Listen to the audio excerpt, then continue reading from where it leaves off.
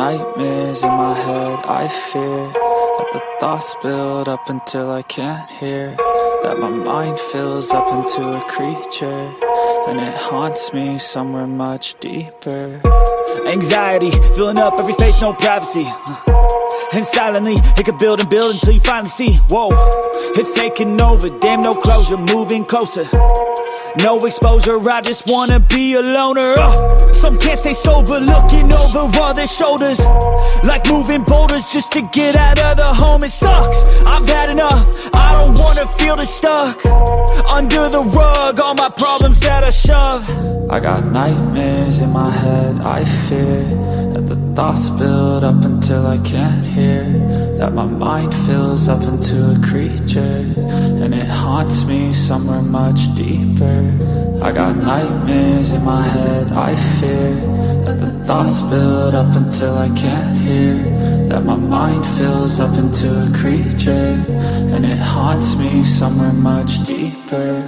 I've been feeling weird, I can't seem to focus good enough, nothing's really clear, sometimes it could be a little tough. I just need to feel like the end's in sight for me, but let's be really real, anxiety can foggy all this stuff. I've been feeling weird, I can't seem to focus good enough, nothing's really clear, sometimes it could be a little tough. I just need to feel like the end's in sight for me, but let's be really real, anxiety can foggy all this stuff. It sucks when you finally feel like giving up. Oh God, no luck, everything feels like you're sticky stuck. I'm lost, handcuffed to the bed where I sleep, don't give a fuck. Can't stop, unplug, feeling overwhelmed, I think I've had enough. Gotta find a way to get some energy, gotta find someone who's a good friend of me. I need purpose to make it all worth it, I'm still searching and I'm still learning. I want a life that's filled with memories, not a life with regret in front of me. I need focus to keep me from hopeless psychosis if I keep moping.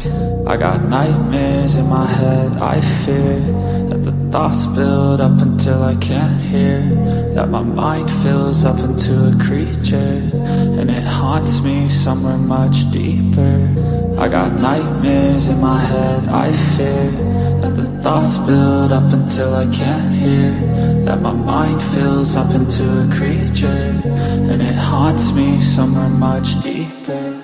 I've been feeling weird, I can't seem to focus good enough, nothing's really clear, sometimes it could be a little tough. I just need to feel like the end's in sight for me, but let's be really real, anxiety can foggy all this stuff. I've been feeling weird, I can't seem to focus good enough, nothing's really clear, sometimes it could be a little tough. I just need to feel like the end's in sight for me, but let's be really real, anxiety can foggy all this stuff.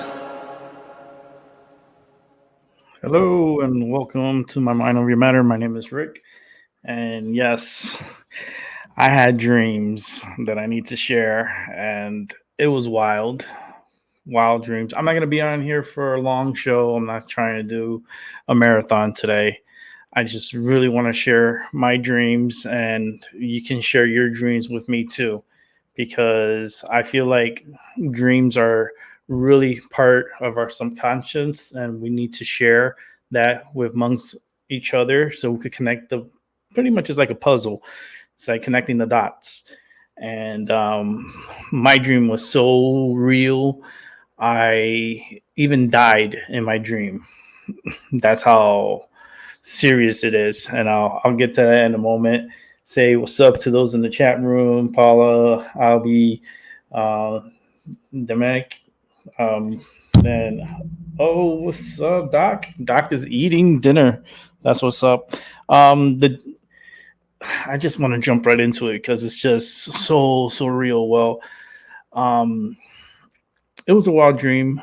It was a survival dream. It was in the daytime, and I feel like this is something that's happening here and what we're going through. And basically what it was a tsunami.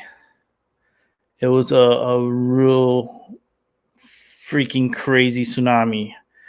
I don't know how or where, but something big happened, and there was a big wave that came across, and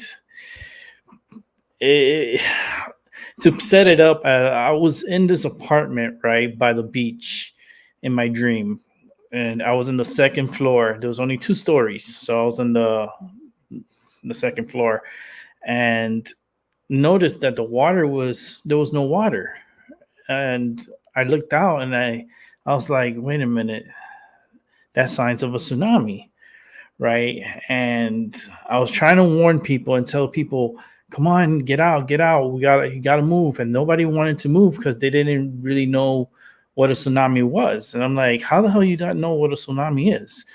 And the next thing you know, this big wave of water start creeping from the distance and starts coming towards me. And I'm pointing, look, it's right there. And as soon as they start seeing it, they start running. But then I didn't run. I stayed there. And the next thing you know, I went back into the apartment well, I don't know if it was apartment or a hotel. It was a building.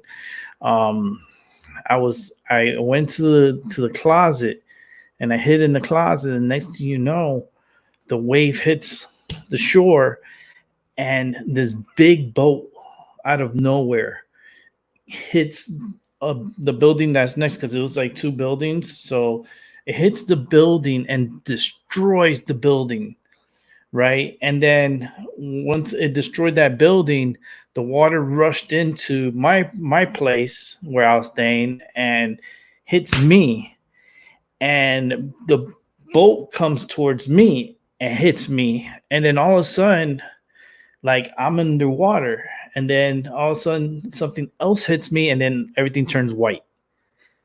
Everything turns white, and I feel like I died. And I'm like, well, how like what made me dream this? Why my conscious, why was my brain thinking about this dream?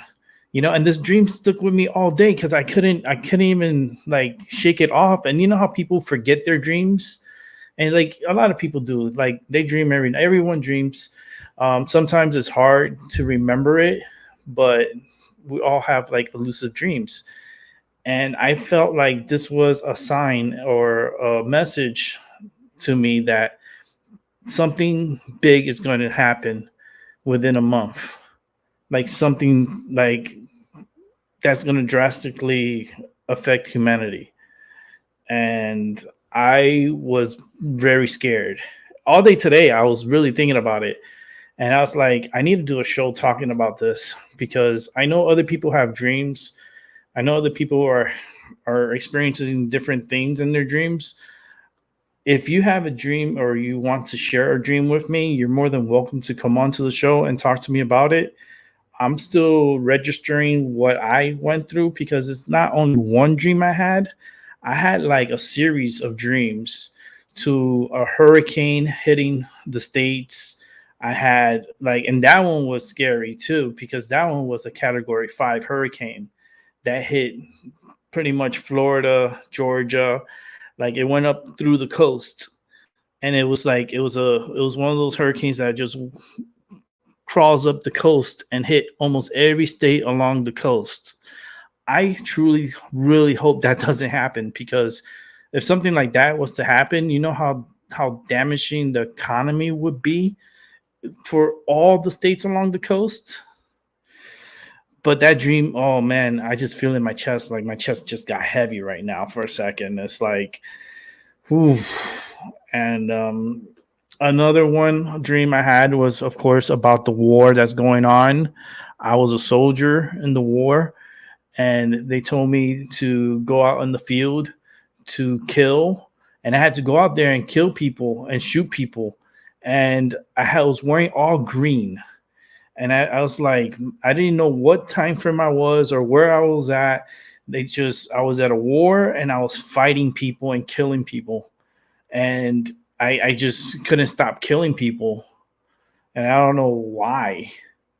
It's like, why was I killing these people? Like, and then I woke up from my dream, like where I woke up, and I was like, wow, like what a series of dreams that I had. And it felt so real, like to the point that I was in pain when I woke up, because I was in pain all over my body. And I was like, what the hell's going on?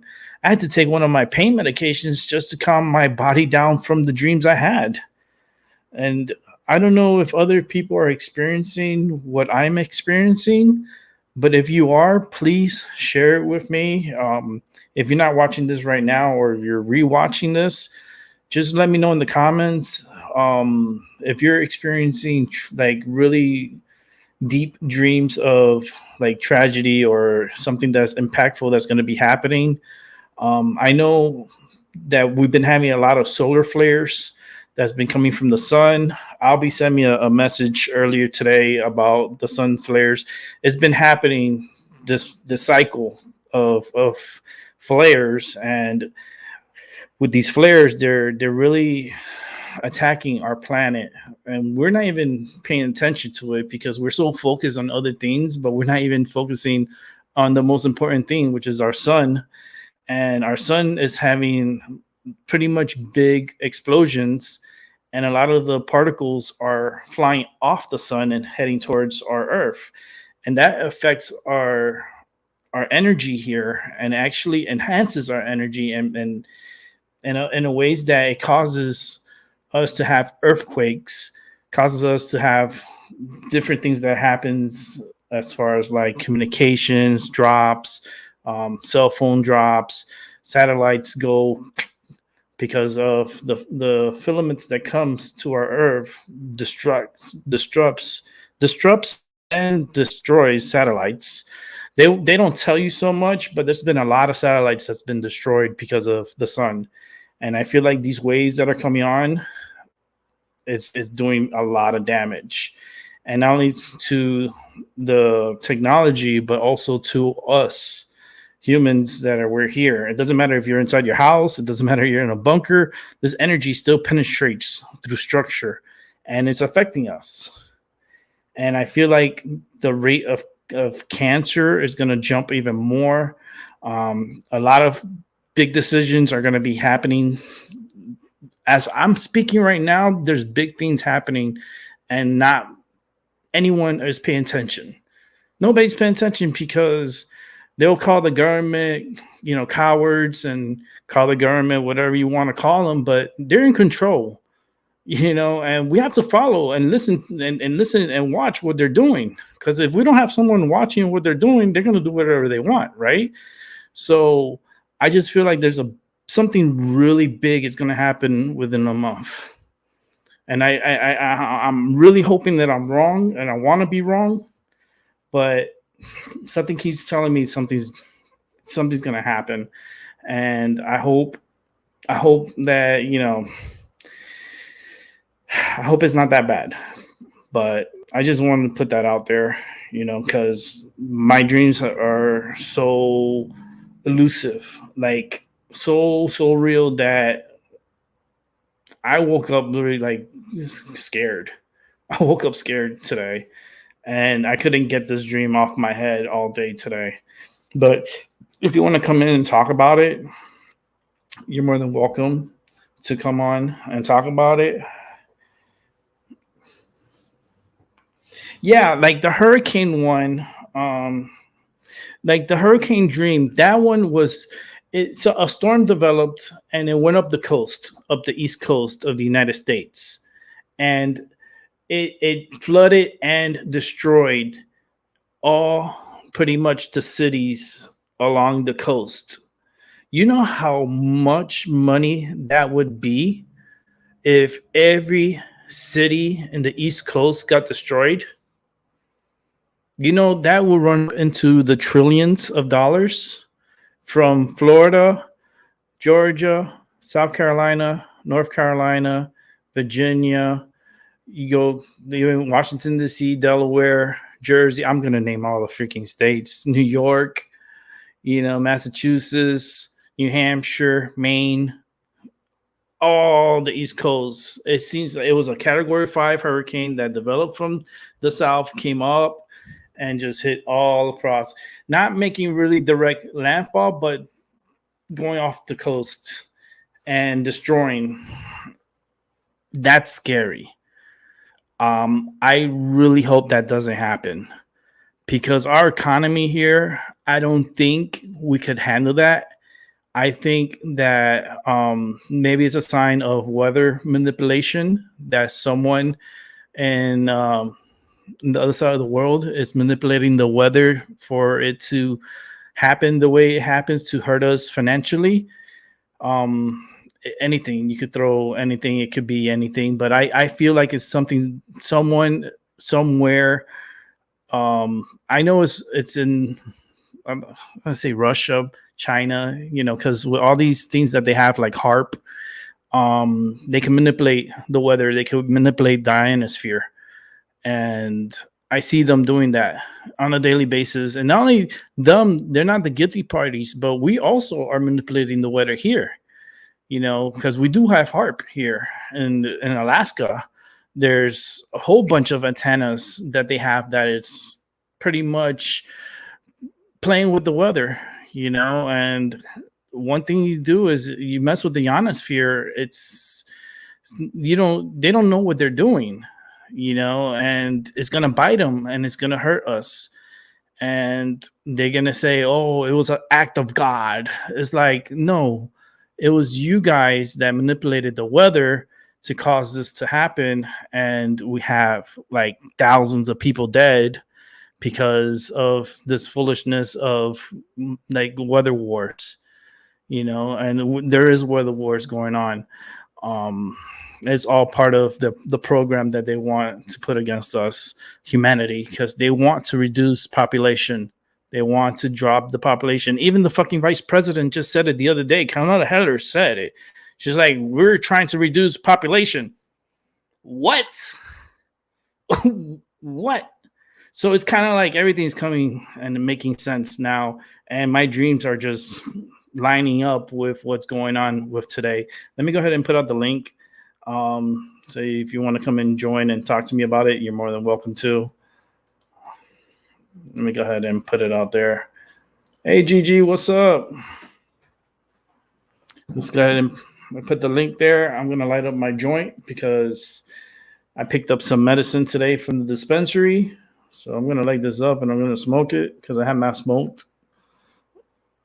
since, I think yesterday I had a piece of a joint, but not enough for me. But I did re-up today, so I'm good with my medicine.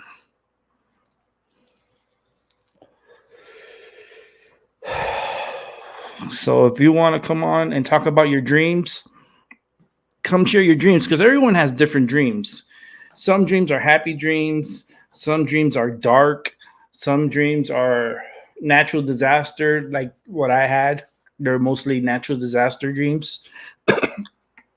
And the one with the war really, because I felt like it was like I was thrown back into like World War II. It was like World War I or World War II, and I was all green, like a mud green color, and the old helmet, and I had this rifle, and it had a knife in the end of the rifle, and I was just killing people on the field. I was just going one by one, just going through them, boom, boom, boom, boom, boom, boom, boom, boom, and I woke up from that dream because, like, literally, I don't know if I got killed or what. The hurricane one, I didn't see myself in it so much. Though the tsunami one, I did. The tsunami one killed a lot of people. I'm hoping that we're not getting not here. I hope not, but I hope no one in the world gets a tsunami. But it can happen, and it's bound to happen again. So, and I saw like thousands of people dead, including myself. Let's get Albie on here. Yo, what's up, Albie? How you doing, man? What's going on? Any dreams you want to share? No.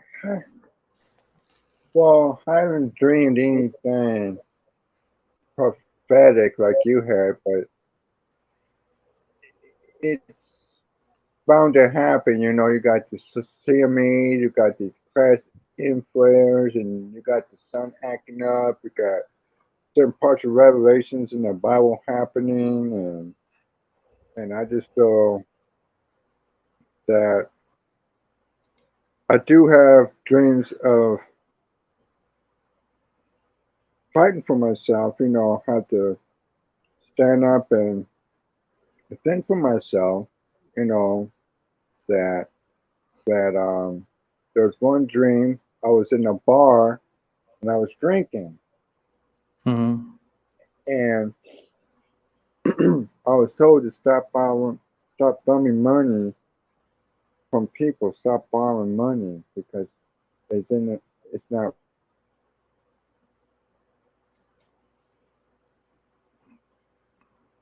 So what happened in the bar? Uh-oh. You there, Albie? All right, Albie, I think dropped off. He'll be right back. I don't know. Signal's been acting up. So uh it's okay. Ryan gave me a $100 bill. No, you are. You were just silent for like a whole 30 seconds. Yeah, Right, it could be the sun. But yeah, Mhm. I was in a bar fight, and that I survived it and grabbed my $100 back from the guy that stole it. So you were in a fight in a bar. Yeah,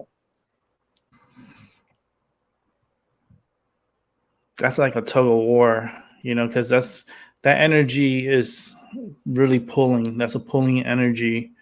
Like fighting aggressions. Like even my dream it's like I'm still trying to because I have books and stuff, and I have to find my dream book because I have my dream book.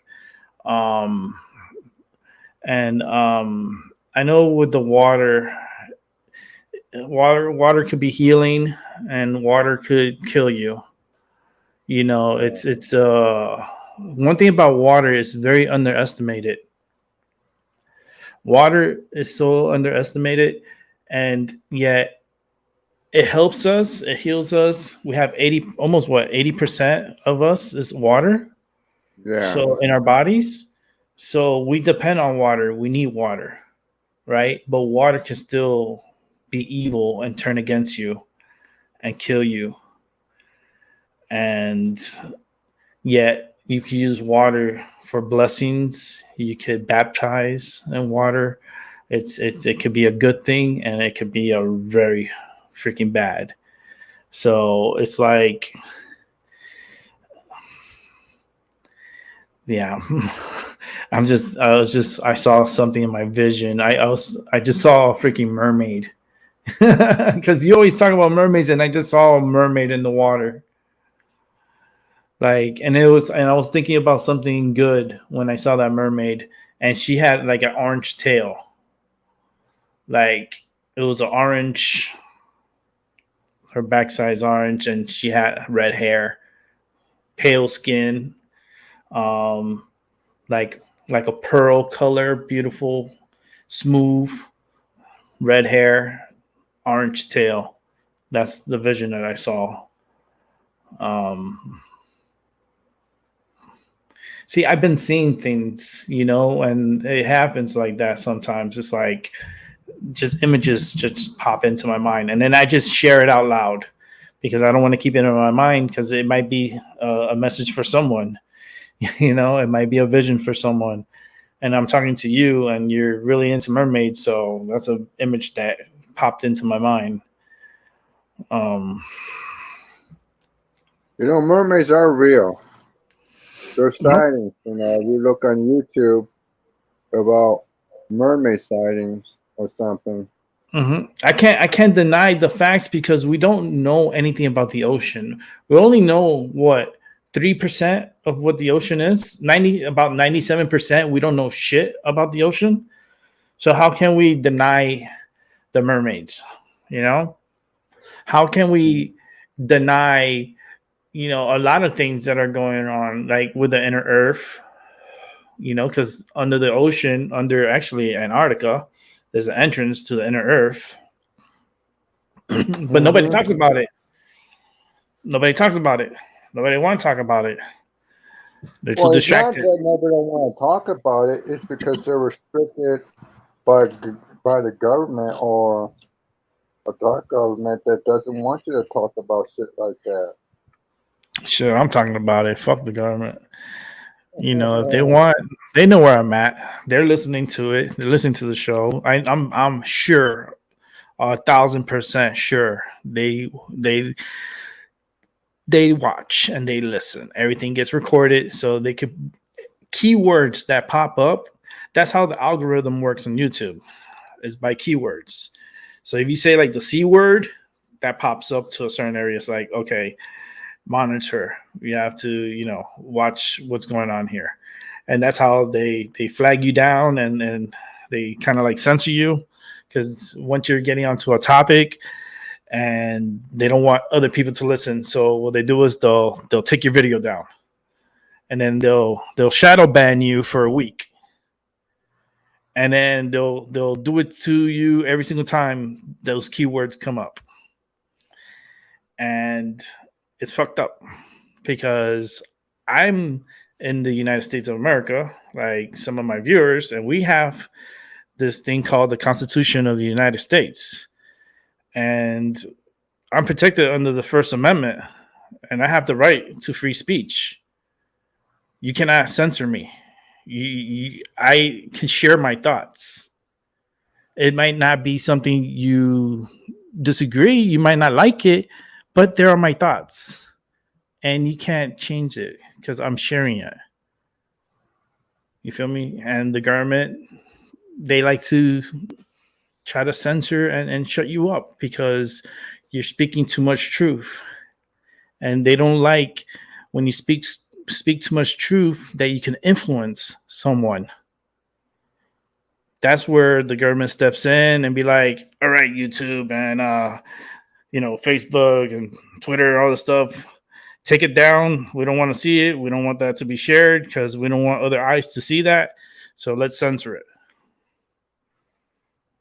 It's proven. If you guys been watching, I watch a lot of the government stuff on YouTube, and I follow up on the government. This is some fucking sick fucking government. It's fucking the way that they were telling these third parties like to censor us is unreal. It's so crazy. I feel like this is a third world country. And listening to Congress is like bashing your head against the wall because it's so stupid. Like the whole system, like who the hell put these people up in government? Like I didn't vote for these people. Who voted for these people? Like, I guess it's in their districts, but who would put these clowns up there? Like the yesterday with the freaking these auditors from the IRS that went to Congress and they were talking to them about the Hunter Biden shit and what they had found that he was getting money from Burisma, and that was from Ukraine, and it totaled up to a grand total 7.3 million was transferred to their accounts, to the Biden's family accounts, right? I mean, I'm sure there's so many laws that's been broken by the Biden family, and yet everything's just like nobody's really, it's not making any noise. Like it's not mainstream. Nobody in NBC, all these fucking CNN, all the main media companies, they're keeping it quiet. Only Fox News is kind of like talking about it and stuff. And that's because they lost a lot of fucking people because of Tucker Carlson going to Twitter and they firing him. That was crazy. That was stupid move. Very stupid move. But a lot of truth pours through Fox News too. But you got to know how to catch it. Because remember, this is a tug of war. This country is like a big ass rope.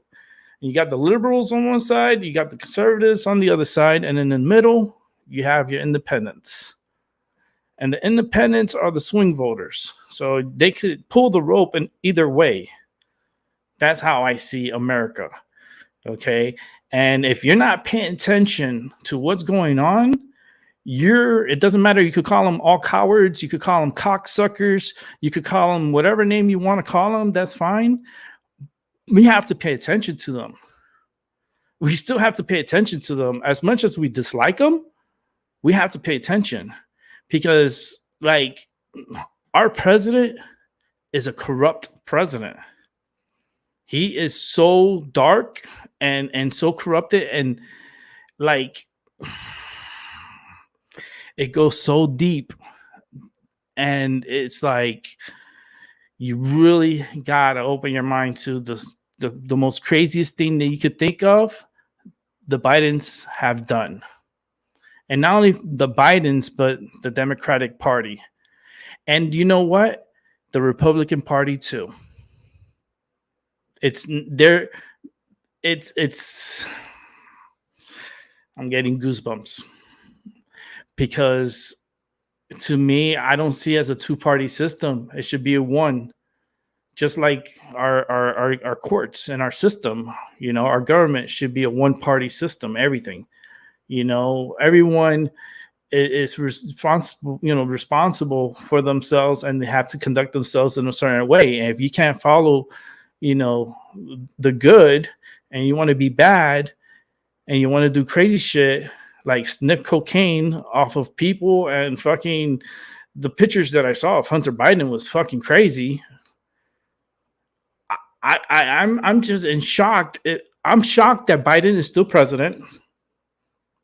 I'm surprised that Obama hasn't gotten impeached. I'm surprised Hillary Clinton is still walking around. She should be in fucking jail. Like, it's all they, and the problem is the Republicans is the same shit. You know, they're not good too. They're fucking dirty too. You know, they're not innocent at all. But you have this two-party system here in the States, and right now the ones that are looking bad are the Democrats. They're looking super bad, and they're looking horrible. And the fact that the president's son is you know, I know a junkie when I see a junkie. He's a junkie, and he has problems, and I hope, and I want him to get help. Okay. I'm thinking the good, you know, I could say everything bad. I could talk so much about what I see. He needs help. Okay. So we need to take a second and send our energy to him for help and to get fixed, because this is not a good road that he's going, and he's going to end up dying young. I could see him dying young. So let's send him peace and love, you know, and let's send him some energy, because they're going to need it. They're going to need it. And this country is going to need it, because it's not looking good. It's not like, if you would have seen the hearing that I saw with these agents, wow, the Democrats, their questioning was so fucking crazy. Like, oh yeah, they were talking about Trump. They ended up talking about racism, how the IRS, how racist they are against black people, that the IRS audits more black people than white people. I'm like, they're not here to, those agents weren't there to talk about racism. They weren't there to talk about Trump. They were there to talk about Biden's son and his dealings with outside corporations and buying pretty much favors for their countries. That's why the big guy was supposed to get 10%. And people are not jumping on this Biden. There should be protests outside the White House. There should be people lined up saying, "Get the fuck out of the White House. This is the people's house. This is not your house." But where's everybody? Distracted. Oh yeah, they're a bunch of cocksuckers. They're cowards. You know, that's not going to help the system. We live in the system. We have dollar bills. We have bills. We use electricity. I'm talking to you. I have to use the system. Who runs the system? The government. So we depend on them no matter what. We have to depend on them. And right now, it's really bad.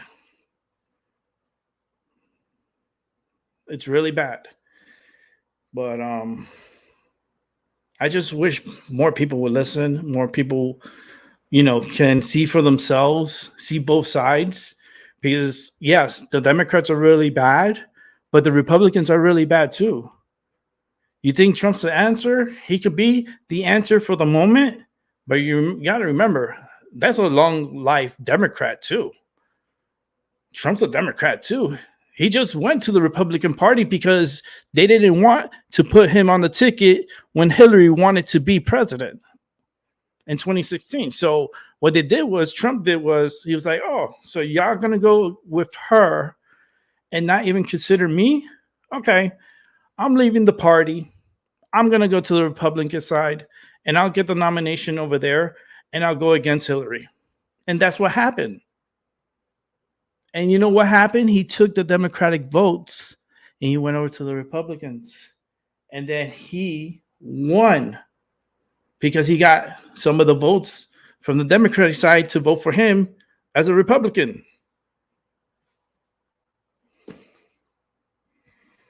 Anyhow. Then bring in Dominic. Hello. How are you doing? Hi, Rick. Hi, LB. Hey, how you doing, bud? What's going on? Oh, I'm enjoying hearing you and a little bit of LB. Yeah, I'm just talking about the government and stuff. And from what I saw today with the hearings were yesterday. I saw it yesterday, but I saw more because it's so long, but I saw some of the highlights of the hearing. Wow. These whistleblowers, they need to really be protected. I hope that they're getting the security and protection because the stuff that they were saying will make you disappear. That's the type of information that you go bye-bye. They'll make you disappear. You'll have a surprise drowning, or you slipped and fell in the tub, or or your house caught on fire with you in it. Yeah, that's the type of shit that will happen. So we need to send positive energy to these two IRS agents. Wow.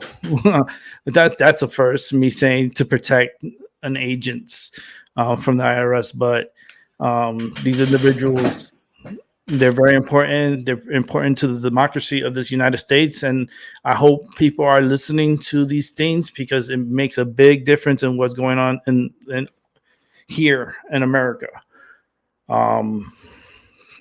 It's crazy, man. This country is wild. So yeah, what would you like to share? Well, from my point of view, Rick, I'm coming from Canada.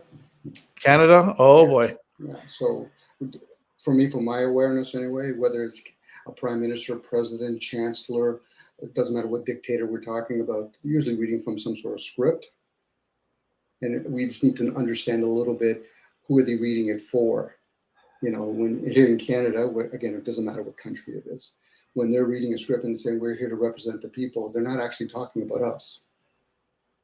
People in the old days meant nobles. We're still classified to them as citizens. So these people, I don't care if it's Biden or Trudeau or the chancellors or the prime minister of England, they're talking to the representatives, their corporations. Until we become aware of that, we're chasing something that's delusional.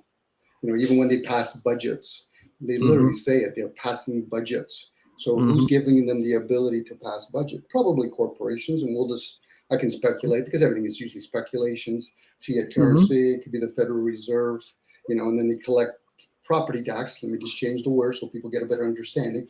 We're paying tribute Mm-hmm. to other corporations. So when we see they're elected, Biden, Obama, Trump, in Canada, Trudeau, his mom's a St. Clair, so she's an elitist. So we understand why he's in those positions. Mm-hmm. Again, to understand the energy of the realm we're in, I don't think we need to send them positive energy. Just ignore them, but be aware of them. Oh, they're there. They're there. And not only that, but in Canada, what's happening with the fires out there, it's so wild and so disgusting. And not only that, but they're trying to weed out the people that are hiding in those forests.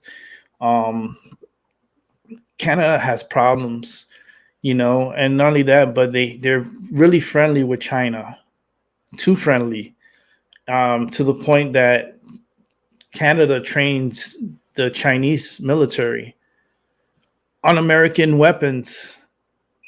Like, this is mind blowing. And supposedly Canada is friends with the United States, but they're not so keen with the United States. They're focused on other things because China is really giving a lot of money to Canada and helped Canada so much. I don't know if you're aware of this, Rick, but a lot of even Canadians aren't aware of it. Canada's had a standing army here for 40 years. It's the British Army. They've been here the whole time. Oh, yeah, they're there, but they all sleep in the same bed. Well, in America, your land is still being ruled by the British state. Oh, this is why people forget the nobles get to run it. Hence, why we have terms like Freemasons. They're allowed to freely build on it. So the empire, in this case, America's the empire now. Whether it's from England at one time or Rome, it's the empire. So to do business with China, remember, they've already decided to be good obedient person when the United Nations mandated one child per family. These are all the games. And even your dream is kind of indicating a lot of people are going to be swept up, hence the metaphor with the hurricane. And for some people, if they're fighting the system opposed to understanding the system, because it always opens up to the question, who's going to die? Are we actually the vessel? Mm-hmm. That's an inquiry for oneself, because, I share with people, who teaches you how to breathe? It wasn't your parents. So where is prana, chi, air? We don't see it. So No. Are we spirits? Are we physical? And if we're physical, what constitutes as physical? My thoughts, my emotions. Most people aren't even developed emotionally, hence they're hurricane again. That's usually, everything's energy in motion, actually, Rick. So yeah, that's what that's why I like when other people come on, because it clarifies with my thinking and with my dreams too. Because I did dream the hurricane and I dreamed the tsunami and this war that I was in, which I can't go to war. I was already in the army. I was medically discharged. But if they're gonna draft people, I mean, that would be. And I've been seeing the draft coming back here, and it's because of what's going on in society today. But is it a physical war? I get we get caught up in the physical. Is it really a physical war this time? Or is it going to be like an unknown war, a spiritual war where, our thoughts are being bombarded? Like if people realize a lot of creatures like bees and butterflies have been sort of absent so far this year because we've introduced a different technology, Wi-Fi. Mm-hmm. When we've introduced electricity, it affects humans. When radio gets introduced. So we're energy beings. So when you're reading something, whether through cards or you're doing Reiki energy and all that, you're using the energy. The effect is the physical. That's the after effect. Effect. But what is the effect? Most of us aren't going to be aware of what the cause is. With all the different languages we have, what is the cause? So when somebody gets a dream, it depends on where you stand, because dreams are to be experienced. They're not ours. This is why when people say they have thoughts, they say they're my thoughts. I said, they're not your thoughts. You're experiencing thoughts. And some people, because since it's in the unknown, when it's in the known, you're having a physical experience, but you can also be the observer of those things. And it takes a lot of effort to balance your positive and negative and stay grounded, because we're in a physical form. It's funny when people say they don't want to be negative. I say, well, then how does a car work? Negative is just the unknown energy, what some people call the feminine, the yin. Again, this is all about energy.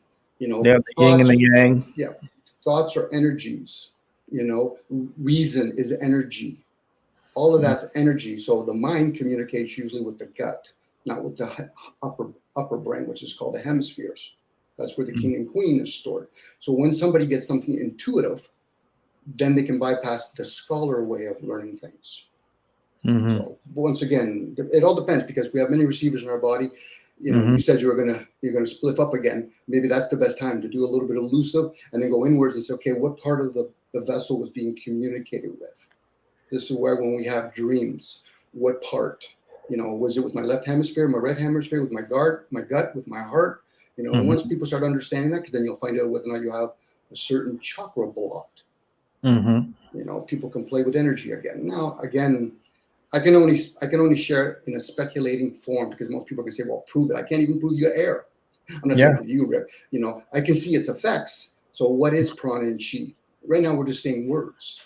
So we technically could be the fish in the water without even realizing, do they even see water? We don't see air.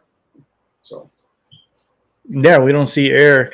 And the thing is, like I was talking about water, because water could be soft, it could be helpful. We have 80% of it is in our bodies, but yet that water could fucking kill you.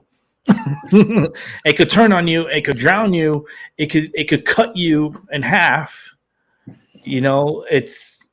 And the air, with the hurricane, because I saw a scene in Category 5, the water in the air will fucking blow your ass. Like, you got a tornado, it will throw you.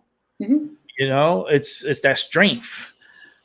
My thing is, like, who is messing and controlling this?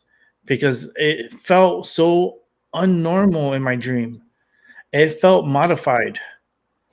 And that's the scary part of it, because I know they are manipulating. And they're doing things, and it's gotten intense. And this is something that Russia is doing, and I see them doing it. I could astral project. I could feel energy. This is the type of psychic I am, because I'm a psychic medium, and I'm very empathic. Everyone knows in my channel. I know this is the first time I'm here talking with you, Dominic. I know if you guys in the background, I'm sorry. I'm having a deep conversation, and I had the wrong screen open. I didn't have the StreamYard. I was looking at the YouTube channel so I could communicate in the chat room better. But I'm not seeing the broadcast. So I'm sorry if you're waiting. I will bring you in a moment, because this is deep. We need to talk about it. Because when I saw that hurricane, and then I jumped from a hurricane to war and being the battlegrounds as a soldier. Like, I ended up killing people in my dream. A lot of people. And I'm not, you see, I think I would have had that problem thinking, because I was in the military, I was in the army, but I never killed anybody, and I got injured. I destroyed my knee. I had to have like reconstruction on my knee, pretty much. And like my thing is, like, if I was to have gone through the process, I would have ended up being a sharpshooter, because I was really good at shooting. I was really good with my aiming. And also, I was very good with my hearing. What I went through the MEPS, this is a military, is when before you go into the military, you have to go through these tests. There's a battery test you got to go through. And when I went through it, this was my experience. You go in, there's a whole bunch of guys, and we're all lined up against the wall. And we go through a whole bunch of tests. We go through a hearing test, vision test, pull down your pants. You're going to check your nutsack, and you're going to cough. Turn to the right and cough. Turn to the left and cough. Okay, put your pants up. to when I went through my thing, and I'm going to show you. The test was okay. The test was fine. It was pretty hard. It wasn't that easy, which is the computer test. But the one that I excelled, and I excelled in everyone that was there. There was at least like 50 soldiers that were there. I was number one when it came to my hearing. They put me in a chamber, okay, and it was 6 other soldiers with me. I was 7. I was the last one to go in. And what they do is you're listening to this here. There's air there. They put these muffles on. It's a headset, and you're hearing these sounds on each ear. And each time you hear a sound, you have to press the button. You need 2 buttons, and every time you hear it, press the button. As you're doing the test, they're removing the oxygen from the room. Okay, so as they're going down and the soldiers are passing out, and I'm blacking out, but I'm still pressing the buttons. I heard everything, and I pressed all the buttons, and I was passed out. And yeah, I had stopped at a moment, but I was still trying to press the button. And my hearing was still good. They brought us back, of course. They put the air back in. They helped us up. We just black out. And yeah, and it's funny how he does it, because it was pretty. The guys were just going down. All of us were going down, but as we were going down, I was still pressing buttons, and I was pulled to the side, and I was acknowledged. And it was weird. I felt weird. Like, that's when I started feeling weird, because I was like, something. I knew I had something in me, but it was just at that time I was 18 years old. It's just, I don't know. I remember that only 4 of us, no, actually, no, 3 of us passed through, and we got sworn in that day. Out of all 50 soldiers, I was one of the ones of that group that sworn me in at the spot right there. Right, everybody's like, okay, you guys could go. They pulled us out to the side. We went to a room where they had the flag of the United States, they had the military flag, and they had the president, a big ass picture of the president.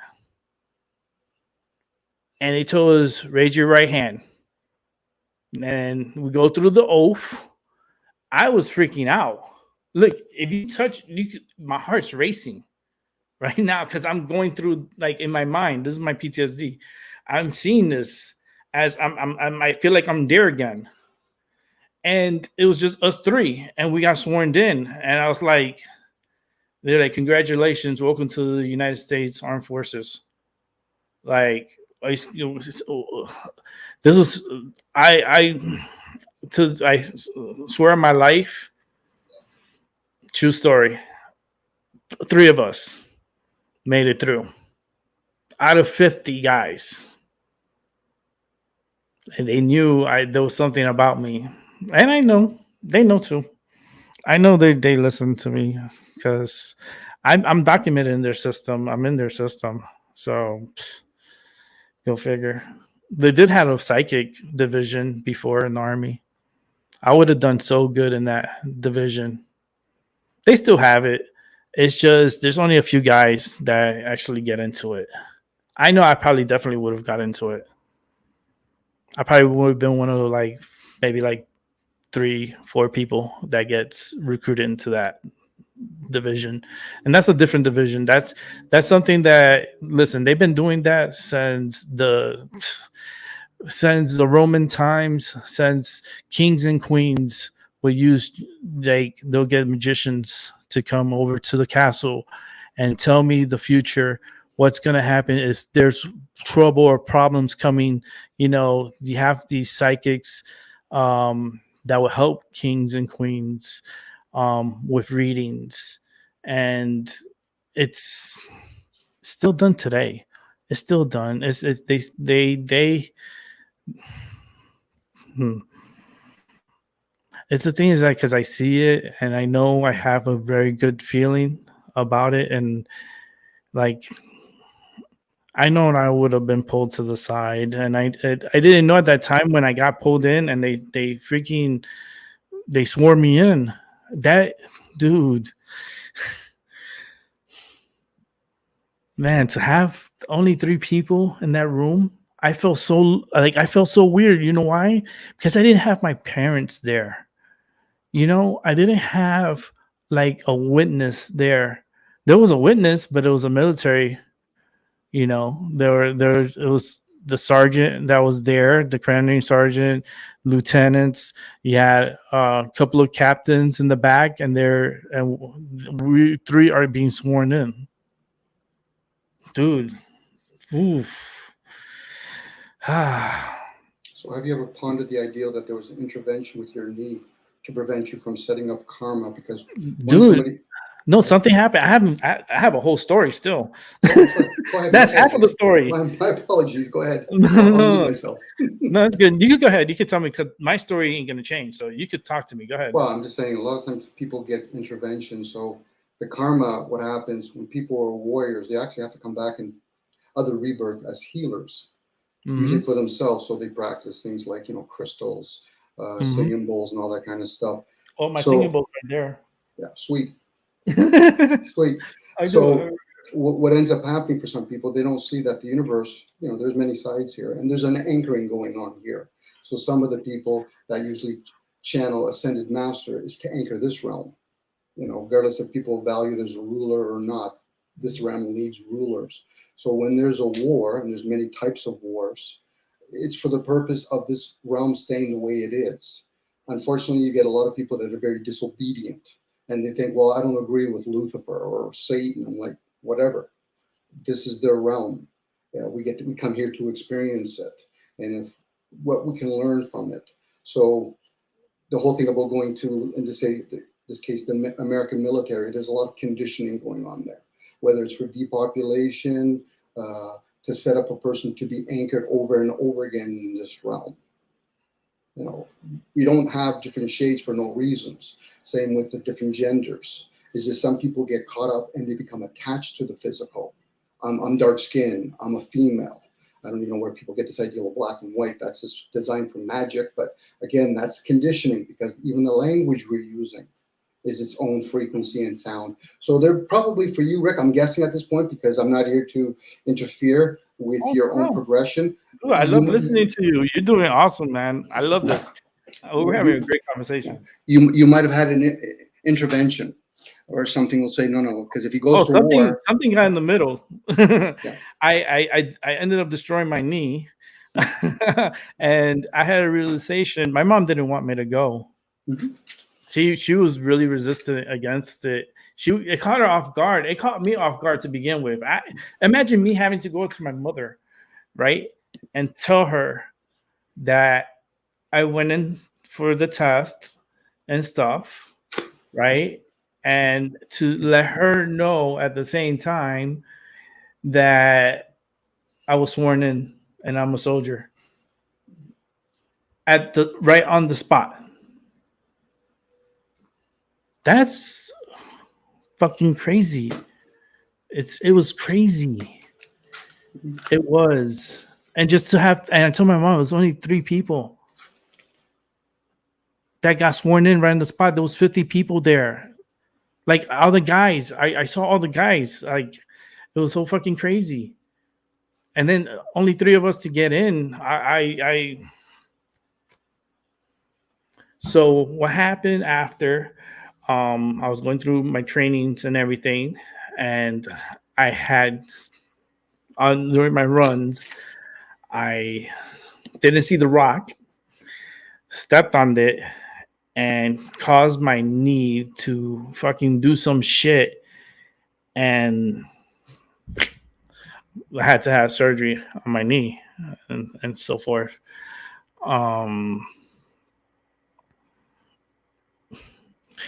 I I knew already something was gonna happen because it was not only my knee but my ankle.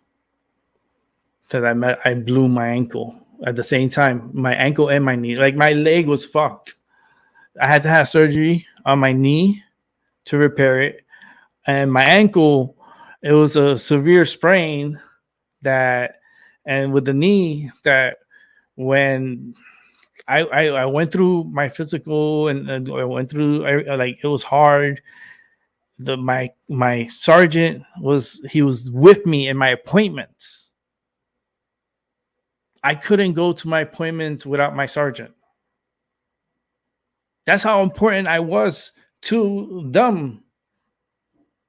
He went with me. I remember this motherfucker. He was a Spanish guy too. I forgot his name. I don't want to remember his name.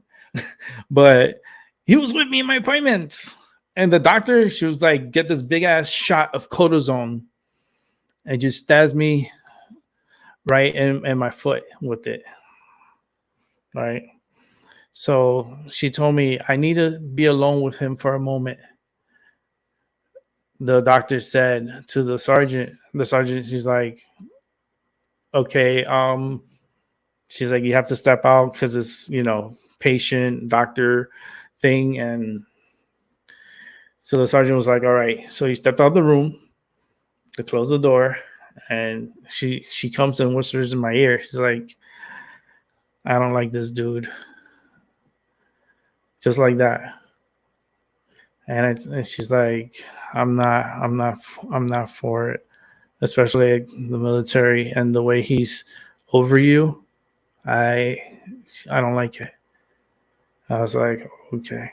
So I said, quiet, right? So she was like, then she started talking about my foot and then my knee, and then she was like, all right, I'm gonna recommend that you get discharged, medically discharged. I was like, what? She's like, you're not going to the military. I was like, that was pretty deep because how am I going to explain this to my sergeant, right? So he's my sergeant now, right? She did the talking, and she told him he's not going to be able to go. So he was like, what? He was on her for weeks because even after she said that, they kept pretty much harassing her to get her to change her mind and to not really clear me, but not to medically discharge me. They ended up medically discharging me. I have my discharge papers. They're in one of my boxes. I have it there. It's in the closet. It's one of my bins. I have my discharge papers, medically discharged papers. But the way it was so weird, having him with me, it did feel weird. And the way she told me, like quietly, it felt like a movie. I felt like there was a fucking movie, but you were aware during that time of your psychic abilities? I was starting to get my psychic. I've been having my abilities since I was young, but it started enhancing more and more, especially pain caused my freaking, like, my gifts to really get enhanced, especially after surgery and having death experiences. It really enhanced my psychic abilities. Pretty good. It's, to me, it just overwhelms me sometimes, and how good and scary. But yeah, man, the military story, man. That was so fucking weird. I still, oh my god, I get goosebumps. And I know it was. I know the testing, and not only the testing, but the chamber the pressure. It looked like a submarine kind of look. It was a capsule, but it was elongated, and it was green. And I remember they had the headphones there, and you had to put them on, and those buttons, and yeah, all that stuff. I remember it. It's like a movie. And I see all the thing is that I saw a lot of guys, man. 50, you imagine 50 guys and all different races, white, black, Spanish. There were a whole mix. Dominicans, American Dominicans, Puerto Ricans. There were some Haitians, but American Haitians. Um, there was a lot of guys, and to get to be the only three and to be sworn in on that day, that's my story, and it's so freaking cool, but it's so scary. Even to think about it and the way everything happened and seeing it from now and astro projecting to that time frame and going through it. So is it safe to say you haven't come to peace with this yet? Oh, it was so weird, man. I haven't come to peace with it because it's very rare like that. That don't happen, Shit, I wish I was one of the guys that didn't even get to do that. Like I want to. At that time, I think I wanted to be a failure, but I was so good that like they knew.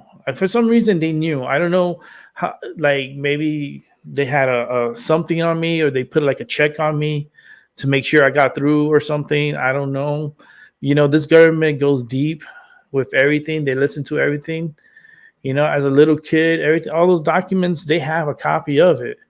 They know you. They know who you are. They know what you did. Sorry, Rick, I heard you say this earlier. What do you mean when you say government? Because this is beyond government. Oh, this is beyond. Yeah, but it's another government. It's a government within a government. So you think this is human affairs then?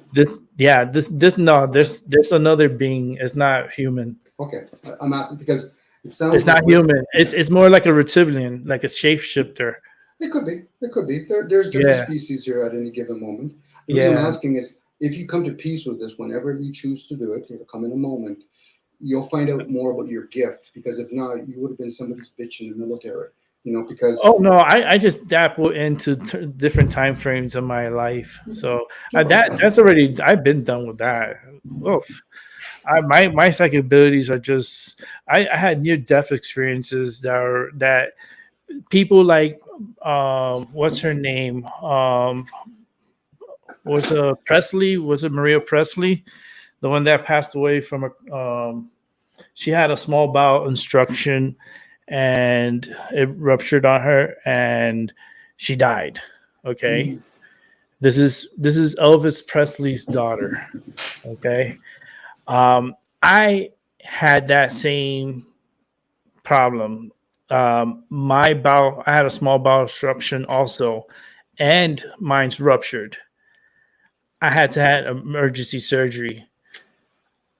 I got out of the emergency. I got out of surgery. This is what I remembered. I woke up, and the waiting is like, I guess after you have surgery, there's like the waiting room, but it was just weird because they made mistakes.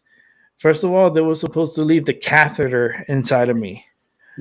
They took it out. And then the problem was I had the feeling I had to take a piss. And I couldn't push the pee out. And that was causing me to have serious pain inside of me. And I was so fucking pissed because they were supposed to put an epidural on me, and they didn't do it after I had the surgery. They waited until I was in the recovery room after the surgery and the part of the peeing was so much energy that I felt so much anger. So much, I felt like a lightning rod, and they had to come and put the catheter in me, right? Well, the first person that tried was a rookie, and she put the damn catheter in, but you have to go in deep. And she was just playing with it. And I'm like, I'm in fucking pain, and this bitch is stabbing my fucking dick with this fucking catheter. I'm awake at this whole time, and I'm in fucking, this fucking hurts. You know what I mean? And then she's like, I can't get it. I can't. And they take it out, right? Here comes another bitch. Okay, we're gonna try this again. I'm sorry. I'm like, it fucking hurts. I'm fucking cursing the fuck out. And they come with another catheter, boom, put it in. And she having problems to get it in. And the reason why is because I'm sitting upright and they forgot to lay me down. So the doctor fucking comes in. He's like, oh, lay him back. And then when they lay back, then they shoved it in. And then I started fucking peeing the catheter. And then the doctor comes and he's like, all right, how you feeling? I said, oh, a lot of fucking pain. What the fuck are you talking about? Then he's like, oh, we're going to put your epidural now, which is a spinal tap. So they had to tap my spine, my lower back. I think that's why I have fucking lower back problems, because they did that shit.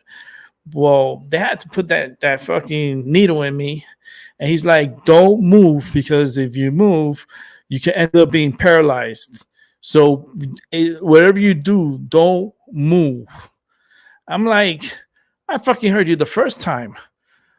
Stick the fucking needle in me. I'm in fucking pain. I just had this fucking major surgery on the side. I have this full of staples. I have like over 30 staples in my stomach. And I have this bitch playing fucking, I don't know what the fuck with my dick, trying to put this damn catheter in me. I never got into details on what happened to me, but I went through a lot of fucking pain that got me to my energy level the way it is, because what happened after that, that's when I almost died. Because when they put the spinal tap on me, that took away the pain. I go to they take me to my room, mind you. They put me in my section. I'm by the windows in the corner over here, right? Because I'm in the corner of the room. I'm not at the doorway. Because there was 2 fucking beds in that room. I should have been fucking alone. But no, they put me in a room that's a share with a partner. And when I got there was someone there. Okay, I ended up getting a major infection that night. And they had to code blue, because they had to have emergency surgery on me. When the doctor came into the room and spoke to me, she was telling me, we got to open you up. I was like, open me up? It's like, we got to open you up now. We cannot wait. I go, what do you mean you can't wait? You're taking me to surgery? It's like, we don't even have time for surgery. I'll be back. She goes and cold blues me. Fucking, you have doctors and fucking security running into my room. They take the patient out of the room. And then the doctor comes in and starts talking to me. It's like, we got to remove all your staples. I was like, okay, you're going to give me pain medicine? You're going to put me to sleep? What's going on? She's like, we can't give you anything. You're going to have to take it out now. So we're going to tie you up. And I'm going to go as fast as I can. I'm like, what? Fucking security comes, starts wrapping my feet up around the bed, make sure my feet couldn't move. I was pinned like this, like Jesus on the cross, but I was on the fucking bed. They had me tied up. They put a vest on me that tied to the bed. They had my arms up, tied to the bed, my legs tied to the bed, everything from all this down, I was tied down. I could not move. And the next thing you know, they're removing over 30 staples from my stomach. And the problem, well, before that, the security, I had to mention the security. The guy was a fucking lifesaver. He's like, I made this for you. I looked at it as a fucking towel with tape around it. And he puts it in my mouth.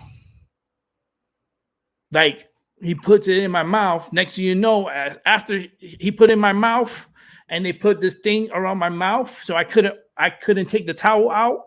Like, my mouth was shut. Started taking off all the fucking staples. You know the pain of removing staples? The only person that will probably know this, and not even, is when females get C-sections and something like that. They have to remove the staples, but without medicine or anything. They will probably know. But the pain was, because I almost died. I was probably maybe minutes, hours, maybe from dying. I was literally short time from dying. When they opened me up, the smell of rottenness, like, it was so disgusting. The smell was so, I have pictures somewhere. I took pictures and it's either maybe in my computer. I have an old computer, a Dell computer. I may have those pictures in that computer.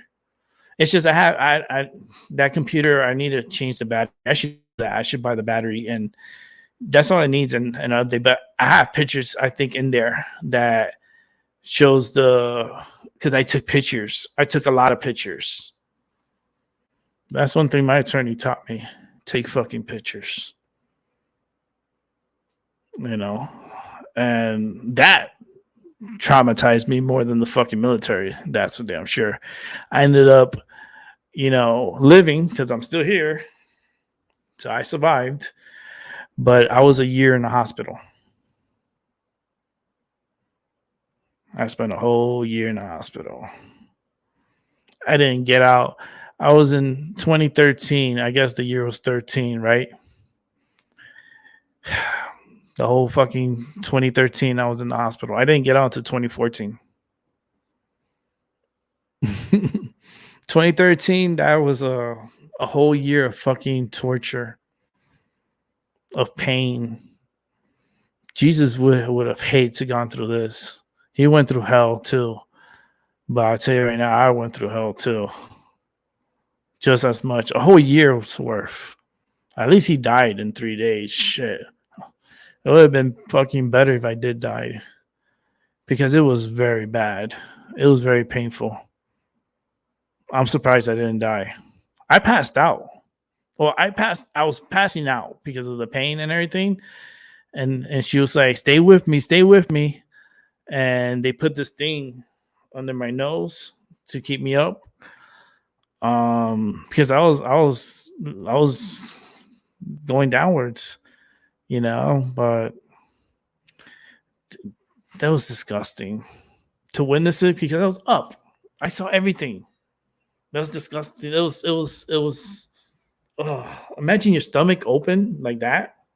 That's just wide open.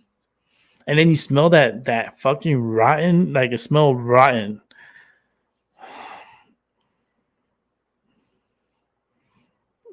But yeah, that energy, that type of energy, those trauma energy, that would really influenced my abilities, even from a youngling. I have stories. This is my 390th show. I have 390 like live shows, I guess. That's a lot. I'm heading towards 400. But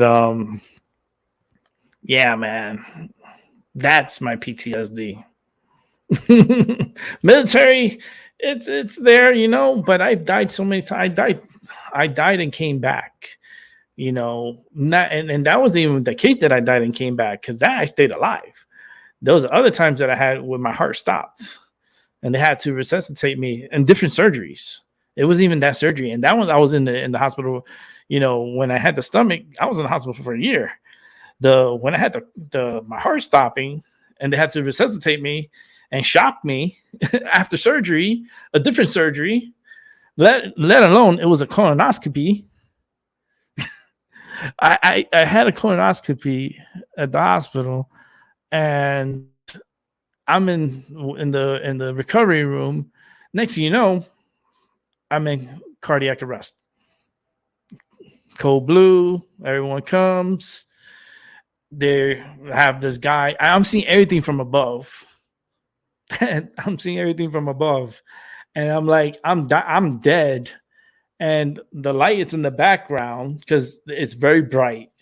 That light is so fucking bright. It's like it's like yellowish around it, but it's not white. It's kind of like a yellowish, bluish, white color. It was very bright. And I see everything that's happening. And they're working on me, chest compressions, and I'm seeing from above and I'm here below in my body. And I hear everything that's happening. I hear it. I can't say nothing. I can't move. And I'm seeing everything from above. So am I dying? Because my heart they're working on me. They shocked me. Still coding. I'm still no response. Chest compressions. Do hard. This guy was on me on the bed, like pushing on me. Next thing you know, doctor's like, all right, because they hit me with an epidural and it didn't work. So that's when they did the second round of chest compressions. Doctor's like, all right, when I shock him, jump on him, chest compressions, hit him with the epidural. They shock me. He jumps on me and the epidural, and they hit me right here on my right hand. I still have the mark and where they did it. I felt the medicine go into me, and I feel it creeping up and going into my chest. And all of a sudden, my chest, I felt like I felt like my heart come back. I just felt life back in. I wasn't seeing myself from above. I hear everything going on. Next thing I hear, this is the crazy shit. All right, medically induced. Send them up to the fucking, how you call it, intensive care, ICU. Intubate them. That's what I heard. Intubate them and medically induce. Yo, imagine you hear all this shit, but you can't say nothing. You can't move, nothing. Next thing you know, they put the tube down my throat. I was gone. Because I don't remember anything from there until when I woke up. When I woke up, I was like, I remember when I woke up because I was hearing things. I started hearing things. It was just, and my experience, I've detailed it on other videos. So I'm just kind of like recapping a little bit. Next thing you know, like, I start hearing things, and then I start opening my eyes, right? And I'm like, what the fuck happened? And I'm like, I'm going like this, and I'm moving, and I have all these cords on me. And I'm like, what the fuck is this? And I'm pulling, and then they hear this sound. They're like, they run into my room. They're like, what the? Oh shit! He's up. Like they weren't expecting me to wake up. And I woke up from my coma. To the point that my family moved. Like they came up here. They flew up here because they thought I was dying. They took me off life support. My family did. Because they thought I was dying. I still fought. And I fought to the point that I actually woke up from my coma. And I was still fighting even after the fucking life support. So I'm not done. There's things I still got to do, things I still got to say. It's crazy, man. But when I woke up and when the nurse came in, and he literally, I remember he was like, "Oh, like he's like, what the, like he said it like that, like what the fuck." He's like, "Oh shit, he's up." Like they thought I was a goner,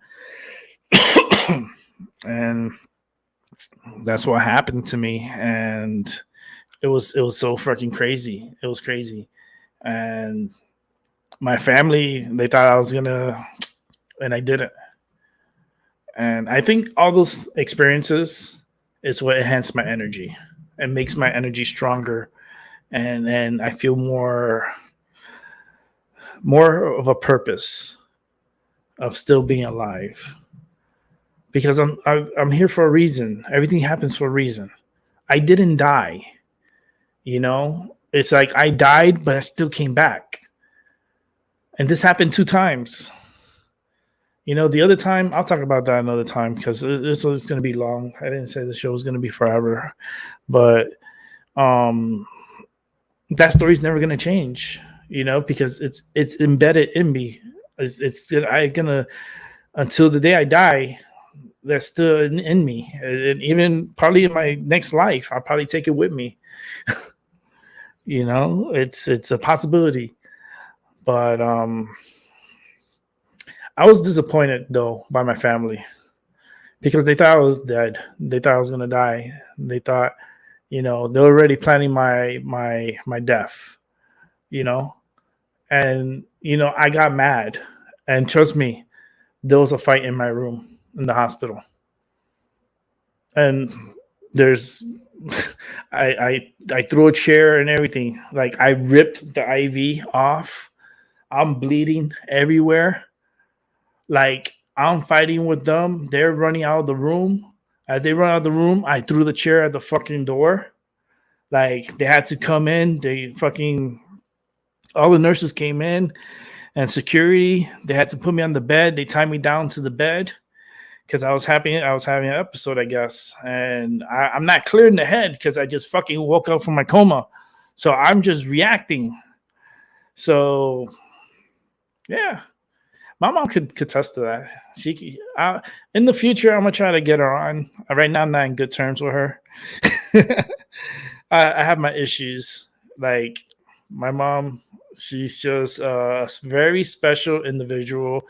That it's like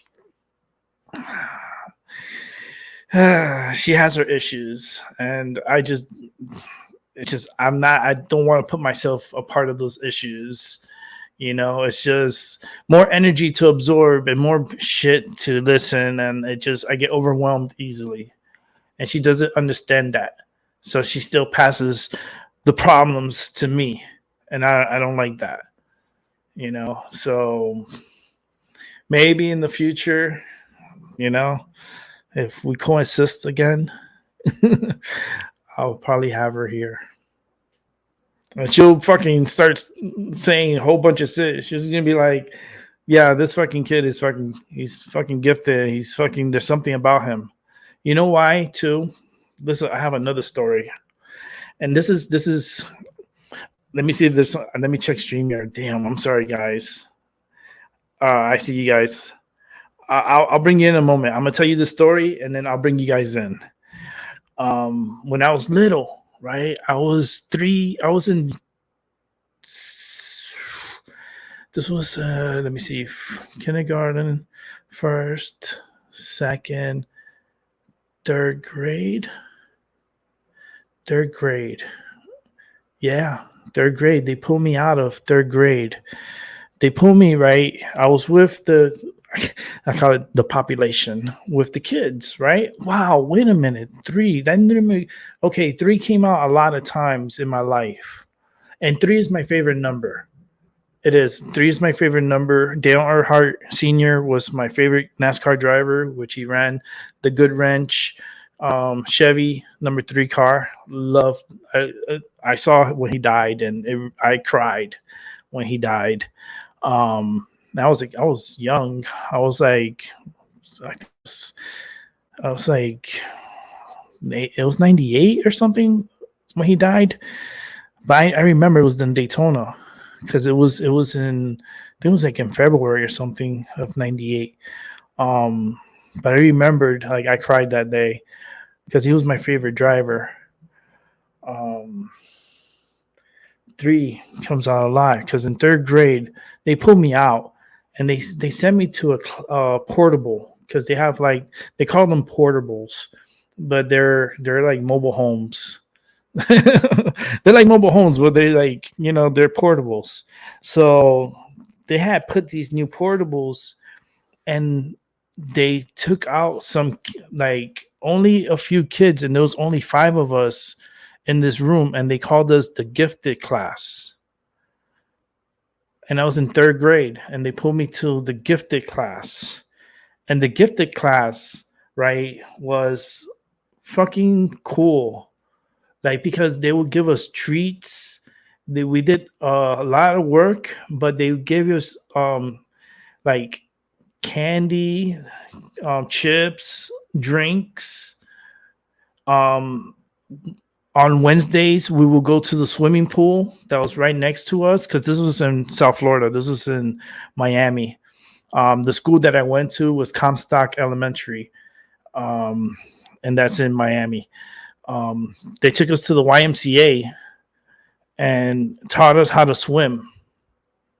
And there was only 5 of us. There was a lot of kids. I was surprised that I was like, and they told us other kids can't come here. This is a gifted class. This is only for gifted kids. I didn't understand that at that time. I was like, and the way they explained it to me was like, you're special. And and now that I'm thinking about it now, it's like, wow, because I remember going to the YMCA and they would take us, and this was during school hours. We would go like at 10 in the morning, and we would go to the YMCA, and then they taught us how to swim, and we would go every week. We would go, and my mom always sent me my bathing suit, and I would change in the bathroom. Yeah, in the portable, we would change in the bathroom there, and then go in our bathing suits to the pool, because there was an entrance to the Y from the school, and there was only 5 of us. It was 3 boys, 2 girls, and a big ass portable. And we were separated. We weren't together. Like, we weren't like next to each other. We couldn't talk. We were just there, and they made us do a lot. And we watched a lot of movies too. But go figure. Let me see here. Let me bring in Dominic and Albie. Sorry, guys.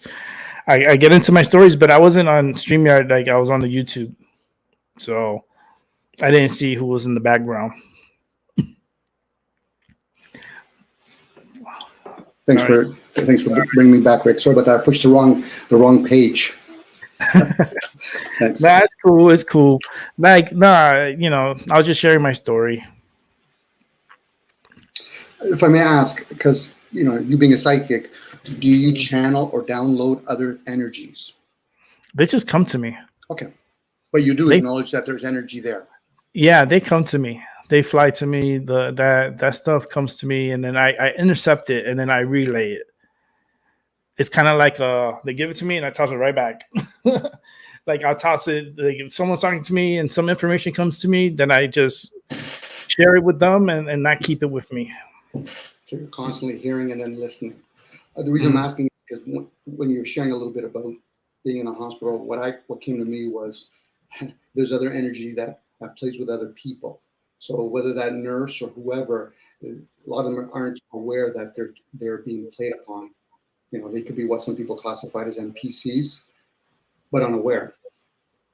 So there's a good chance you have a role to play in this lifespan, and there's things out there, they need your service. That's what I was told by a Santeria priestess. That told that to my friends. The same thing you're telling me right now. Mm-hmm. Like, they told that to my friends, because this was when I was in Florida. I'm older. I'm about 26 at this time. my friends, my girlfriends, well, not girlfriends, but they were friends of those girls. One was Katie and one was Kathy. Um, Katie was going in to become a Santeria. So she was going into doing her Santeria classes and stuff. And she was pulled to the side by the head priestess and was told about me, everything about me, to my name, my car, everything, like my skin tone, everything about me. She described me to them and told them that people need to start listening to me because he knows what's up. He knows what's nobody's listening to him and they need to be listening to him. And I'm getting goosebumps. It's crazy. So they come to my house after the priestess. She told her a whole bunch of stuff. I'm kind of like shortening the story, but because then it'll be a long story. They come to my house. I'm in the shower, right? My partner's there, and he opens the door. They come in. They're like, "Where's Rick? We got to talk to him." And they're like, "He's in the shower." I was coming out of the shower, so I'm putting on my clothes, and I come out. They're like, "Oh, we got to talk to you." I go, "What? We can't talk to you at the same time, but can we go to the balcony?" It's like, "Yeah, what's going on?" Like, I'm confused. Like, what's happening here?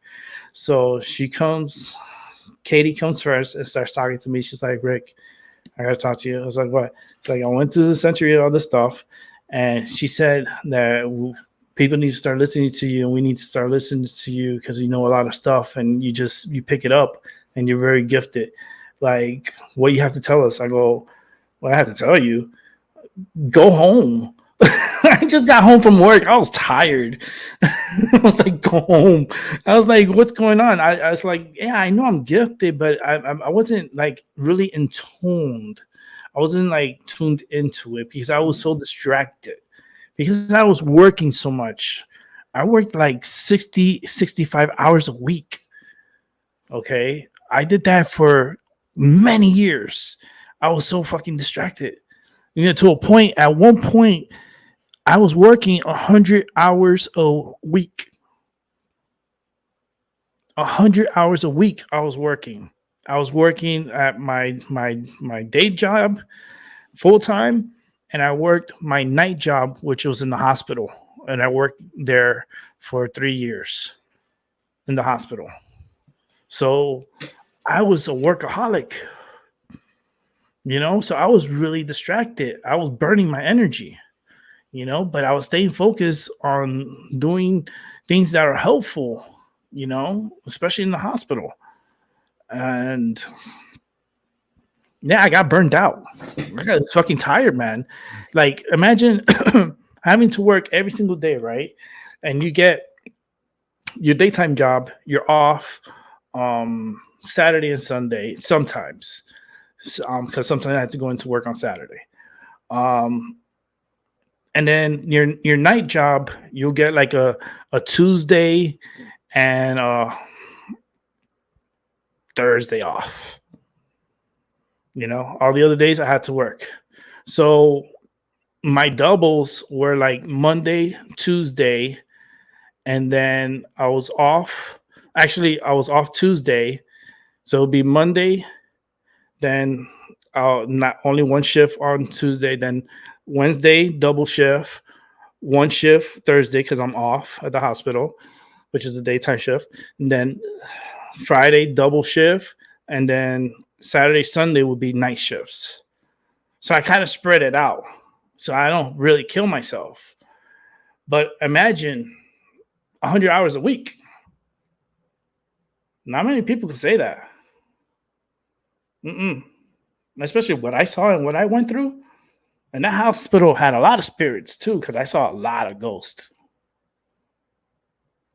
I saw a lot of them, especially in the first floor, looking at the corridor where the elevators and going to the morgue. Oh, I used to see spirits there all the time. All the time.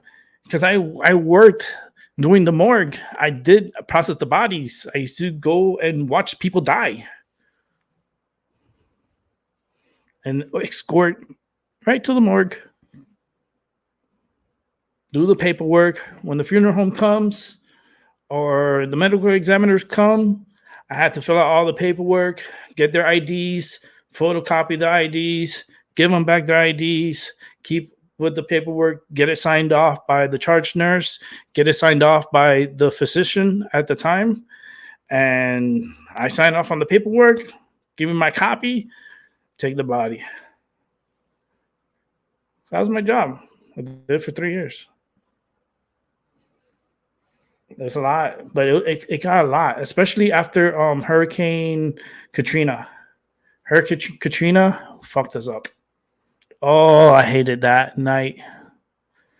Oh man, that's another story. I don't want to keep talking about it. I'll be here all day talking about stories of me. So when somebody goes into, if I can share this with you, Rick, when somebody goes into a coma or blacks out, who's the one that's functioning? When I was in my coma, okay, I remember everything from, because I know you heard the story. So when I'll go back to the one where I came out from the colonoscopy and they worked on me on the bed and they shocked me up. Okay, I heard everything, every command, everything, but I saw myself from above. I saw myself from above looking downwards, like at the corner. Like I was at the corner over there and I was looking downwards. Like I guess like how this thing right here is. I was looking downwards towards this way. You see, that's probably me, and then that's probably the light. And I was up there looking down, and I'm hearing everything that's going on. I when they put the freaking epidural, because they hit me twice with the epidurals. I got 2 holes here on my hand that would never go away. Because the way they punctured me, they went that shit. The first one didn't work, and the second one, and then with the chest compressions, brought me back. And when they put me in the coma, all you hear is this. It's like a white noise. You know what's white noise? Mm-hmm. It's that tinging sound. Mm-hmm. It sounds like a. But it's like I still hear it even today. I still hear that buzzing sound. It's like a frequency. Because my inquiry next is, because you're saying 2 different things. If you become aware of who you're not, then who's dying? Because Exactly. You've said it numerous of times. Do we actually die, whoever we truly are? Man, I don't know, because the way it happened to me, Okay. I didn't go. I came back. It's a fair statement, because once a person realizes when they do know, then they can use wisdom. They can make a discernment. Because when we come back into these forms, Mm-hmm. this is low energy. We're doing what's called white magic, slow energy. Black magic now is in the unknown. So when we go to sleep, there's something running the body. When right now me and you are talking, something's running your blood. That's not the ego. The ego is just the shallow part. That's kind of the teaching of know thyself. There's the knower and there's the self. When we're in this form, we're the experiencer, but you can also be the observer. This is why when people explain things like, you can look at your hand, but you're describing it, but you don't actually see the word that you describe, let alone the thought that you received. So we've been conditioned with written language, number language, symbology, all that's conditioning in this realm. Now, once a person realizes, oh, I've had a near-death experience, I said, no, you didn't. You saw the light. That's the energy of light. This is why we have things called laws: light, air, wind, and space. Men, for some reason, MEN thinks that they create laws. No, they don't create laws. So when we speak, I'm the body or I'm not the body, who's the one that's speaking? It's one of those aha moments. And for some people, they probably are stuck in belief systems, dogmas, and then they can go into knowledge. This is where judgment resides. But then there's wisdom and understanding, discernment. You can discern the difference. Also, I'm not the physical. No, you're not. But you're experiencing it. Yes, and there's also the observer of it. It's kind of like looking at a phone. The phone has an app, and then there's a hard drive, but then there's actually Wi-Fi and electricity that runs it. So once you're aware of that, because I hear you saying it, it's like, I'm deaf. Most people, they can't fear something that they've never experienced. So what they can fear is what's something in the known. In this case, some people will classify suffering as resistance to pain, but it's actually attachments to their comforts, to their familiarities. So that's what I'm saying. If you're channeling information or you're channeling something, who's the one that's channeling? Not the physical. The physical is just a suit. And it's a high-tech technology. It's more high-tech than anything that humans have ever created. But at the same time, we also have other things out there. We'll call them things like tree, water, air, space, and each one of them have their own energy. This is why when people do singing bowls, I didn't really ask you what one you actually have, because that might tell you a little bit about you, where you are with your chakras. Just to share a little bit, Rick. Yeah, because right after they I hear all this stuff and they put me in my coma. They put me on life support. I was on life support because I was dying. I didn't die at that moment, but I was technically dying. They put me on life support. My family flew up here because I'm in Connecticut. My family's in Florida. They flew up here. They took me off life support. Okay. I want to see if they're already planning my death. Like I was saying, they were planning my death. I was still fighting. Inside, that little flame was still on, and it wasn't out. It was still processing, and something that's out of my control was controlling me. But I woke up. That's when the nurse came in and said, "What the fuck?" And like, holy shit, he's up. And this doctor they call the doctors, and they're questioning me. What year is it? Who's the president of the United States? I said John F. Kennedy. Kid you not, I said John F. Kennedy. And they told me, oh no, he's black. I was like, black? I could not remember Obama. I could not remember. And then it hit me, Obama, because I mentioned Kennedy. I mentioned another president, and I got it wrong. I forgot the second one. I remember the first one was Kennedy. Something hit me, and I saw, and then when the doctor told me he's black, I was like, black? It's like, I got drawn back because Obama's not a black man. He's a reptilian. That's why I was like, I couldn't recall a black president. He's a shapeshifter. That's what he is. That it goes deep, dude. Like I see, like, this is so fucking weird, but funny at the same time. Saying that, it says a virus protection thing on my computer, it's distracting me. But I wasn't thinking about him. I thought of Kennedy first. I don't know why I said John F. Kennedy, and I think because there's a reason, but he's one of my favorite presidents. But I don't. It was just a weird to experience that, and the way they were looking at me, and it was very surprised that I was alive, and that's why I think when I got mad and I like when they put me in the in my room, which is step down unit, which is a CCU. Yeah, it was SD something. What is step down? A step down unit. That's what they call it, step down. Because step down from ICU. That's what the fight broke out. I was confused. I was still going through this stuff in my head, and my parents, my mom's saying some shit, talking shit, and then the other one started talking shit, and I was like, I don't know who the fuck are these people in the middle looking at me. That's what I said. I was like, I don't know who the fuck are these people. Why the fuck are you here? Like, what the fuck's going on? Like, I told them, get the fuck out of here. All you guys, get the fuck out. And I got so mad. I started ripping everything off of me. which was a big no-no at that time. I wasn't thinking, like, I was just reacting. I got the chair and I threw it at the fucking door. Next thing you know, the police are there like a few minutes later, and they're like, "Oh, you want to give a statement? You want to this and that?" It's like, listen, I plead the fifth. I told them just like that. It's like, they're like, "What?" I said, "I plead the fifth. Do you know the fucking fifth?" "Oh, all right." And they all walked out. There was literally like five officers that came to my fucking room, and they wanted to interrogate me on what happened. I told them I plead the fifth.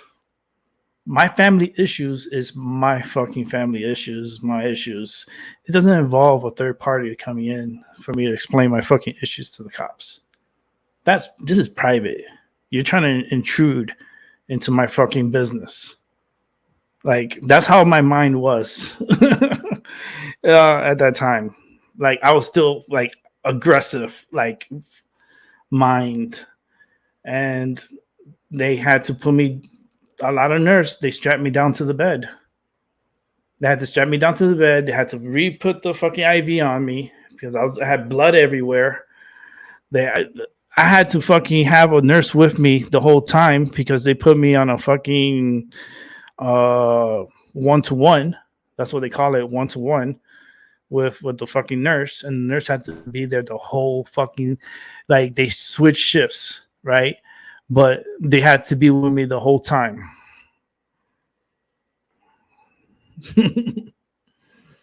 Oh man, yeah, it's just nuts, man. I went through so much shit, man. I could write a book.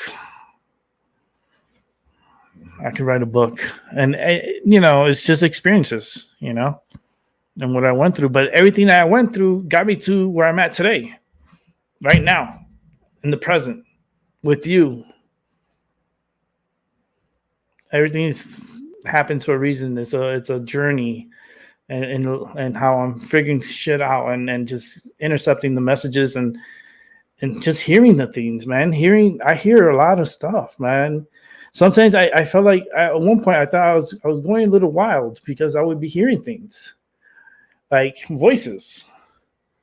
Like, I had these conversations with my therapist. Like, I would be hearing voices. And I used to see spirits when I was little.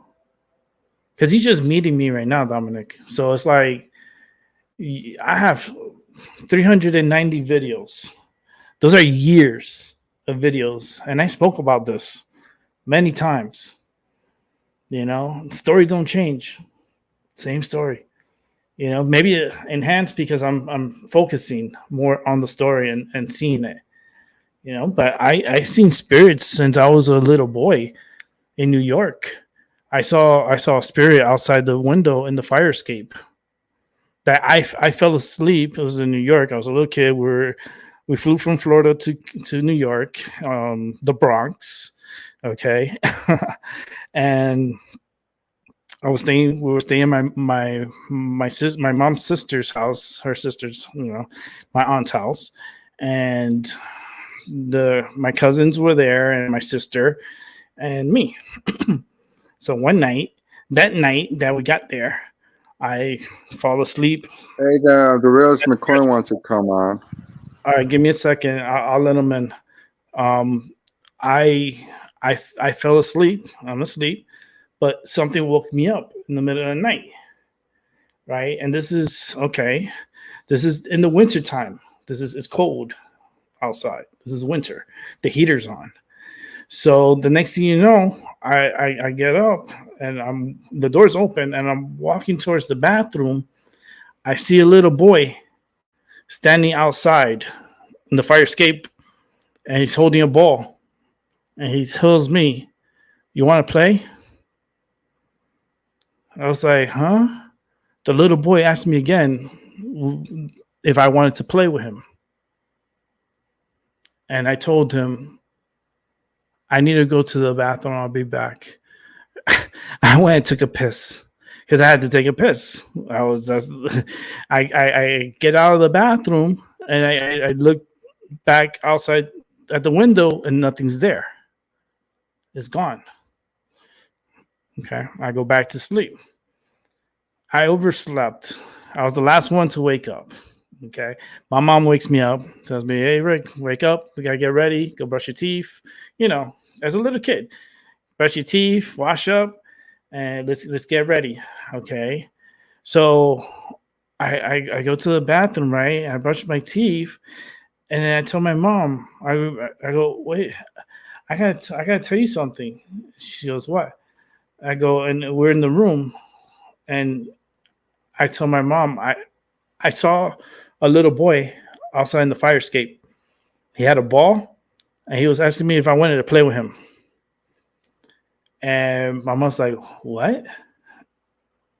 A little boy outside last night asked me if I wanted to play with him. And then I went to the bathroom. I came out, and he wasn't there. My aunt overheard what I said. My aunt came to the fucking room like she kind of scared me and how fast she got to the room because she heard me the second time when I said it. And she came to the room super fast. And she's like, "What did you say?" And I said it a third time. I saw a little boy outside asking me if I wanted to play. He was holding a ball, and he asked me if I wanted to play with him. And I went to the bathroom. And then I came out. He wasn't there. I went back to sleep. My aunt's like, "Go to the kitchen. Your breakfast is on the table. You have the sandwich there. Everybody ate. So eat your sandwich. I'm going to talk to your mom."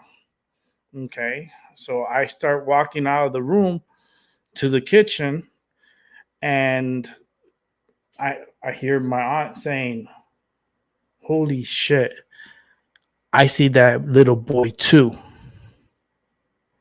And I thought I was going fucking crazy because nobody else was seeing it. And my aunt, look, I get goosebumps in my arm. The ghost was harassing her and bothering her. And I was a confirmation to my aunt. And my aunt was so relieved after that. But my aunt says that I shouldn't stay there and that I should stay with my other aunt. And I had no choice. So my mom was like, "Yeah, we're going to send you to your aunt's house, your other aunt's house. So I'll get your stuff and we're going to go over there, okay? And you're going to spend the day with her." Okay.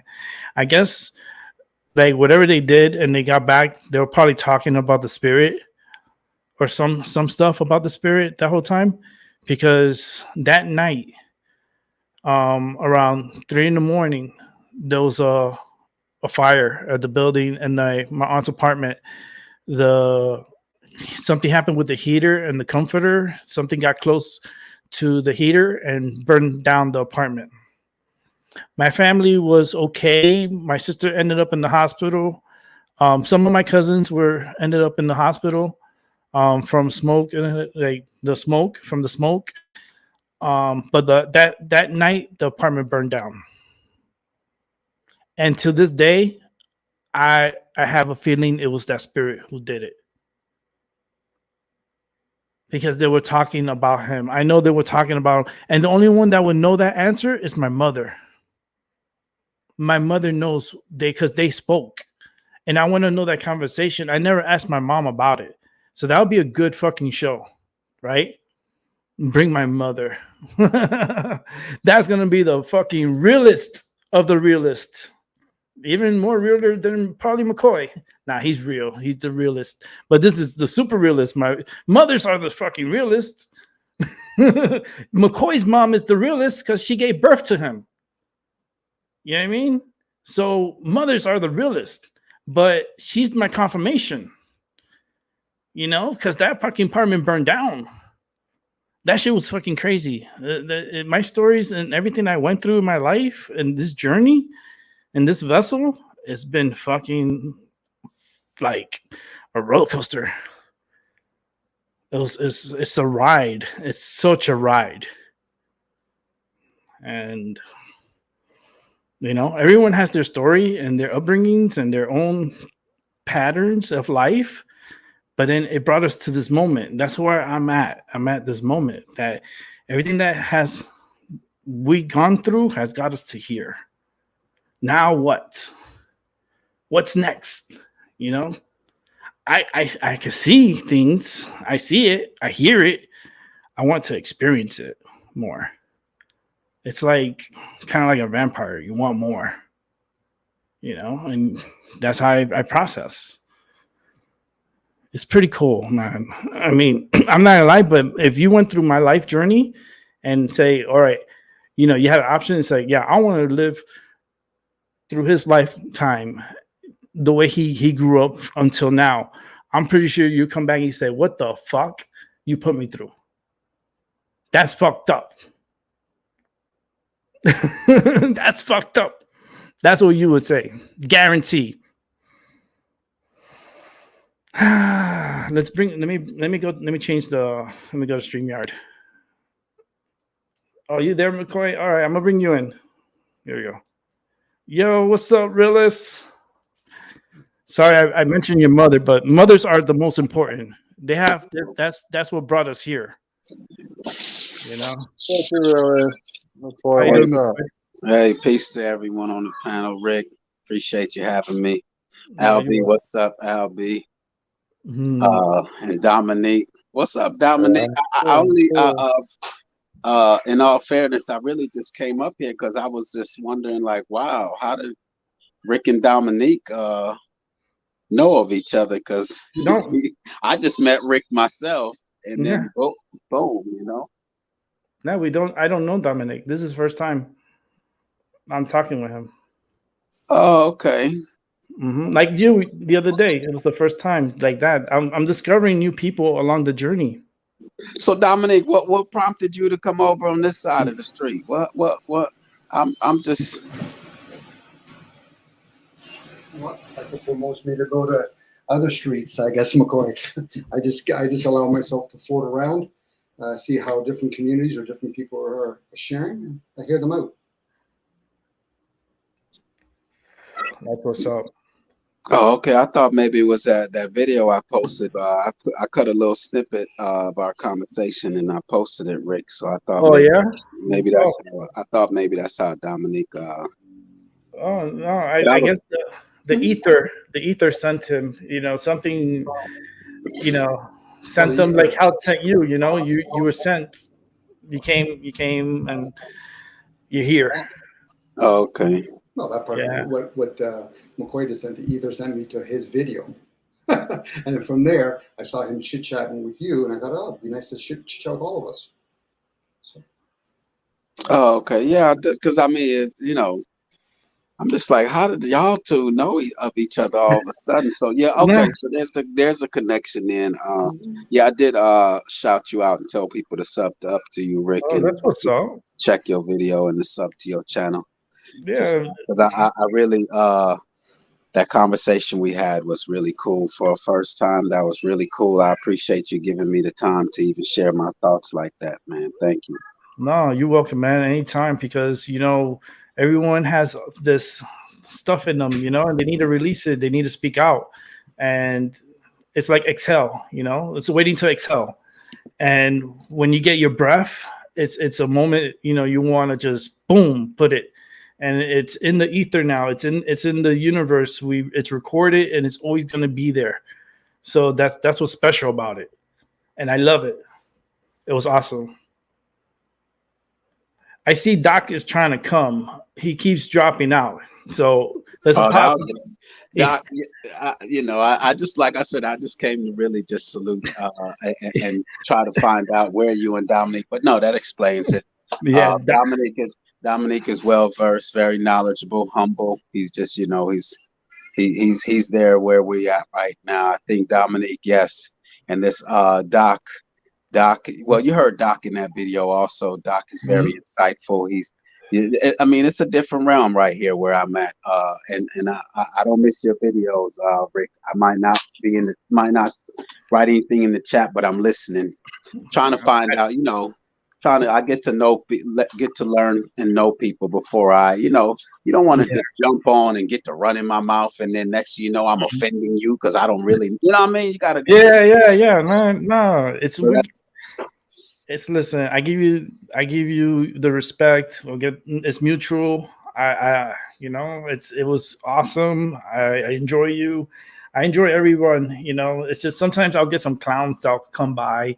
You know, they'll try to like bomb the stream or do something stupid. You know, and it happened to me before. It's just it's kind of stupid when it does, because it's like I can feel it and I know it's what it is. So it's just I feel people by speaking to them. That's how I a lot of the energy that I pick up from people is by hearing them. And I know if they're good and if what their intentions are, you know. And with Doc, I go years. He's been trying to come on. I see him in and out, in and out. He's trying to come on, but when it's me and him to get on together, it's the most difficult thing to do, because our energy, both of our energies together, you know, the positive and the negative. You need the two, and you know, and we're like a battery together. And he's a great person, and he's been trying to come in, but for some reason it's just I keep seeing him in and out, in and out, in and out, in and out, in and out. Like he wants to get in this conversation. You're the closest that I've gotten to anyone in your line of, would you call it work or just abilities? You know, I've never been this close to someone who does the psychic readings. The psychic, yeah. So that's why, you know, that's why this is a new thing for me. That's just, you know, it's not something that I've ever sought. Never, you know, so you know, so that's why I'm just kicking back and yeah, nah, it's cool, dude. Let me tell you, to me it's such an experience, you know, because it's like I see the visions and it's kind of like it's like a video, and it's like and it's more than 3D. I could see it happening. Like I've had so many shows that I've done, and I've done readings, and I would see things and I warn people. Like there was this one episode, I should bring it up. I have to find it, but I don't know where it's at. I've done 390 videos, dude. It's like a needle in a haystack, literally.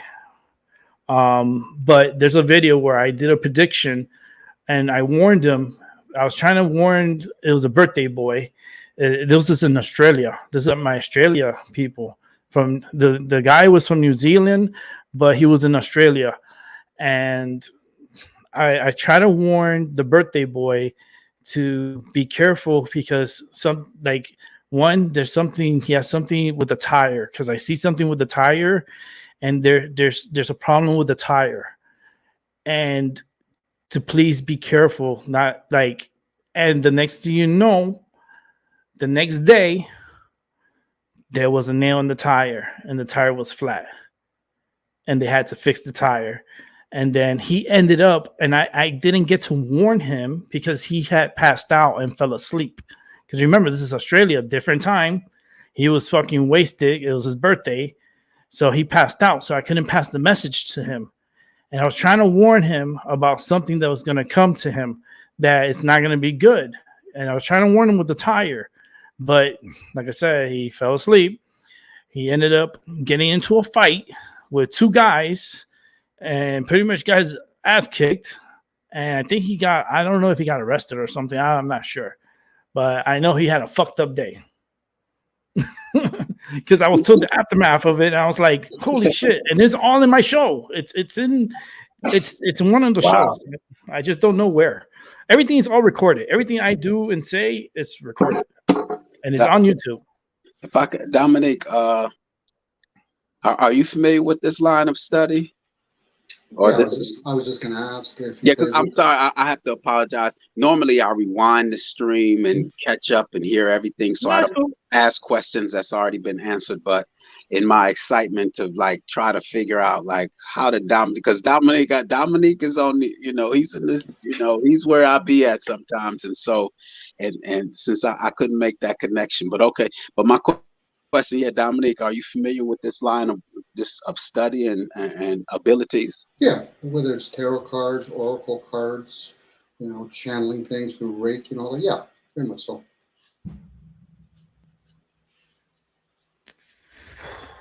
That's what's up. That's good. At least you understand me. Well, I understand. I don't understand you per se, but I understand the practice. Yeah, What the people do. practice.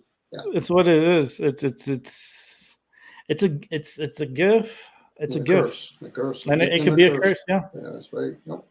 it's in the same. It's like it could be good and it could be bad, And it's like, to me, sometimes it overwhelms me. I'm not gonna lie, it really does overwhelm me. Like I have to Well, take breaks. I will say that I'm at the point, I mean, most people who know me or have heard me is my focus is my enemy. These weirdos that are trying to rule over me or destroy me or whatever. So I'm at the point where shit, I'll damn near try anything right now to get rid of them. If I have to go to another realm and conjure up spirits and whatever, man, these motherfuckers gotta go. So I'm open to ideas right now, because I can't put together a military to face them. You know what I mean? They got the whole world. They got the United Nations. They got all air, water. They got everything. They got the local police, state police, FBI, CIA, ATF, DEA. I mean, you know what I mean? So I can't. This is a police state we're in, so I can't fight them on their grounds. So I'm open to like conjuring up, what I can to face these, these demonic entities, because that's all they are, as entities. They're not from here. That's the thing. They infiltrated. It's infiltrated. There's a lot of things that happened, and they found their way into the government, and they're the ones that are controlling. They're the 1%. They will be the 1%, and we're just the herd. That's what I hear, because I hear the ringing in my ear. So I hear like messages. So I hear these rings and these tones. And this one's like a high tone. And it's here on my left ear. And it's very long because I still hear it. It's kind of like the TV back in the 80s, back old school. Like you turn it on and you get that like that white noise sound. Like shh, but it's a ding, but really low. That's what I hear. And then that's when I start intercepting messages and then start hearing things and then seeing things. And then I'm like, sometimes I don't want to see it because then it might get me into trouble. It's scary how you can see things, like how I see things. Because I see it and like astral project it. And then I put myself there and then I see it. With your third eye? Do you see with your third eye? Yeah. Okay. Yeah, it's really intense. It could get intense, and I do get overwhelmed. Like I take breaks because sometimes it's like I try to do a whole year of shows. I just get overwhelmed, and then I have to take a break. Like I'm forced. You're doing energy work, and you're the way I'll explain it, McCoy. I think you asked something, and I'll give you a sports analogy. We're playing in a way. This is somebody else's home field. And to call them the enemy is kind of missing it. Like I said, we're playing in their realm. So to play in their realm, we have to understand their rules. We might not agree with it, but still to understand their rules. And they giggle when they hear about people, oh, so you think you're going to die. We're going to fuck with you now. It's when you're aware that you don't actually die. The physical needs the food and the shelter. And it's how we speak. When we say it's my body, they're playing with us because they realize it's when you realize I'm experiencing the body. I am not the body. Now it's a different way of perceiving things because you're always receiving information. So for you, it sounds like, Rick, you should do a lot of cleansing, with crystals and all that before you start channeling and be wary of who you're actually trying to assist. Because most of them, they could have clever beings with them and they'll fuck with you to no end. Oh, I know. I've dealt with these. Where's Doc? Hold on. Let me see if Doc is here. Because he is here. So let me bring him in. My brother from another mother, Doc Legends. What's good, bro? Yo, what's up, bro? What's up, Doc? I'm just chilling, man. I finished my dinner, went for a little walk. I was listening to your stories. I'm just chilling, man. Pretty good day. It was pretty nice out. Had some actually had some wind, so it wasn't like frying, because it's been really hot. And it's kind of crazy because I grew up in the Sunshine State. And I still don't understand this. I grew up in the Sunshine State, right? And my whole life, I grew up in the Sunshine State. Mm-hmm. I moved up north, Mm-hmm. right? And I can handle the cold Mm-hmm. better than I can the humidity, even now. Yep, me too. Bro, I ain't trying to. I can't stand the humidity, man. I feel can't like a stand caged animal, bro. I feel like I've been locked in a cage, and I'm Me just it's not just the heat. It's like the air circulation or something. It legit makes me feel like I've been locked in a cage, and I'm a wild animal, and it gives me anxiety, and I can't breathe, and I don't like it, Rick. Like you gotta you have to pretty much be in a swimsuit or no shirt or in water. It's like at least if you're cold, you can get warmer. Mm-hmm. If you're hot, you just sweat to death and you don't breathe. And it's just like I can't understand why that is, but What's it's a your lot. cycle, So Doc? Doc, what's your cycle? Wait, I'm not going to ask your age because every 7 years there's a different cycle, and your body might are in a different, some certain ages. okay, Go ahead. okay. Well, I'm over. I'll be 31. So I'll just tell you. Um. So if you're talking about Saturn returns and all that, Yep.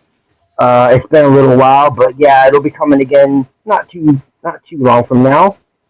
Um, and considering the work I've been doing on myself with those entities you were just talking about, um, uh, I've been oh boy, I've been studying the nature of this game that they've been playing on us since I was a teenager. So legit half my life.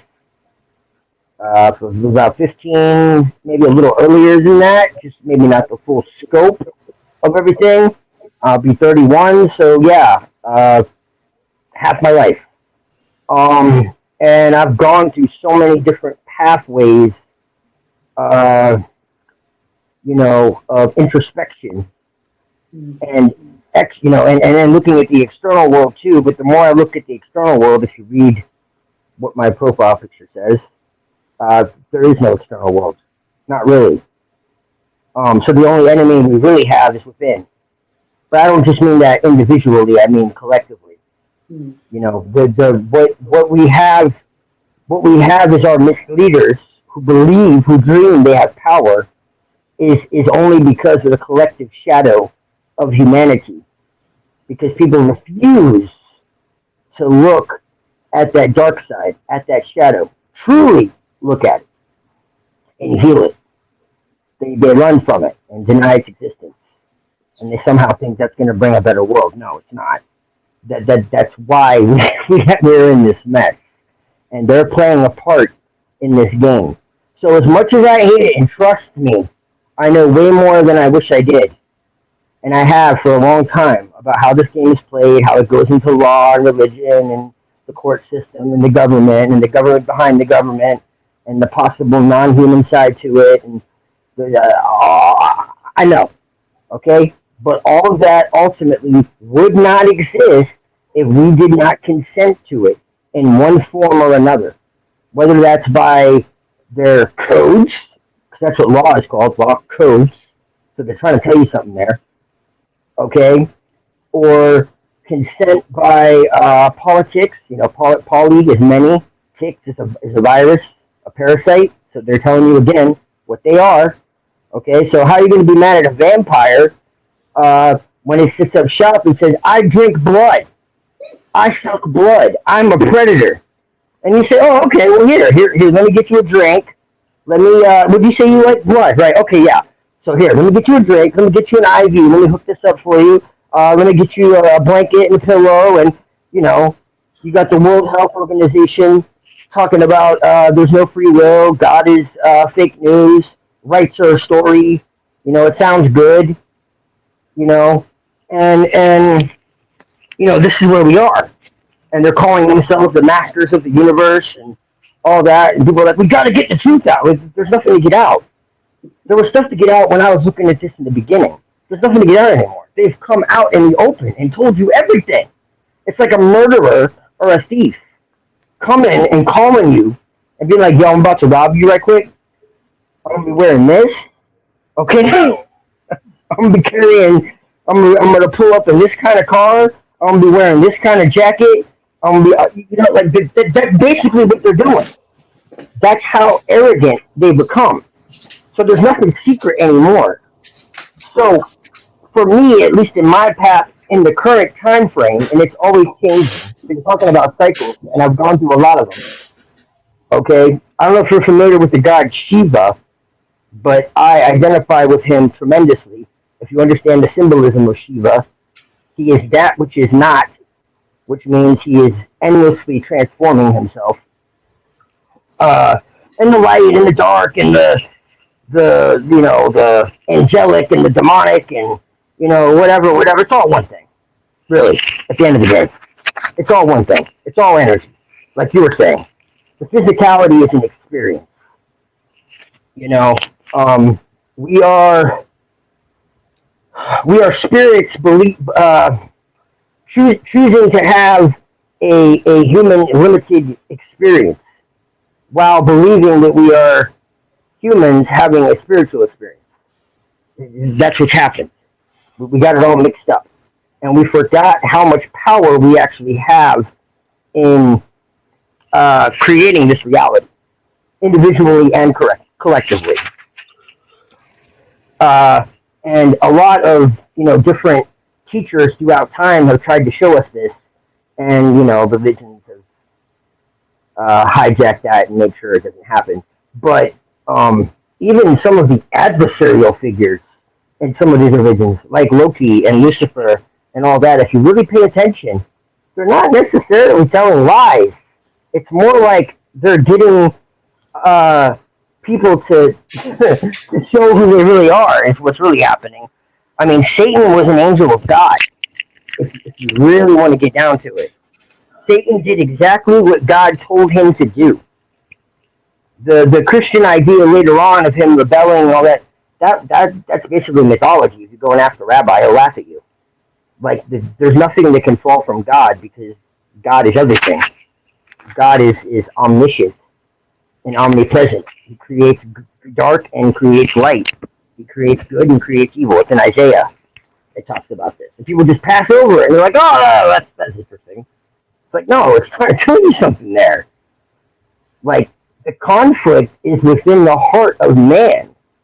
You know, Jesus said, there's nothing more wicked, there's nothing more deceitful than the heart. What man can know it? And he said, if thy eye be single, thy whole body be full of light. But if thy eye be darkness, then how you know, how can you bear it?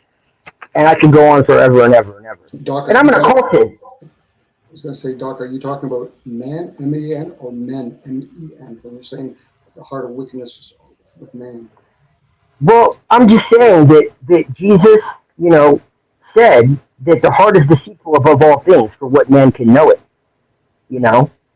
And so I'm saying that most evil does originate with us. I, for a long time, used to believe that it was something that was external, something that was alien even. Maybe not in the sense of alien like that, but something other, you know, something demonic even. And then, you know, working with these energies and getting deeper into the occult and opening my mind and actually doing the work and working with these energies and, you know, getting deeper into the psychology of all of this. Like, no. We're responsible. We would love to blame the devil or blame the demons or whatever. No. It's just really sick people who, interbred throughout time and basically have no empathy. And they see us as cattle. I mean, it's in the wrong word. And they do believe that they come from somewhere else. But we're on YouTube right now, and they've already shadow banned the hell out of me and Rick enough. So I don't want to get the channel knocked off. Last time I started talking about this, we had some troll come in with some like deep web type material. Mm-hmm. Shit freaked me out. Like, not freaked me out. Like, I mean, nothing really surprises me. But it's just like the fact that someone would stoop that low. They basically like almost tried to set Rick up, like by having really disturbing content flash on the screen, and it was like sexist and racist and just like really disturbing. And yeah, they just like put it on his channel and they're like, "Have fun with your takedowns," and guess what? Nothing happened. But it was like they were trying to stop it because when me and Rick talked, you could go back, like Rick said, 390 shows. Quite a few of those, me and him were talking, and it used to be like all hours of the day and night because I had a way different schedule. Mm-hmm. And yeah, I guess All night. when I hear that, keep in mind the freedom of speech doesn't work when you're actually speaking with commerce. So now, prior to the language that was spoken and the written work, the word good and evil just meant spiritual and material. You live in an evil world. that's right. You live in a material world. So the world That's itself right. is the world itself is actually okay. It's humanity that has an issue. I'm not even talking about the being part. I'm actually here to share with the beings. The human part I could give two fucking shits about. The human aspect are going to continue having their struggles. Now, Yes. if they've been manipulated by the being, that's a different story. So now these dynamics or the demons that we're talking about, just observe them. They're not here. If we think we're going to die, they'll fuck with you. Because Yeah, they realize no, we're not. you're still asleep pretending to play a game with them. Opposed to, why are you here? You didn't create this earth. You didn't create the trees. You didn't create the water. You didn't create the thousands of different languages. It's the ego that plays the game by thinking, I did this. I said, well, Yes. it's when you're the observer. Even when people talk about I agree or disagree, that's the ego talking. So when I say the ego, I'm talking about it's not the few that are trying to be malicious. It's the masses that are ignorantly ignorant. We're living in an age of information now. And with Aquarius getting close enough, and it's about air, I'm going to be a kid in a candy store at that point, where that energy now is people can't complain about, well, I didn't know. I said, no. Knowledge is a baby step. Thank you. And that's just right above belief system. But once you have knowledge, the knowledge of good and evil, we're in spirit, we're not spirit. There's no difference because spirit, air, prana, chi, it's just energy in motion. We can travel through it. It'll be like us looking at Siri and say, how does it work? Is it the computer? No. Is it the program? Maybe. And then we have to look at Wi-Fi and electricity. We've invented, not us, maybe us, our species, but a lot of things that are here on the earth is not human technology. So the best we can do is understand it and say, well, how does it work for me? Does it serve me? That's where wisdom comes in. A lot of people aren't applying wisdom and understanding. They're saying the words, but they're not applying it. It's like love. Love is unconditional. Who's interfere? I value the concept that the gods don't interfere with human affairs. Now the demigods, they do interfere. For many reasons. Could I just say that Albie is in the back, and I'm gonna hop down and listen to this conversation. This is going in. I appreciate y'all, man. Thank y'all. All right. You're welcome. Always good to chop it up, man. I just came back over here. I don't see him here, so he's probably having some issues that he's dropping in and out. Yeah, I was having problems too. Yeah, it's a storm over here. I don't know where Albie is, but it's a storm over here. It just started. Oh man, like, we're getting right around the time I started to come in, Rick, as the storm started, like the same time. Yeah, like it was fine all day. We're supposed to get a storm tomorrow. That storm you're going through is coming this way. We're supposed to get it tomorrow. It's supposed to be lightning and thunder and of course, energy. I feel it now. I was gonna step away and have you take over a little bit so I could take my medicine because it's poison, I know, but that poison helps me be able to sit here because I'm in fucking pain. So Well, I got my natural. Even I got my natural medicine right now. So cheers. even smoking, this is my second joint, and Mhm. it's not enough. Like my pain is severe. I have metal in my neck. Okay, you know I have Yeah. metal in my neck. I have all these Mhm. screws that's inside. I'm lucky to be able to walk and be able to do this. So Yeah, I'm you are. going against. There's a lot of things that Dominic doesn't know. He's learning because it's his first time here. But yeah, Yeah. there's a lot of things that I have that I'm equipped with makes me more sensitive to things. can you remove those metals eventually out of you? No, Rick? it's stuff for me for life. Okay, so you're going to have a lot of interfering with your receivers. Some people get seizures from Yeah. having metal in their body. So now, Yeah. for Mhm. you might have. I to have take- seizures. I had seizures Yeah. before. Yeah, because we're an antenna. You have 12 receivers in that vessel. Yeah. So there's a lot of things I do understand. But Yeah. but the So- thing is, hemp for you, you might have to take it with your skin because you can actually take way more than you can orally if you want to bring relief to it. Nah. It's wild. I'm the best weatherman. That's true. You're probably aware of how the energy is working with the rain and all that, and when it drops yeah. and all that. I'm sorry to hear that for you, my friend. Oh, I can feel the pressure. I can feel everything. Like it's so sensitive. I'm so sensitive. That's why I'm able to do what I do because I pick up on people, and I pick up on things, and then I start seeing things. What And singing bowl do you have? What singing bowl do you have? Which one do you have? What note? Say that again. Which What note do you have with the singing bowl? Which one do you have? The heart? You have the throat? You have the root chakra? Which one do you have? this? Okay, this was a gift to me. Okay. Okay, so I'm not sure which one it is. Maybe you can help me with it. I would have to have a tuning on it. My wife would probably understand better, but she doesn't have. I could ring it.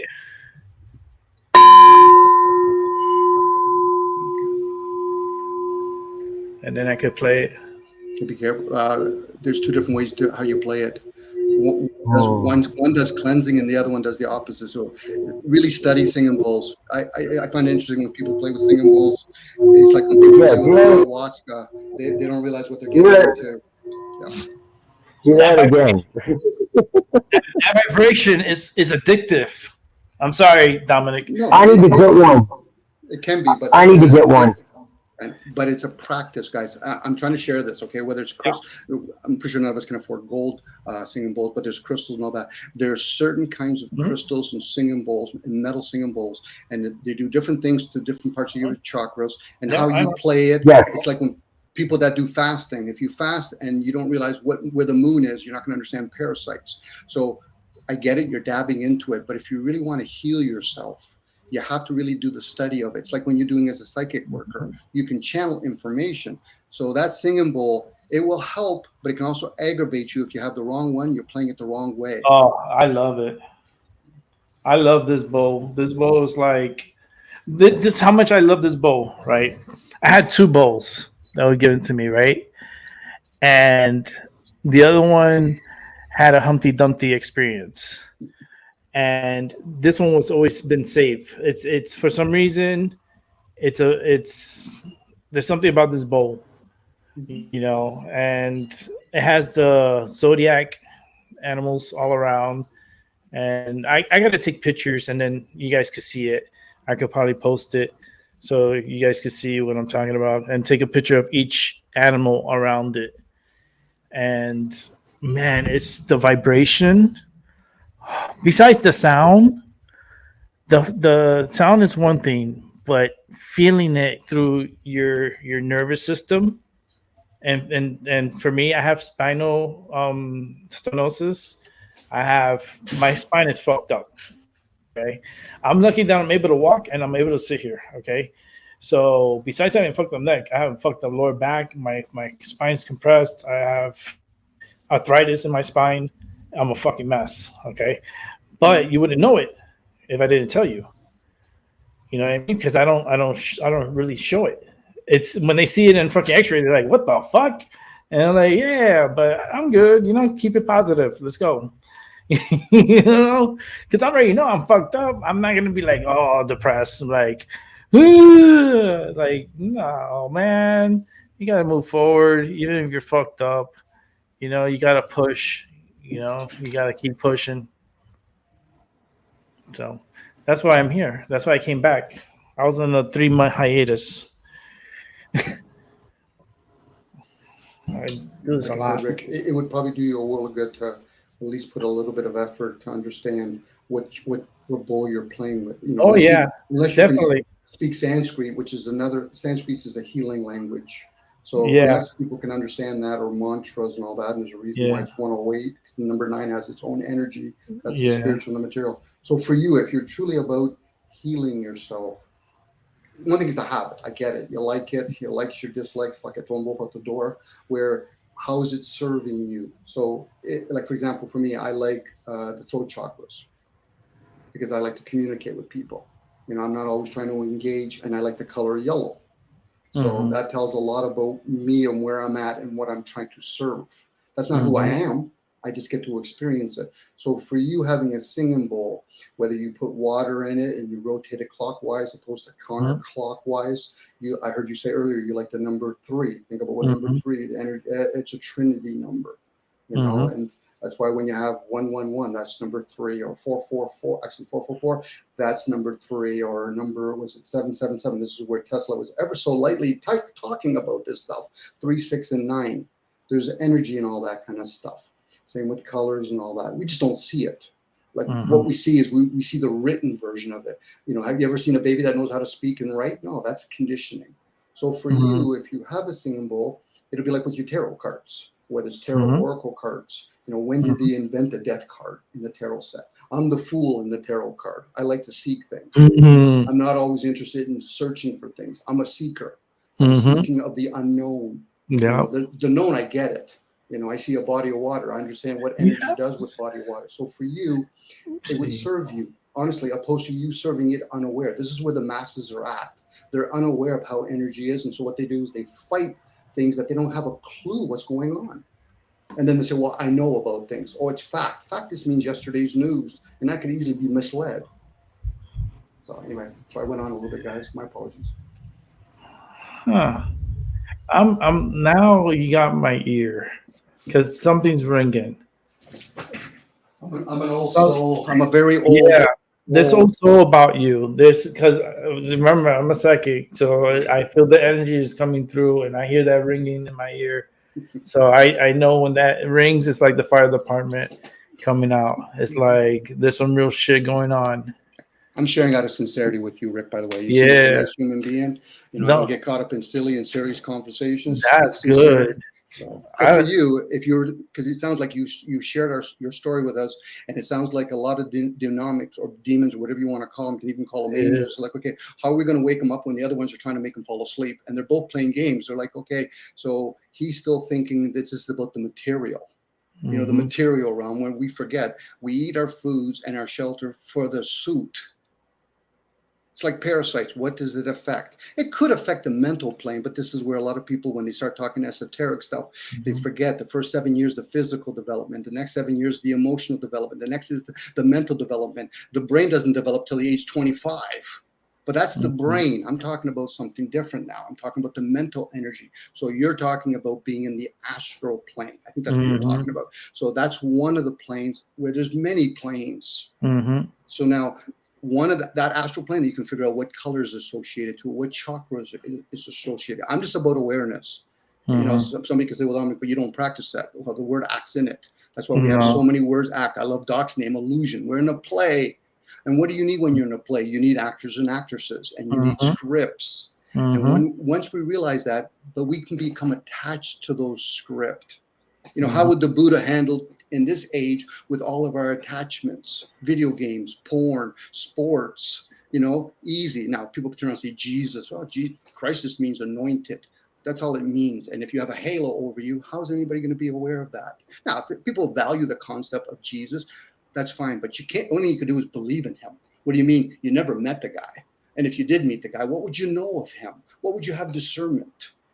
I'm just saying that. I don't care if it's Jesus, Muhammad, it could fucking be Socrates and Kant, as far as I'm concerned. Mhm. Those are just names we give each other. And how would we be able to identify each other? That's why we use words like describe, emotion. Where do you see anger? You see it acted out in the physical, but where do you actually see anger? Where do you see happiness? Where do you see sadness? That's energy again.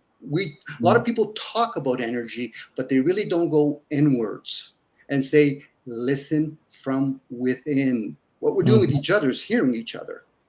I hear a lot, man. Yes, you do. Yeah, I hear a lot from within, a lot, and I hear a lot from within. Too much. Well, maybe you just don't know how to harness it. That's where the word of prayer, inquire, peace, silence, meditation, listen. No, man, they beam me. They're beaming because all I hear is that beaming sound. That same sound I told you earlier. Mhm. It's just gotten stronger. Mhm.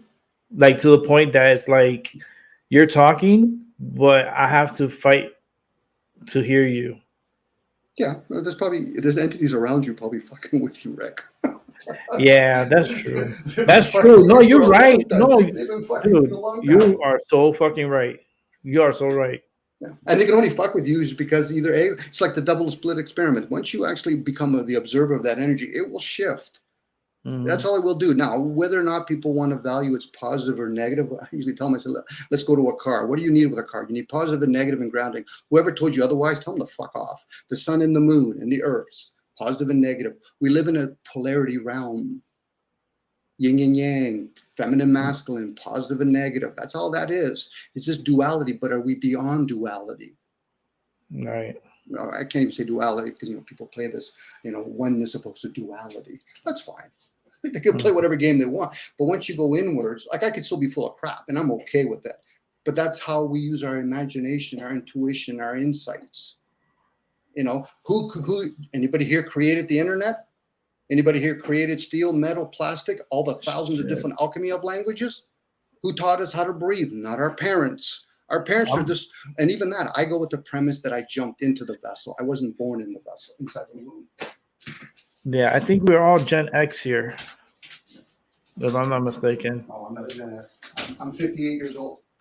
Okay, I'm 43, so I'm at the cusp. I'm in 1980. Yeah.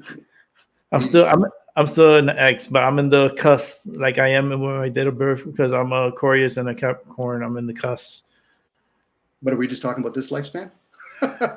Man, there's a lot of lifespans I've been through, man. Yeah, and were you a sequoia tree at one time? Were you a couple of bees at another time? If we're going to play with energy, you know what I mean? Like if we're going to look at all the species and say, okay, why does a bird fly? We could play this one of the dogmas and say, well, the theory of gravity. I said, yeah, the word gives it away. The theory of gravity. It's like when people talk about flat Earth or globalists. They're both playing a game with themselves. Now there could be other planes, and I'm okay with that. Germanica, where's it? It's over there. Where's Odin? It's over there. But people want to play that game. That's fine. But we're here to experience this realm. And some of us have an opportunity to be the observer while we're in here. Which is fine. There's so many different ways. You know what I mean? Like we have two genders and many shades. And even that, they're playing all this game. And then we worry about all the different isms. Democracy, actually, that's not even an ism, but communism. It's only fucking two genders. Yeah, a boy, girl. If you came out both, that's fucked up. But there's only two genders. You know what I mean? Mm-hmm. It's just stupidity that keeps being pushed on people. I'm like, come on. It's like, what is a gender, anyways? Now they question it. It's like, what? It's like, what's sex? I'm like, what? It's like, are we going back to the Stone Age? We're going back to a vicious cycle. But that's being caught up, Rick, in the body parts. We're talking about we're talking about sexual energy. That's different. The masculine, feminine. Doc. Where's Doc? Sex is fun. It is, but it takes a lot of energy because you're really giving your energy. But not if you're using it for higher purposes. Oh It's shit! all on how I you do for my readings. Fuck. It's all on how you I do for what I do. Keep the energy up. Nah, man, sex magic and tantra and all that has been hidden for a good reason. You Yeah. know, it's some of the most powerful uh, for transformation you can make.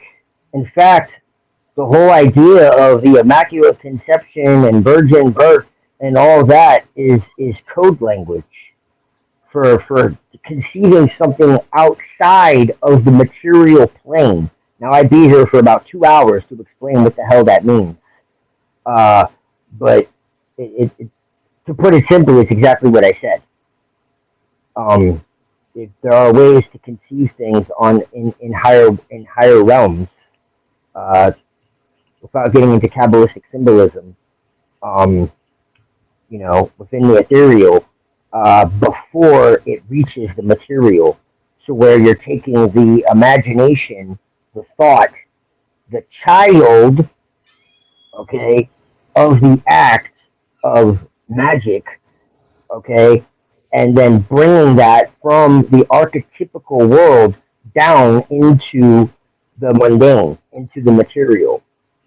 And so it's a conscious uh, procreation, and anyone can do that. And I honestly believe that that's what the story of Jesus is really telling, is that they were initiates and they had a very conscious, um, planned out, spiritual, tantric, you know, um, uh, coitus, I guess you could say.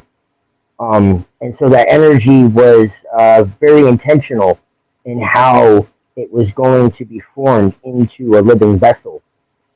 Uh, Again, I'm paraphrasing the hell out of this because it's a lot, but that's what that is. A virgin birth is a code word. It goes back to the mystery schools, way before uh, Judaism, Christianity, or Islam. There were tons of virgin births. It has nothing to do with actually being a virgin. If you actually look at the original definition of a virgin, it meant something totally different. It had nothing to do with not having sex. It meant you weren't married. And marriage back then was basically you were being sold. That's why your father gave you away. Anyways, I'm not getting into that. It's freaking slavery. But I'm not focusing on that because again, that's outside stuff. What's important ultimately is inside. I don't completely neglect the outside, but 80% inside minimum. You know, for the last 7 years, I'd say has been my focus. And as I've gotten deeper and deeper into all this and worked more with the goddess and all her uh, glorious forms, dark and light, like and tapped into my more feminine side, which I still struggle with, but I'm Doc, and that's just me. I I have a lot of fiery energy, so it's difficult, but I'm getting better, and I'm learning to be more receptive and more relaxed. And I can tell you what, I can pretty much shut my brain down, which used to be really hard, uh, almost like a snap of a finger now, and just quiet myself. Like I could go into a meditation right now, pretty much, out in total chaos, and like 5 minutes, I'm somewhere else. Not because I'm denying anything or going off into some. I'm gonna make this very clear too. There's a difference between meditating and like astral projection and all that, and people trying to get away from here. They want to escape from here. They don't want to come back here. They think it's a trap. They think it's a prison. They think it's all this. And I keep telling those people, you're going to be the first one to come back. I guarantee you. And they're like, no, no, no, no, no. I said, you haven't learned anything yet. If you think that you can just, not come back by choice in the next life, and you learned everything you need to learn, and that's it. Then you're going to repeat it all over again. Like, you're going to be the first one, because there's nothing to escape from. The only thing we need to escape from is our own distorted perceptions of reality. But that gets into my own personal views on what divinity actually is. Although I kind of briefly went over it. Basically, Satan works for God. To use analogies, of course, there is no Satan and God like that, but the energy is ultimately, everything is ultimately working for the divine. It can't not work for the divine. It's not possible, because the divine is everything. That means everything. All possibility. Good, evil, light, dark. There's no restrictions on the divine. Just because it is infinite and unlimited and omniscient and omnipresent and all these things, it doesn't mean that we have the capacity to understand what that is. It says that Adam and Eve ate from the fruit of the knowledge of good and evil. It doesn't say that it was the understanding of good and evil, or the wisdom of good and evil, or the practical application of good and evil. It was the knowledge of good and evil. Okay, cool. So now you know about good and evil. Well, watch Investigation Discovery. You can learn about good and evil too, about people who like to chop people up and put them in freezers. That might be a shock to somebody who was innocent, completely innocent, didn't even know what sin was, quote unquote. And I'm skeptical of the narrative, but for the sake of argument, we'll use it for now. Okay? So just because you know about something doesn't mean you understand it, or that you've conquered it, or that you have mastery over it. So as I keep saying, this is God's video game, and this is level 1. It's called duality. So you want divine power. Level 1, duality. So until we accomplish this first level called duality, we're not going anywhere. That's my personal belief. And this is what I've talked to my spirit guides, my daemons, my whatever the hell you want to call them. I see it more from a shamanic angle. So people call them angels, demons, whatever. A demon means replete with wisdom. A demon was every god that wasn't Jehovah. So, yeah, I've been working with him for 5 years. I've never had anything try to take my soul or, try to harm me or, so, yeah, if people want to have that fairy tale, that's fine with me. But, because I believe that fairy tale too. I was told from the time I was 6 years old, that the devil wanted my soul and all this type of stuff. But it's really not true. The only one that wants your soul is that God in that Old Testament that Jesus said was the devil, but no one heard him. But anyways, it's just about power and what you do with that power, and knowledge and what you do with that knowledge. It's like a knife, You can use it to cut food for your family, or you can use it to stab somebody. You can use fire to, again, cook food, or you can use it to burn someone's village down. Is the fire evil? If a tornado comes and tears apart a whole city, is the tornado evil? No, it's a fucking tornado. So I see these spirits, whether they be angelic or demonic, which really doesn't hold weight either fucking way, honestly, or god or goddess or goblin or ghoul or whatever the hell they are. Okay, they're forces of nature. If you're not prepared inside and you're not energetically pure, cleansed and equilibrated, and God forbid you haven't done your shadow work of any real kind, you just talk about it. Because people really talk about doing shadow work, they don't actually do it. Then yeah, if you call someone like Lucifer, well, guess what? He's the light bearer for a reason. That means he's going to show you all your darkness that you don't want to see. And that might cause you to go a little crazy. Does that happen? Yes. It does. Absolutely. Am I saying that these things are fluffy bunnies? Hell no, I'm not. Am I saying it's for everybody? Hell no. But you know what else? Some of these angels are just as terrifying, if not more so, or so called. That's the ironic part. Because they don't really have like free will. They're like robots, and yeah, they have a plan. Um, Daemons more have free will, and Rick, because you're a Native American, you know, we have that in common, and like it's the same. Like these daemons and all that, it's the same as our ancestors. They had the wind spirits and the earth spirits and the all this type of thing. That's really what it is. Before they had a name and a mythology and it scared the hell out of everybody. That's what it is. It's forces of nature. It's nature. It's all right here. The problem is the spell of miasma, the spell of, I call it mysteria, where everything is some off planet, some other world, some nether regions or whatever. Anything to take you away from Earth. Either you have a savior from some off planet, somewhere off planet, or an evil overlord that's off planet. No, it's all right here, right now, in your face. The natural is the supernatural. It's just that nature doesn't give all of her secrets. Doesn't make all her secrets so obvious. And science is a very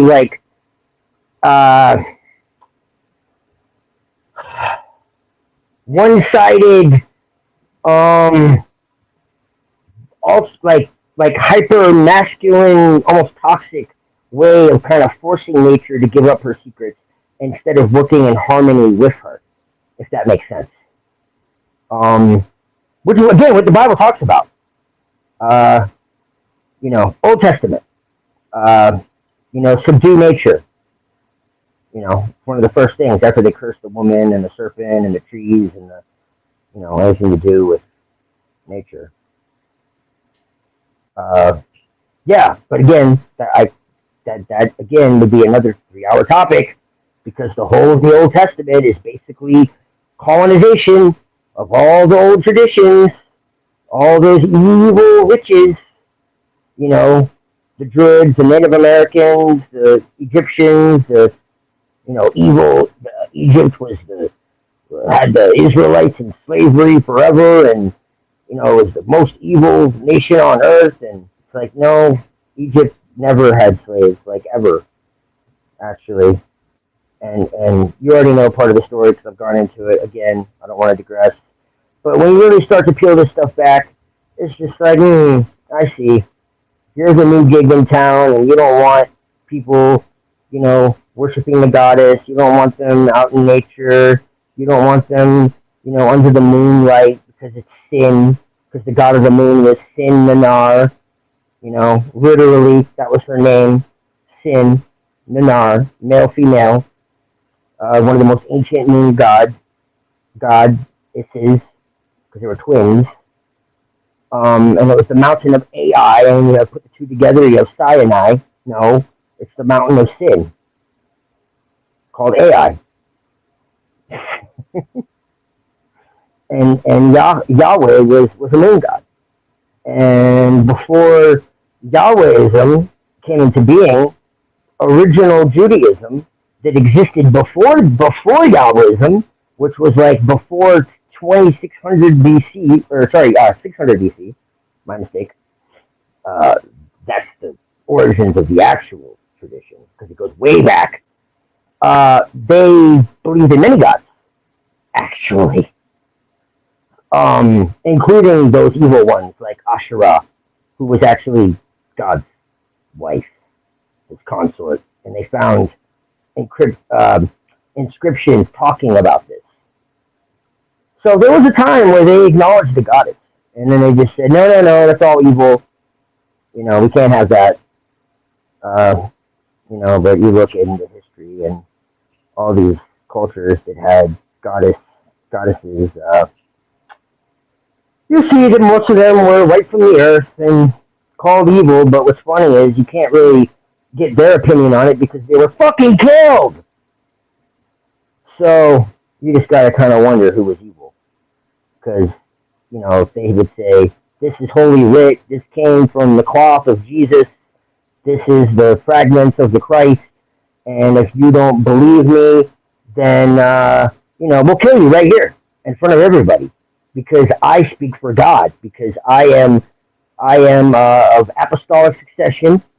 Peter is the first pope, and I am of Peter, and on his rock he shall have his church, and the church is the circle, the circuit, the cortico, and you walk into the circle, and then, just like in a court, you walk into the circle, you get a summons, so now you're in their realm, and you walk through the floodgate, so now you're in hot water, you're in water, which is again the mother. Okay, well, what does it have to do with the mother? Because you come from your mother's water. So you're in the water. You're in the abyss. The abyss is the womb of the goddess, and every woman is a representation of the goddess, or is supposed to be. That's why they're playing these games with gender. They know what they're doing, but see, here's the thing: in their little holy book, they believe that their god is transgender. It's a hermaphrodite. It's androgynous. But again, these are all topics that are really, really deep. I'm just giving a brief overview to show how deep this all really goes, and to show how the religion, the law, and the government not only work together, but they're one system. They all wear the black robes of Saturn, who is the restrictor and the inhibitor, the one who teaches the lesson, Father Time, Kronos, and why do they wear black robes? Well, who wears a robe? The female. Well, they don't want you to know that the female is part of it. When you walk into a church, the circle, okay, the ovum, it opens up into a vulva. Huh. And then there's a vesica Pisces. Huh. I wonder what that's about. Then you look at the Washington Monument and which is the Pentagon and the Oval Office, and you get what? A pentagram. A pentagon is a pentagram if you even out the sides, right? And then if you open it up, it's a cross. Or no, sorry, the cube. The cube is a cross. The cube of space, and then you have the ovum, and then you have the obelisk. The obelisk is the male, obviously, the phallus, and then the ovum is the female, and then the pentagram is the pentagram, the star. Well, here's the thing: if you take those three symbols and you put them all together, and you look at Kem, ancient Egypt, okay, you'll see that if you put all those three together, you have the hieroglyphic for Sirius, and I'm not joking. So what's that all about? It's all a big game. It's all a big game. They are the priesthood, and the pentagram of which is Venus, by the way. That's the big secret with the pentagram. What is the pentagram? It's the witch's star. It's evil. Well, the pentagram is the conjunction of Venus in the sky over the Earth. It's an actual astronomical phenomenon. So it's not something someone just pulled from the air. Well, I guess they did pull it from the air. But it's a conjunction. And Venus is the morning star. Well, where have I heard that before? Oh, right. Lucifer. Lucifer is the morning star. Right? One mistranslation. But in that mistranslation, again, they're trying to tell you something. They're trying to tell you something. Venus, Lucifer, is there to disguise the goddess. They don't want you knowing about the goddess, so they call it Lucifer, the devil. Who was in the garden? Satan, right? No, that's not what it says. It says it's a serpent. Well, who's the serpent? Well, in every culture on planet Earth, going back 70,000 years, way before there was any religion on Earth, back to the shamans, okay, the serpent was always a symbol of the divine feminine and the goddess. And again, if you go back to those trusty hieroglyphics, okay, which are great because they're symbols, so you can't change the meaning, at least not in ancient times. It means what it means. If you draw the hieroglyph for a serpent, guess what it denotes? A woman. So when the Most High God curses the woman and the serpent, guess what he's cursing? The woman. And she's near a tree. The oldest symbols of the cross, even, had a serpent around them, way before Jesus was on it. The oldest symbols of Christianity was the fish of Pisces. And then this gets into Dagon worship, that the Pope and the Catholic, so-called Catholic Church, they're not Christian any more than anything else. I used to be mad at Christianity. I can't be mad at Christianity because it doesn't exist. There's no such thing as Christianity. It does not exist. If someone could prove me wrong, I'd love to see it. There is no such thing as Christianity. What they have before people is a mockery of everything that archetype stood for. Absolutely everything. It is Antichrist. It's unbelievable. And it's obvious when you look at the fruits of the people who run these churches and what they get into. And people go, it's the Luciferians, it's the Satanists. No, that's just more distractions, more to make you look the other direction. It's not. It's not. It's the same people as always. The same people who burn the witches. The same people who burn the real Christians. They tell you it was the mainstream Orthodox Bible theory and Christian. No, it wasn't. No, it wasn't. It was the Gnostics. It was the Christians who said, "Hey, that Old Testament guy, I don't think that's Jesus' father." And Jesus is like, "Yeah, no, that's not my father. That guy's a pretender, and his garden is a paradise of deceit, and it was a prison. And actually, I sent the serpent into the garden to awaken you, to make you realize that you were more powerful than that which created you." And they don't want you to know that, because no, that's heresy. Well, if it's heresy, then how come it's the oldest friggin' tradition out there? The oldest Christians said that the God of the Old Testament, or the new God of the Old Testament, I should say, because there really is no Old Testament, because Judaism is an AD religion.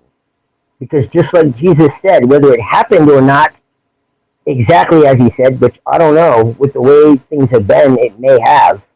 Scribes and Pharisees are the only things that existed after the death of Christ. That's it. There were 7 other forms of Judaism before Jesus died, and I have books from rabbis that sit there and admit and brag about this. So I'm not just pulling this out of nowhere. The only Judaism that exists is the Pharisees and Sadducees, the same people that hated him.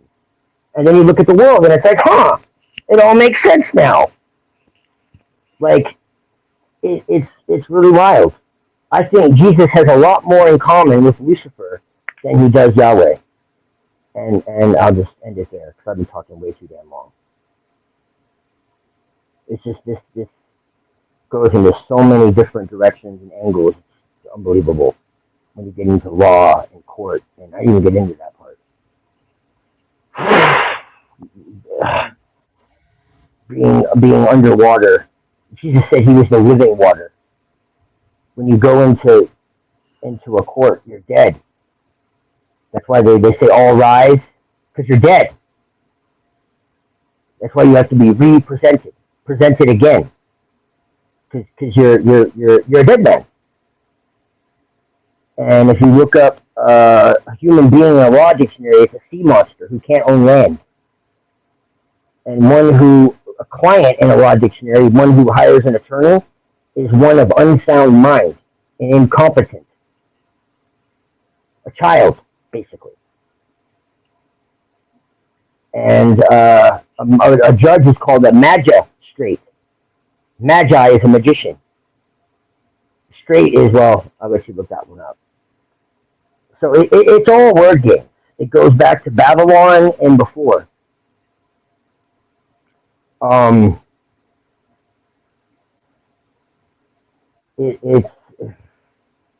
It's all the same. But when we realize that we are the divine, having this human experience and not the other way around, then we put the power back in our hands and stop worrying about anything out there. Because no weapon formed against me shall prosper. That doesn't mean weapons won't be formed. It means that when they are formed, it won't matter. It's like in the Matrix when Morpheus tells Neo, when you're the one, you'll be able to tango with the agents. He says, but no one's ever. He's telling him no one's ever been able to go head to head with them. He says, but when you're ready, you will be able to. And he's like, you're telling me I'll be able to dodge bullets? And he says, no. When the time comes, you won't have to. That's a powerful little tidbit if you know what you're listening to.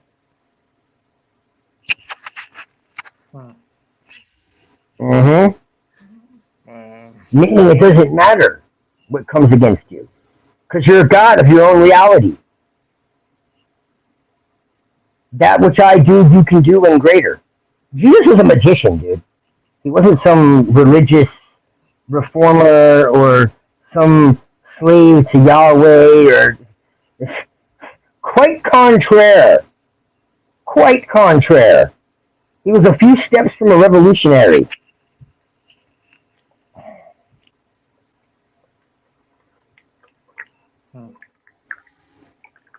Wow. Yeah.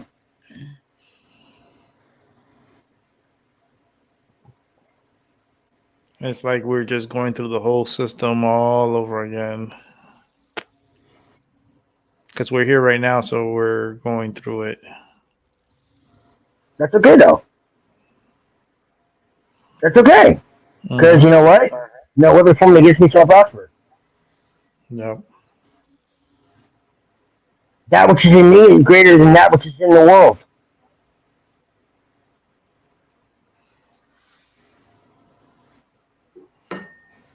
Yeah.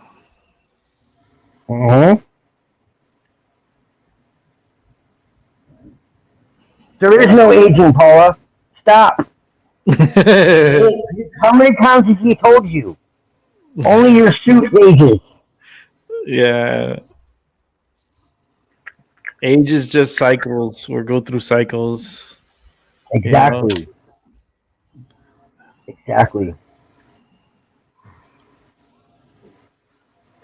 You're just borrowing it. Yeah. Until you put back into the ether. Until it's a cycle. Because once I'm not gonna... Go ahead. No, because it's... No, I've said more than enough. You just got me hyped now. No, go ahead. I've been talking for hours, man. Well shared, Doc, by the way. Thank you. There you go. Oh, man, I hope it was coherent, because, what I wanted to get into would probably take me 8 hours to get into, but because of the depth of it all. So hopefully it was coherent. But yeah, I think you get the idea, though, of how, interlocked all of this really is. It all feeds each other, and it's like I said, the law, the religion, and the gouvernemente is all one system, and it's really all illegitimate. It all has no legitimacy whatsoever. It's a hex. It's a curse. It's not real. And so basically, if enough people, say, I don't know, 3 million people decided tomorrow, hey, we're not going to work today, and we want to withdraw all of our money out of the bank now. Do you realize what would happen? if enough people had enough bravery to do that. Like they would freeze.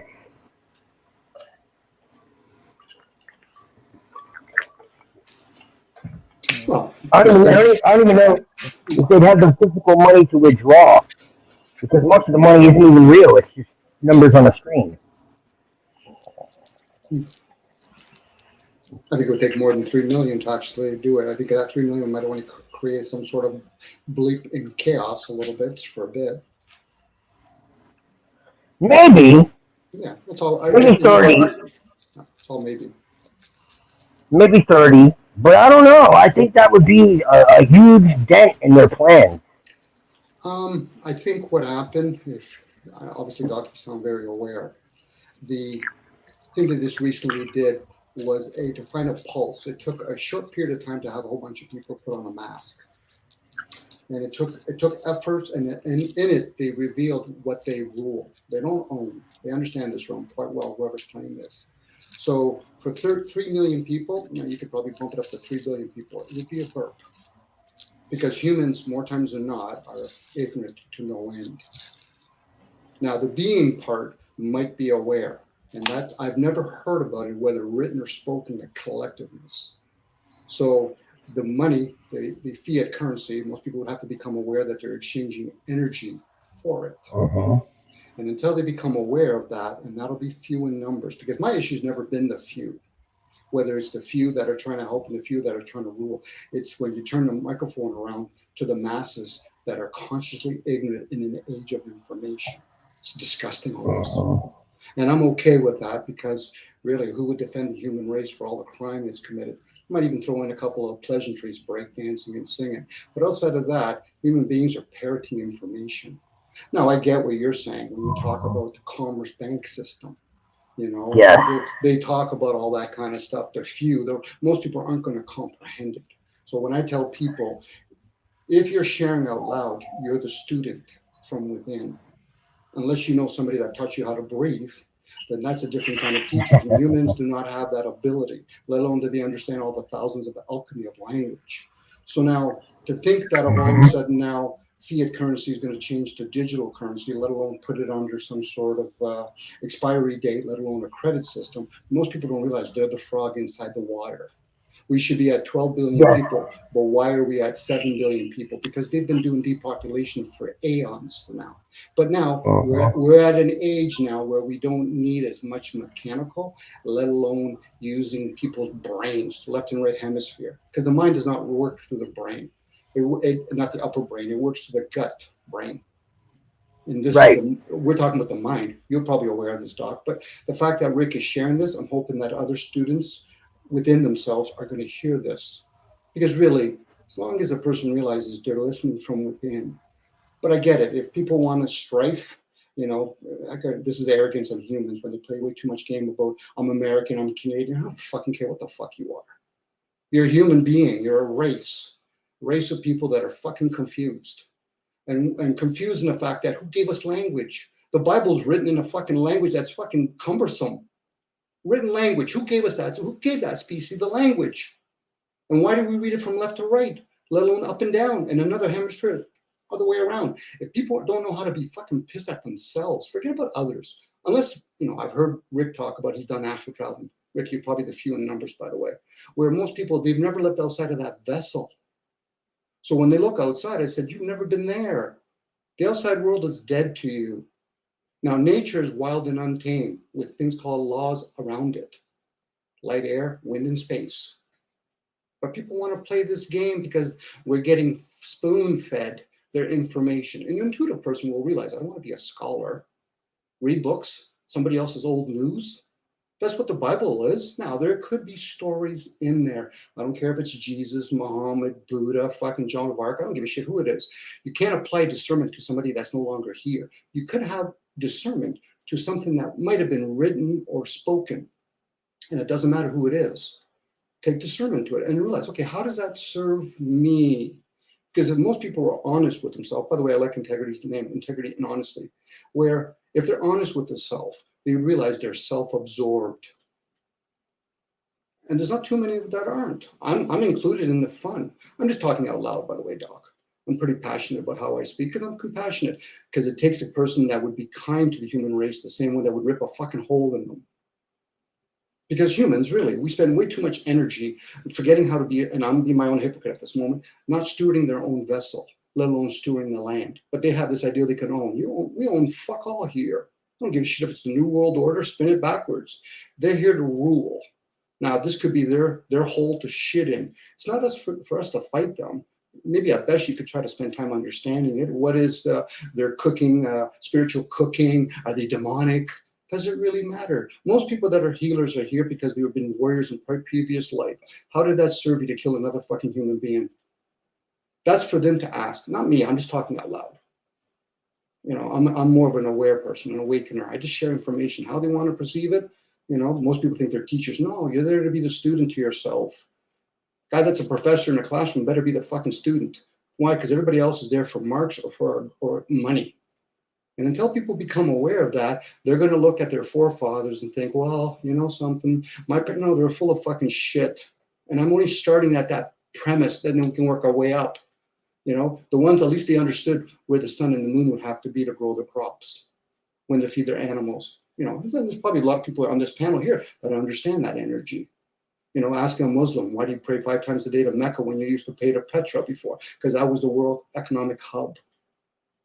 But they're not understanding that they're praying to Saturn. Why would I want to, you know, I get it. We compared all that kind of stuff, but we'll be sharing it with the masses that are ignorant. And if they choose to be ignorant, that's fine. You know, we have technology that we're using that we didn't create, let alone did we form.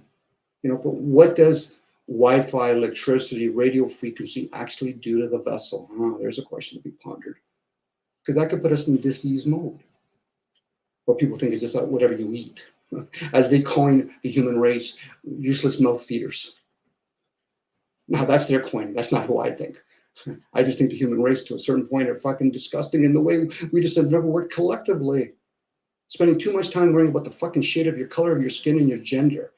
And then not realizing, oh, they're doing the LCBO alphabet fucking soup. Meanwhile, people don't realize, why did they reverse the chakra flag on that one? Because that's depopulation. 2 women and 2 men cannot reproduce. But anyway, I went on. Sorry, guys.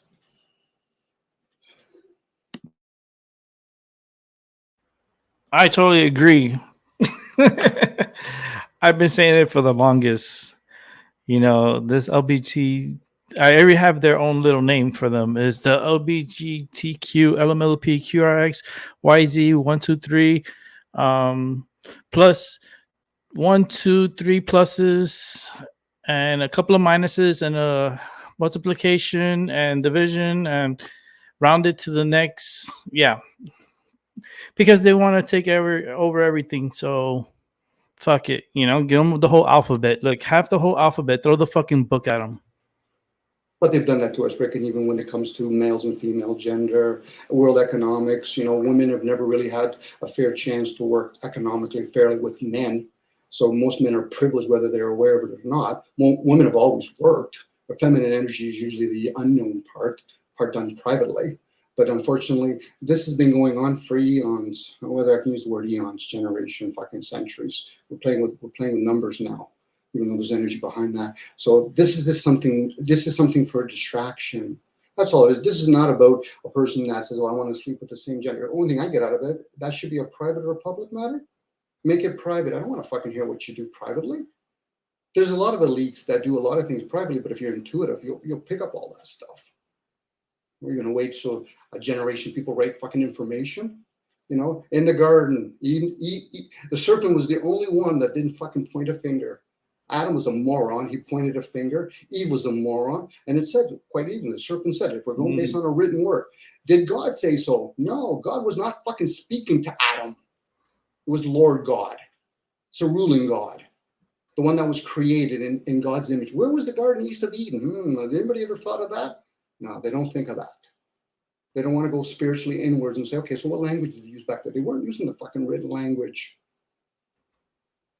How would they do it? How many people would fucking leave whatever they're doing to pursue Jesus or Muhammad or Buddha? How many people would be fucking attacked? I could easily talk to a monk. I said, if you don't believe in attachment, why are you wearing the fucking purple? Why are you shaving your fucking head, you moron? But they don't realize that stuff. Now, that's me just being a bit crusty, but I'm okay with it. I'm my own crust. I can run my own bus over me easily. And this is where we get caught up. This is not about ripping into another human being. If they truly want to be with the same sex, that's up to them. My question is, why are you making it a public matter? Whatever you want to do privately, that's up to you. You want to do fucking beheading, that's up to you. Now, you might have to deal with karma, deal with the other person. They might chase you around for a couple of lifespans. Are we playing with the whole ideal of reincarnation into this realm and then keep on doing the rebirth over and over again? It's their own, I guess. I'm only speculating at that point, guys. Because how many, anybody that's actually gone to the unknown and come back? And if they did, how would they explain it to us? To me, they might as well be a unicorn at that point. Anybody ever thought about what does the written work actually do to the hemispheres? Let alone the different language we speak. What does it do to the avatar, let alone what it does to what's called consciousness, spirit, whatever. There's a reason why we have different frequency, but most people will just play the half full, half empty. 440 opposed to 432. 440, there's energy to that. 432, there's energy to that. But what about all the other different frequencies in the world? How does the moon affect us? How does the sun affect us? But they do the same thing over and over again. Let's give them half full, half empty. Let's give them flat earth. Let's give them fucking globalist. Oh, okay. What about going beyond this duality, seeing that there's many verses out there? I get it, guys. We're probably the few in numbers when we can bat this back and forth, where other people say, well, that's woo-woo stuff. Maybe. But how would you explain gravity then if it's still a theory to those other people? I would lean more towards magnetic personally, but then again, I understand electricity a little bit. And then people write books on this shit. Fuck, if we had this technology today, what we have right now, they would never use the written work because it's such a slow fucking way to perceive information. People should start burning all their fucking books. People that are reproducing it said, you're dealing with old technology. Why don't we go to an old iPhone then? That's where we're at. And eventually we're going to look even at this technology. So you guys were actually not understanding you could teleport information with each other, channel with each other. If you could do Reiki healing, you can also do Reiki cursing if you want to play that game. Yeah. How many people are going to put themselves in that position and say, I know fuck all, but what I do know, do I want to apply wisdom and understanding to it? That's why when people say they have a near-death experience, I said, oh, so you got to meet the light that's between the two trees. When are you going to go to the tree of life and understanding? Wisdom and understanding, my apologies, because it's the tree of life. Because we're playing in this realm. This realm it's a fun realm, by the way, guys. Sorry. This just crossed my mind. One of my death experiences, I saw the Virgin Mary next to me, my left side of she was standing by my foot. I was in a coma. So I had my heart, I have kind of like heart issues too.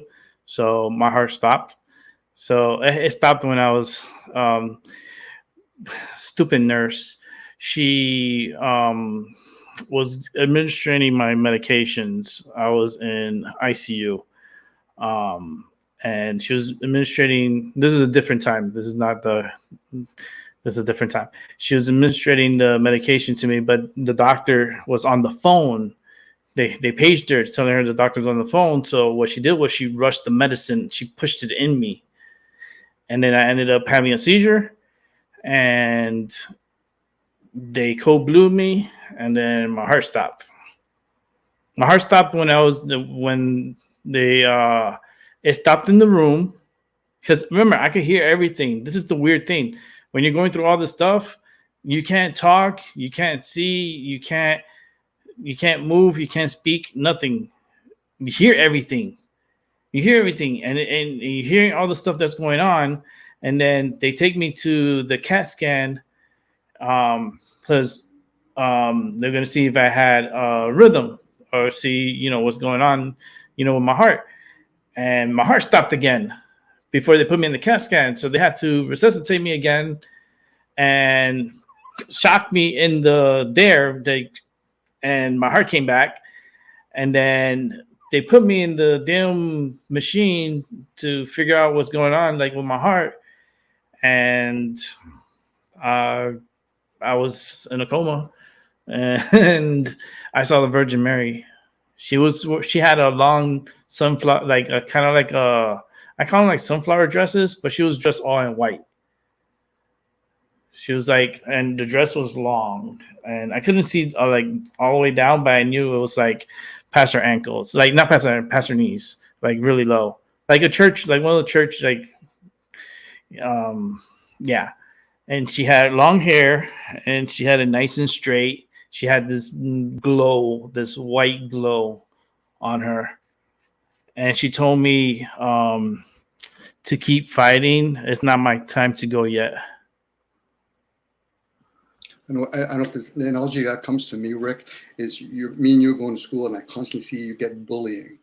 And eventually, the ones that do survive, you'll be strong for it because it sounds like they're fucking with you, buddy.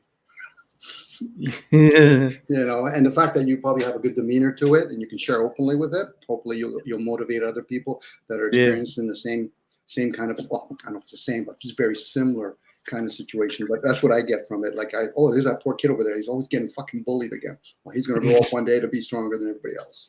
Yeah, and the fact that I have really good people and good friends here in the community, like my community is pretty cool and friendly, and you know sometimes we have our disagreements. That's fine because you know it's you know I want it to be that we can have conversations and be you know at peace with everyone, you know, with each other. You know, if we have different disagreements, we're not here to agree with everyone, but if we're on the same page, you know, then it makes it a lot easier. Always the same page. I always find that interesting, Rick, not to denounce that, but if I see something and I use my senses and you can't see it through my senses, what would we be agreeing or disagreeing with? It's usually somebody that actually understands, you know, because, you know, some people get offended by words that says, so then how do we categorize somebody that gets raped or molested? Yeah. You know, it takes a person that's truly developed with their feelings, almost like a stoic. Not to say they denounce their feelings, but they're at least aware of it and say, listen, pucker up, little boy. It's time to grow up a little bit. You know, people are going to say some words that are going to go across somebody's program. You know, I get it. You know, some people are going to say, but Dom, I don't give a shit if you fucking agree or disagree with me. I'm sharing out loud. If it resonates with you, so be it. If it doesn't, what am I supposed to say? You know what I mean? No, I get it. Sometimes I get in my little crusty little mood and all that, and I'll probably put some soap in my mouth eventually for it. But that's me. That's my responsibility. That's the word responsibility. In a short period of time, I usually find out people if they're reactive. I said, because only a person that's responsible is accountable. Most people are reacting. That's the masses. And I say it with all sincerity, guys, I don't fucking give a shit about the masses because they don't give a shit about themselves. You know, when people say, well, Dom, I only care about my family. So then how are you going to care about, I'm glad she's no longer with us, but she'll probably get rebooted anyway. The Queen, she cares about her family. The only difference is they're running the show. So at least we should try to understand that. It usually takes a person that's asleep, like totally fucking asleep, unaware, call them whatever word we want. But, you know, hey, Dom, I've earned $1 million. I said, do you understand how fiat currency works? Well, not really. I said, okay, so everything you're going to buy with it, you're probably going to say the same thing. I don't know how that works. In that position, they don't really have a stance to really complain about it. That's the irony. If a person chooses not to vote, they have a better chance to actually see many angles. But when they choose to vote, pick any religion, pick any state, you know, Roman Catholic. You could pick a Jew, Russian Orthodox. Yes, there is people in Russia. You know, it's like when America, that president you had recently, Trump, reading from the script, he said something, false flag. What is he implying? Let me share with you. In old days, when a nation would be overcome by another nation, they would tell that nation that's been conquered, we don't want your citizens to be disturbed, so keep waving your flag. Germany's been ruling since World War II. But who are they ruling for? That's the question. What corporations are they ruling for? So this is where people don't understand. You know, think about then if you start following the Rothschilds / the Barons, the Queen, all the Zionists and all that kind of stuff, then you realize who's ruling. I'm using the word quite correctly. They're ruling. They're not owners. They rule the world. And then when they rule, they charge people taxes. Call it whatever you want. You can call it tribute, you can call it servitude, whatever. But they collect it because money is a more lesser thing to deal with than slavery and mastery. It's like when somebody tells me, oh, Dom, I'm talking to an ascended master, tell them to fuck off. because they need descended slaves. They're the ones in between this realm. This is why Alice Bailey, Helen Blavatsky, when they used to work, that's probably what you would have ended up doing in the military, Rick. You would have been one of those channelers for them to work with energy, which is fine. There's nothing wrong with it as long as you understand you're here to anchor this realm. You know, if people believe in the story of Bible, the Revelation, they're talking about a new earth and a new heaven. Why? Because this one already has a ruler. And this is where people become disrespectful. If this is ruled by, I don't care, Satan, Lucifer, call them whatever you want to call them, then show some respect. But most people forgot what respect is. Consideration. You consider what they have to say. Okay, it's telling me that I have to own a big corporation. Okay, well, for what purpose? Take it one step at a time. And I'm saying that hypothetically, but I'm pretty sure, Rick, when you get into those stages where you're reading cards or tarot cards, I'm pretty sure it sucks to be the messenger sometimes. Well, yes, that doesn't sound too good. But the other person have to be prepared. Are you going in there where you already know what you want? Well, then you're not really asking the universe. You're forcing the universe. It's when I do those readings like that, I do it does like it's a 50-50, you know. It could be it's like that. And I see the death card third time yeah today. No, but I like I do the tarot, right? I love doing the tarot, but I'm really empathic, so I do a lot of like just readings just right off my head and just feel the energy and then give a reading off my head and just feel the energy. And it just happens that way. I did one yesterday. It was really cool. It was interesting because I saw things and I just relay it, you know, and it was a really cool show. Yeah, man, I'm trying to be helpful, you know, and be here for people and share everyone, because like everyone has a channel here. So if we could subscribe to each other's channels, that's helpful. You know, everyone here, even like the Realist McCoy, like your channel too, Dominic, and Doc Illusion. I don't have one. I'm always channeling. That's the irony. We say we have all these Yeah, channels. you don't. We are channeling. Yeah, you don't produce. You just you're like you're looking. You're not producing like content like me. Thank you. I saw your channel. You have some subscribe. I think you have like, but I'll subscribe over there just so that way I'm with you. But you're more than welcome anytime you want to come on and talk. And Doc, you know, that's my brother, and I'll be too. I'll be known for such a long time too. You know, a lot of us here, we've known each other for years and years and years and years and years. We're talking about like over 5 years, and easily over 5 years. And the new ones that are coming in is cool because it's really like a fresh air. You know, talking about breathing, it's your energy is very positive, and I like it. We can talk about breatharian eventually. Sweet. No, I'm just teasing. There's a lot of people that have shared those kind of contents. It's like fasting. There's a lot of people that have shared that kind of contents. It's like, it's, you know, for me, I guess maybe that's my sign as a Virgo. I just try to put information together and say, okay, so how does that get reproduced? And who would that serve? You know, I get it. There's a lot of, you know, star children out there and they're giving information, but a lot of it eventually becomes very scattered and noisy when there's so many people doing it. That's what happened with the written work, and it'll be the same thing with this technology. Because the masses, it's more times now when somebody says, Dominic, I'm curious, I'm not interested in sharing anything with you.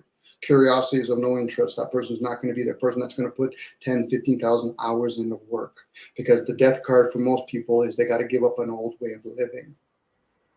You know, and I get it. People want to, like you shared, okay, you just experienced what a lot of people do. They put all those hours in. That's okay. So eventually you're going to retire / be retarded. Okay, so what's your point?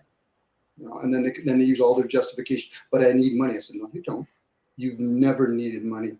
You might be able to get some of your needs and wants fulfilled by all of that. And until that people become aware of all that kind of stuff, then it's just the few sharing with the masses, and the masses really don't give a flying fuck. If we're really being honest with the self, forget about truth. But energy of truth does not need to be participating right now because it's always here. It's about honesty. How many people are truly going to be honest with themselves and say, would I give up my job without knowing that there's something else that's not going to come in the future? They're not prepared then. That revolution has to come from within. Outside has never worked. You know, I had to experience that because I'm a workaholic. My days when I was younger, like I said earlier, I worked 100 hours a week, and I used to bust my ass until I got tired. Like in the middle of my 10-year tender for working the daytime, and I did it. I did the night job full time. I did it for 3 years, but it was in the middle of my 10 years of my daytime job. So I was like splitting it. But I got so tired and so like I wasn't feeling good. And I was just burning too much energy, you know, trying to stay up. And I had to let go of the night job, which was working in the hospital, and stay with my daytime job, which was giving me 60, 65 hours a week, you know, paid overtime. And I was doing really good. I was a plant operation manager for a commercial condo association that I worked for, and I was good there. And then I had an accident that broke my neck. Oh, sorry to hear that, buddy. Yeah, and then I tried to work, but I couldn't. There was no way I could have do that, and I had to let it go after 10 years working there. It was it was hard, but then in a sense, it was a relief. It could be always a blessing in disguise, because we're in a situation. And when I'm saying this, I'm not bashing working long hours. This is where we have a disparity in the human race. We allow other people, I don't care the color of their skin, their gender, let them experience that and let them come to their conclusion if they ever do in one lifespan. Do I want to work 40 years? Do I want to work 10 years? Do I want to invest on economically? And because behind every wealthy situation, other people become poor from it. That's just the way the economic is set up. Nature's set up that way. So, but for us to allow other people to experience that, I'm never going to bash money. I'll try to understand it, and I'll even spend time trying to understand the psyche of the people that are chasing it. That's when somebody says to me, Dominic, money's the bottom line. I said, I'll find out in a short period of time if it's your only line. Because you're here to be of service to humanity. I don't care if you actually choose to bear children or have 1,000 people working for you. You're still being of service to humanity in some way. And until people become aware of those things, people are going to have to experience in different ways. Some people, it's a very slow process. The guy that says, Dom, I'm 80 years old, we were better with money. I said, no, you weren't. You just didn't have all the technology you have today. So go back to fucking sleep, get rebooted, and fuck off. Now, I'm not going to say that out loud to him, even though I said it here out loud. It's being recorded, but I'm okay with it. Why? Because I'm not putting a gun to another human being. I'm not actually threatening another human being. I'm not going around starving another human being. Now, people can say, but Dom, but you're saying words. I said, yeah, that doesn't kill anybody. I'm not commanding anybody to harm another human being. You were in a situation you might have been commanded to do that to another human being. That would have sucked. Be like people that want to debate with each other. They should be almost like samurai fighters. You know what I mean? You fight, and the final blow, let that person have the final blow because they understand karma. Fight to the death with your debates. I say that jokingly, but I get it. I tell people all the time jokingly, I said debating and masturbating should be done alone. It should be done alone with yourself. And learn something from it. But I get it. People, that's the whole ideal of sports, outcomes. There has to be a winner and a loser. It's combat. Yeah, it is. And it's okay if everybody's that participating in it understand the rules. You know what I mean? And the rewards. I think of the word reward. Again, ward. War, right? It's like when people do reward. Yeah, recover. A person, I'm an alcoholic. I stopped drinking. I said, so you're going to do recovery. Why? Because you're not understanding the emotion attached to that drinking. There's emotions attached to all kinds of addictions. Yeah, my grandfather was addicted to alcohol, like religiously addicted to it, and it was pretty much his downfall. Did he experience war? He, I believe he was in the military during World War II. Usually, Rick, when people are addicted to a material substance, there's usually, in this case, alcohol is about anger. And if you have experienced tragedy or loss, some people don't know how to cope with it, so they actually use the device. Smoking is usually grieving. No offense to hemp or ayahuasca, most people are trying to escape. Unless they truly understand the diet, and the shaman you better be with fucking better know his shit. If not, tell him to fuck off. Because anybody can pretend to be a shaman. Shaman. The shaman. A shaman. You know, hey, I'm going to do some ayahuasca. Okay, so you want to be a plant? Okay. But it's good devices to use to alter the mind if you've done the work. For a lot of people, they just do it. Oh, I'm going to go to Peru. I said, to do what? I said, you're going to have demons that are going to play with you like a fucking fiddle. You know, you hear those experiences, or they start crying because they're picking up on Gaia. That's fine. You know, I say this kind of arrogantly, but I realize not everybody's designed to do hemp or ayahuasca or the other many ways to alter the mind, you know, and pick up on that energy. Not everybody's designed to do what you're doing, for example. Psychic work, whether it's tarot and all that stuff. It's a gift, but at the same time, it could be a curse. Yeah, I mean, it's a gift, and it could be like a curse. It's like because it overwhelms me, you know, because it's like it takes a lot of energy from me, and there's times that I need to be off YouTube for like 3 months, 4 months, and then I just came back. Like I was on hiatus for 3 months, like 3.5 months. And then I decided to come back, and I got together with Doc and talked a little bit and stuff, and got myself back into YouTube again. But it's always great, you know, having these conversations and talking to one another, because like it's so refreshing to hear another person that's kind of mine like, and it's cool when we find each other, you know, and it's awesome. Like I said in the chat to you in the private, I was like, you're awesome, because you're like again, the air, you're like a fresh air, and I could breathe with you. Yeah, you're allowed to be yourself, and you know, I try not to take that away other people. Now I get into my own little emotion because I'm actually passionate about what I do, hence compassion. Person that says they're compassionate and don't have any sort of like, I'm pissed. I said, you're dead to me, but you're also dead to yourself. You know, but and when I say dead to me, that's arrogant on my part. But for them, they're dead to themselves, because really, as an observer, humans, what we do to each other is kind of cruel in a lot of ways. There's a lot of beautiful things we do too. As far as the world's concerned, no, fuck. The world's going to be beautiful with or without us. It was beautiful before us. Yeah, and if it's ruled by a demon, so be it. You know, I said, when my buddy said, well, Dominic, you know, the devil's in the detail. I said, I love fucking details. I guess I'm working with the devil then. I said, I don't care who I'm working with. I'll use the discernment. You know, it's again, like somebody says, I want to be positive. I said, then tell me how a car works if I pull off the negative lead. They said, well, I said, then you better understand what negative means. Most people, unfortunately, Rick, and I don't really talking about the masses, they get caught up in their likes and dislikes. You can't even philosophize. Philosophy is all the whys. You can't philosophize if you bring in your likes and you leave your dislikes out the door. You got to be a whole person when you do things, or be things in this case, because doing is just an action. You know, but being, you know, when we're there in that state of quietness, then you can say, well, who's running the body? Who's running the liquids in my body? If we're meant to be aware of that, it will share itself with you. If not, it's a quiet little thing. And the body, more times than not, it's its own technology and entity. But humans will think, well, yeah, but I'm the body. I said, really? So who's speaking then? You know, and those thoughts, are they yours?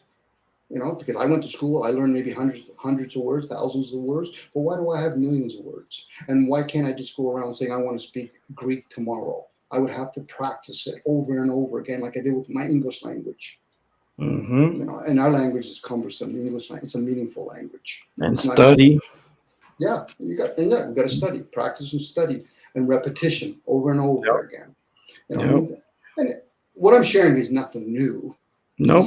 People just never use those side visions. They're too busy caught up too close with their visions or too far back, let alone using their third eye. You know, the eye of the beholder. You know, Plato's cave ideal.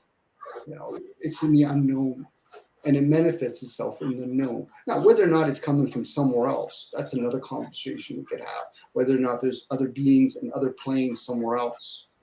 But right now, we're here on the Earth level, the dry land with 7 continents, with most of it is body of water. So if we lived on the ocean, would we call it the ocean opposed to Earth? Probably. You know. Right. But we're here to assist each other. And also sometimes we're here to aggravate each other. That's true too. Yeah. That's true. You're right. Doc, I know you're there. Where you at? His mind's still racing. I look forward to Doc. If you ever decide to do a 3, 4, 5 hour share, I'll gladly, if you don't mind, I'll join one of your YouTubes and hear you. Yeah, I tend to do very long shows, you know, because I just if I do it during the day, I tend to do long. I used to do very, very long shows back in the days, and I'm getting back into it again. So it's such a joy because time flies, and we're just having great conversation. Just monitor your energy, Rick, Mm-hmm. because you probably do other work too, right? So, and it sounds like your body's still healing or waiting for the next sad thing to happen to it. Oh man, it's don't wish that for just it's always healing. It's always in that healing state, and it's like I'm doing a lot more. You know, this year had great vacations. Had already like 2 nice vacations, and I got like 2 or 3 more to go. And I really want to enjoy, you know, as much as I can, you know, and it's exploring and enjoying and just being positive, you know, and just relaxing the mind. You know, when I do these vacations, I don't do it for like so much the enjoyment of it. I do it for more of the relaxation and the rejuvenation, like to rejuvenate and recharge and be able to feel better. And I'm doing good. So I'm trying my best. You know, the pain, I get it every day. It never goes. You know, I take my medications and stuff, but it's a cycle that, you know, especially when weather's coming, like right now, I could feel it. I could feel, you know, weather's going to be coming. And this is pain in the neck. That's all. And it's very persistent. And that's why I try to smoke. I smoke about 3-4 joints at about 0.5 grams each. So I smoke 2 grams in 4 joints. So it does help me. It helps a lot. And it opens my mind up a lot too. And it's just, for me, it's very helpful, especially when I'm alone here and I don't got nobody to talk to and stuff. I just jump on here and smoke a joint and have great conversations. It's just makes my day better. Do you also practice fasting by any chance, Rick, at all?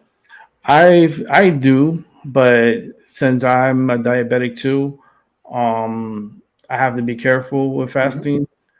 But I do cleanse too, also, not all the time, but because, you know, my medical reasons, but I do cleanse. Yeah, because I think my buddy was a diabetic. I think he tried colloidal silver. It helped a little bit. Okay. But again, that's something you have to. That's why, like, when people fast and they communicate with their body will tell the mind or the brain exactly what it might need. You know, fasting does help. I get it. The pharmaceutical industry, most of the stuff that they do in pharmaceuticals is usually tested on and applied to healthy people. So it's always a hit and miss. You know, does it really work for you? But if it brings you some sort of pain relief, who's to tell you otherwise? You know, because, you know, I get it. Even if you do hemp, you can eventually become immune to it and its property. But if you get something from it, I can't tell you otherwise. But fasting would help people. Not all people, and it all depends when you fast. Now Mhm. you gotta figure out the science. Like you could have an overabundance of parasites in your body that's, they're fighting among each other opposed to balancing with each other. Now I Mhm. understand some of my emotional balances when I get kind of negative and I talk to myself and I get played with. It can be parasites in my body.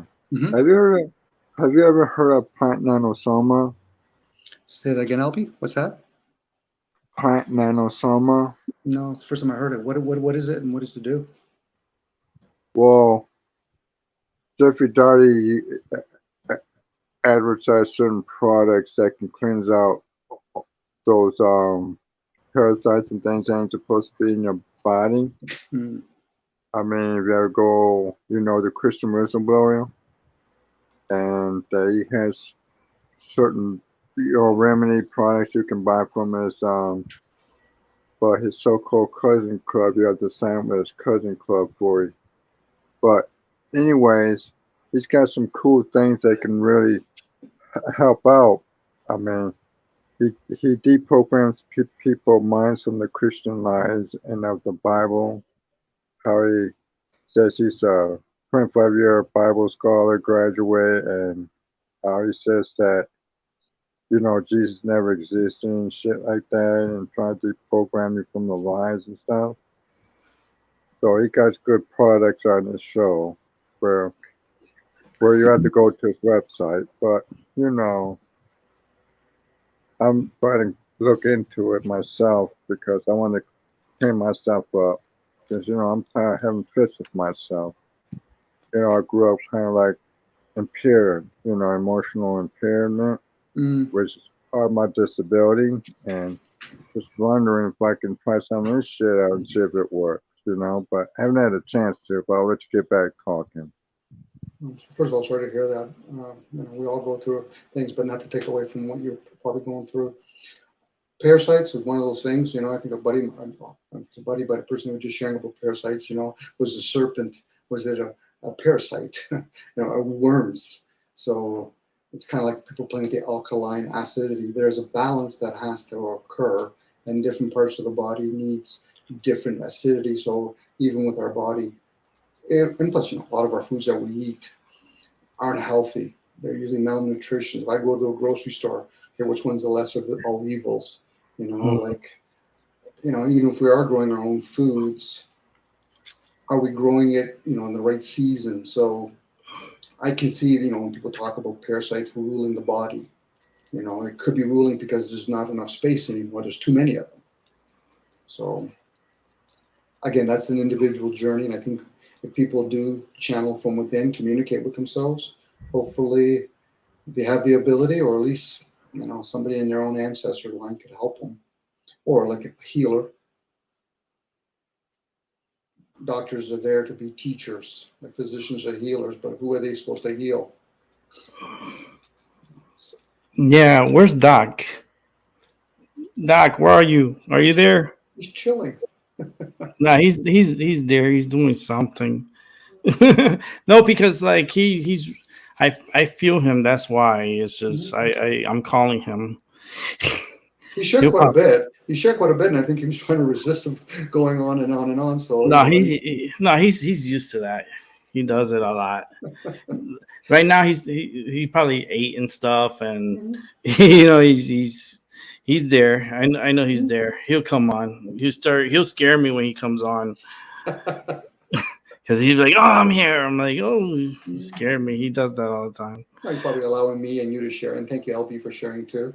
Sometimes Yeah, it's but it's like, okay, so the question is, what now? for what, Rick? Not what. Like moving forward, because like we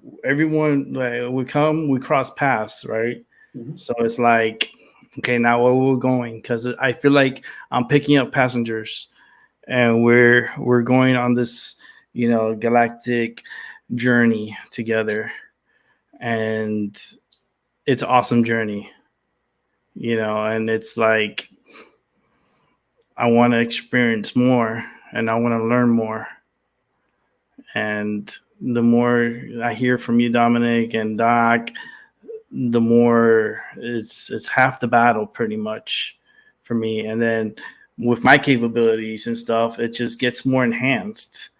And I love it. Like you said, it's good and bads in it because I do have, and I let them know, and that's why I do private tag team. What's up, girl? How you doing?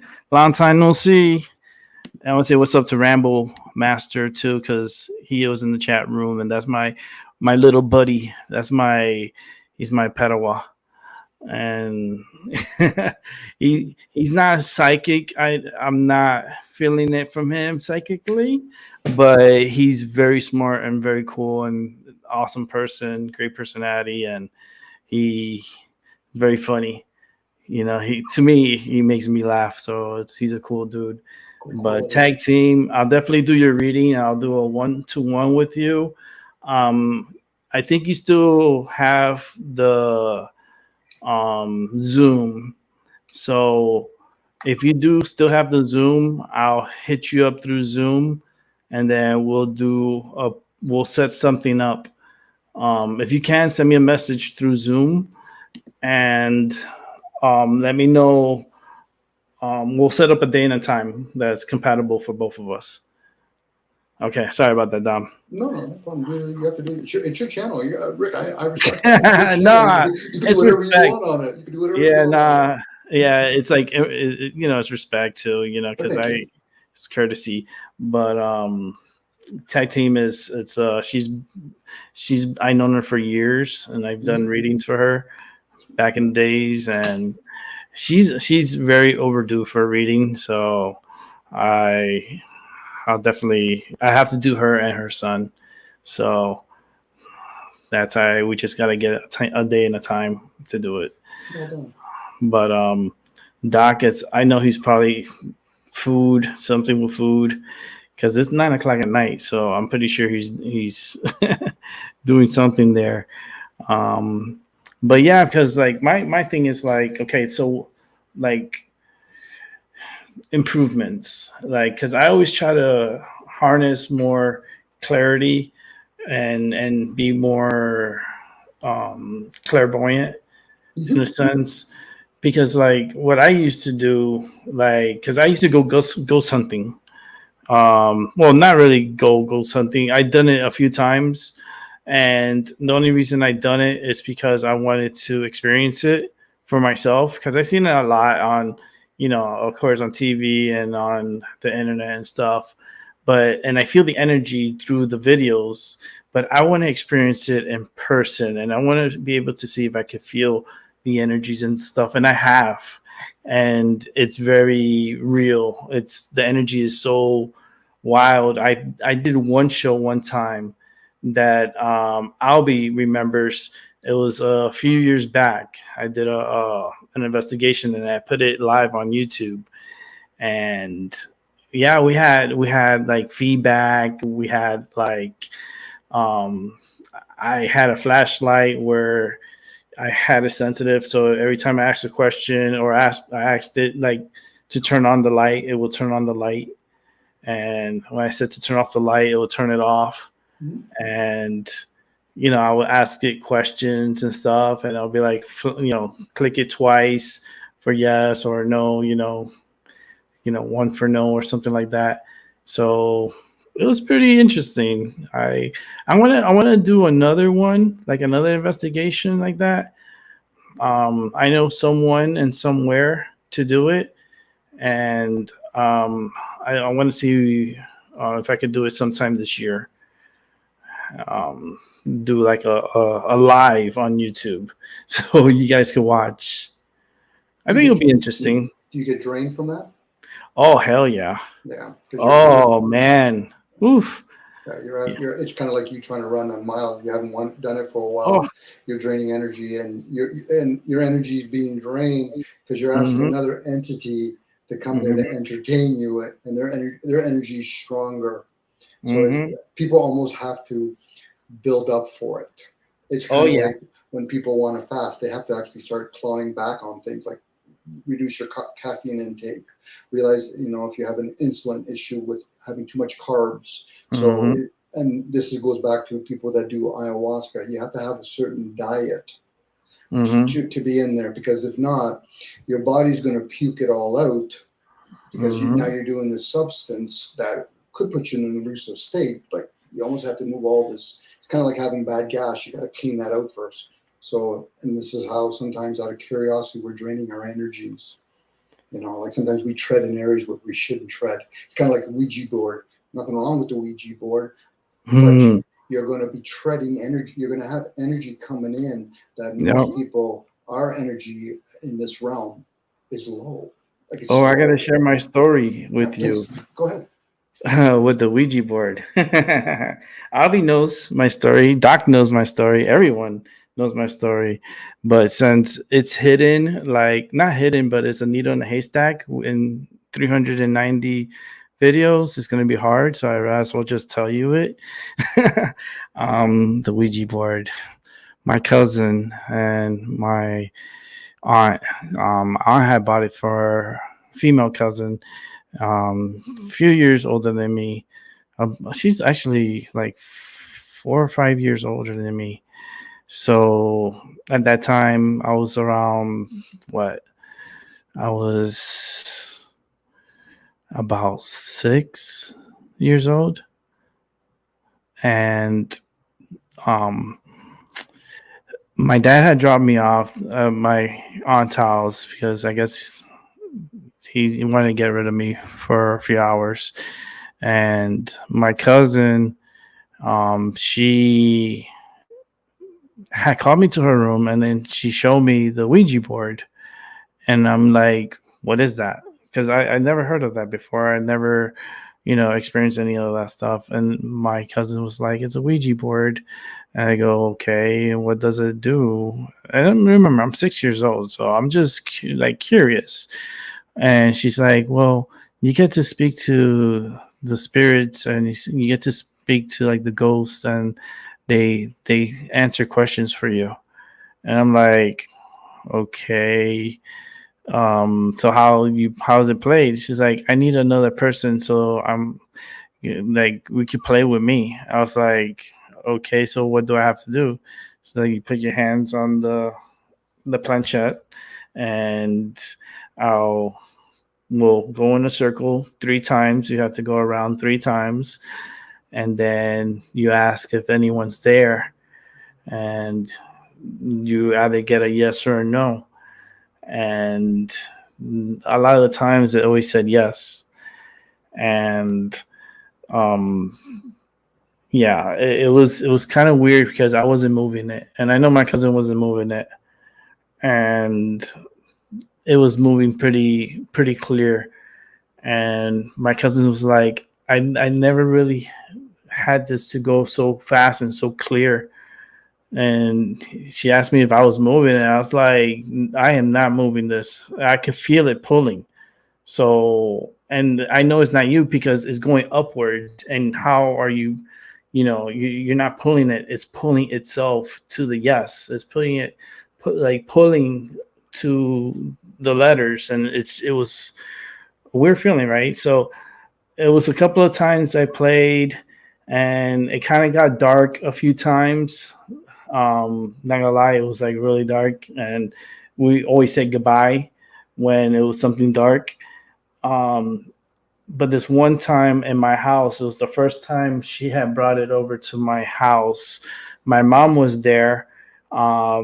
She had brought the Ouija board, and my mom let her bring it in.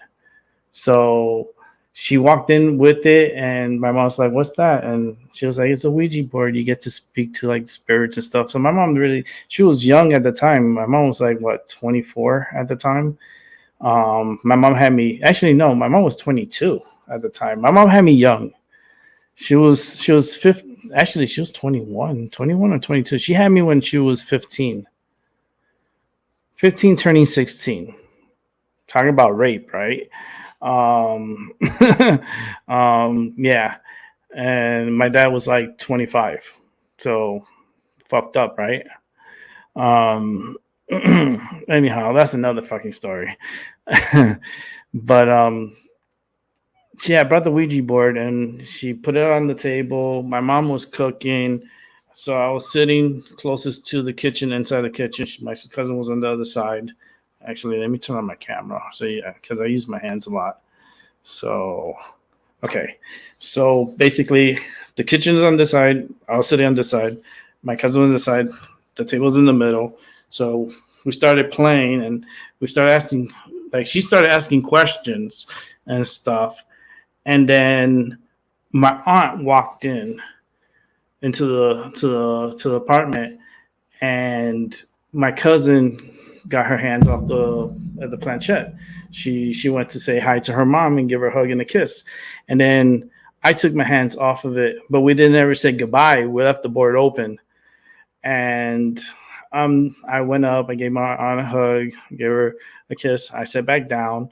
Right, my cousin's talking to her mom, of course, and then I put my arm on the board, and I left my arm on the board, and then all of a sudden I felt this cold feeling coming up my hand, going through my arm up to my bicep, up to my body, and I said, something's happening. I'm feeling really cold, like in my arm. Remember, I'm in South Florida. It's fucking like 94 degrees outside. Okay, we didn't have the AC on or nothing. We had the windows open and the fans going, but I felt like ice cold getting into me, and I felt it get into me. And then my aunt, she's very religious, and I don't even understand why she bought the Ouija board, but it was just crazy, right? So she gets me, she puts me on the ground, and she starts praying over me, and she sends my cousin to go get holy water from the church down the street from where I live, because there was a church, a big church there, and it was a Catholic church, and it was always open, and they had holy water, and you just go in, you bring your own container, and you take your holy water. So she went running, and she came back. She came back really quick because she ran fast, and my aunt started putting holy water on me, and so then I was like, I started feeling like okay, like the coldness went away. And like, I felt okay. I was like, all right, I'm feeling better. I'm okay. You know, she said, you sure you're okay? I was like, yeah, I'm fine, you know. But in reality, I think something got into me, to be honest. I still think. But my aunt got the Ouija board, and we never said goodbye to it.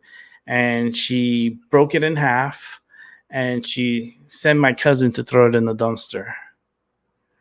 After that, we started getting like things happening. And I spoke about this in the show, but we had someone who tried to break into our apartment, even though we had bars in our apartment. Remember, this is in Miami, Florida. So it was just the weirdest night because he opened the window. It was and okay, let me start from the beginning of the story. I was asleep, right? And something woke me up. Something was talking to me, saying, you know, I woke up and I was hearing this screeching noise. You know, truck brakes, like the dump truck, the brakes when they're squealing. Well, that was the sound that I was hearing. And then the next thing you know, I heard this spirit or this voice telling me, shh, don't move, like that. And I'm like, and I can't move. I'm stuck in my bed. I can't move.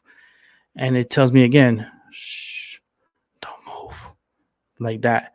And next thing you know, I see the window opening, and then it stops for a while. And then the next thing I know, a hand comes in through the window. A fucking hand comes in through the window and starts going like this.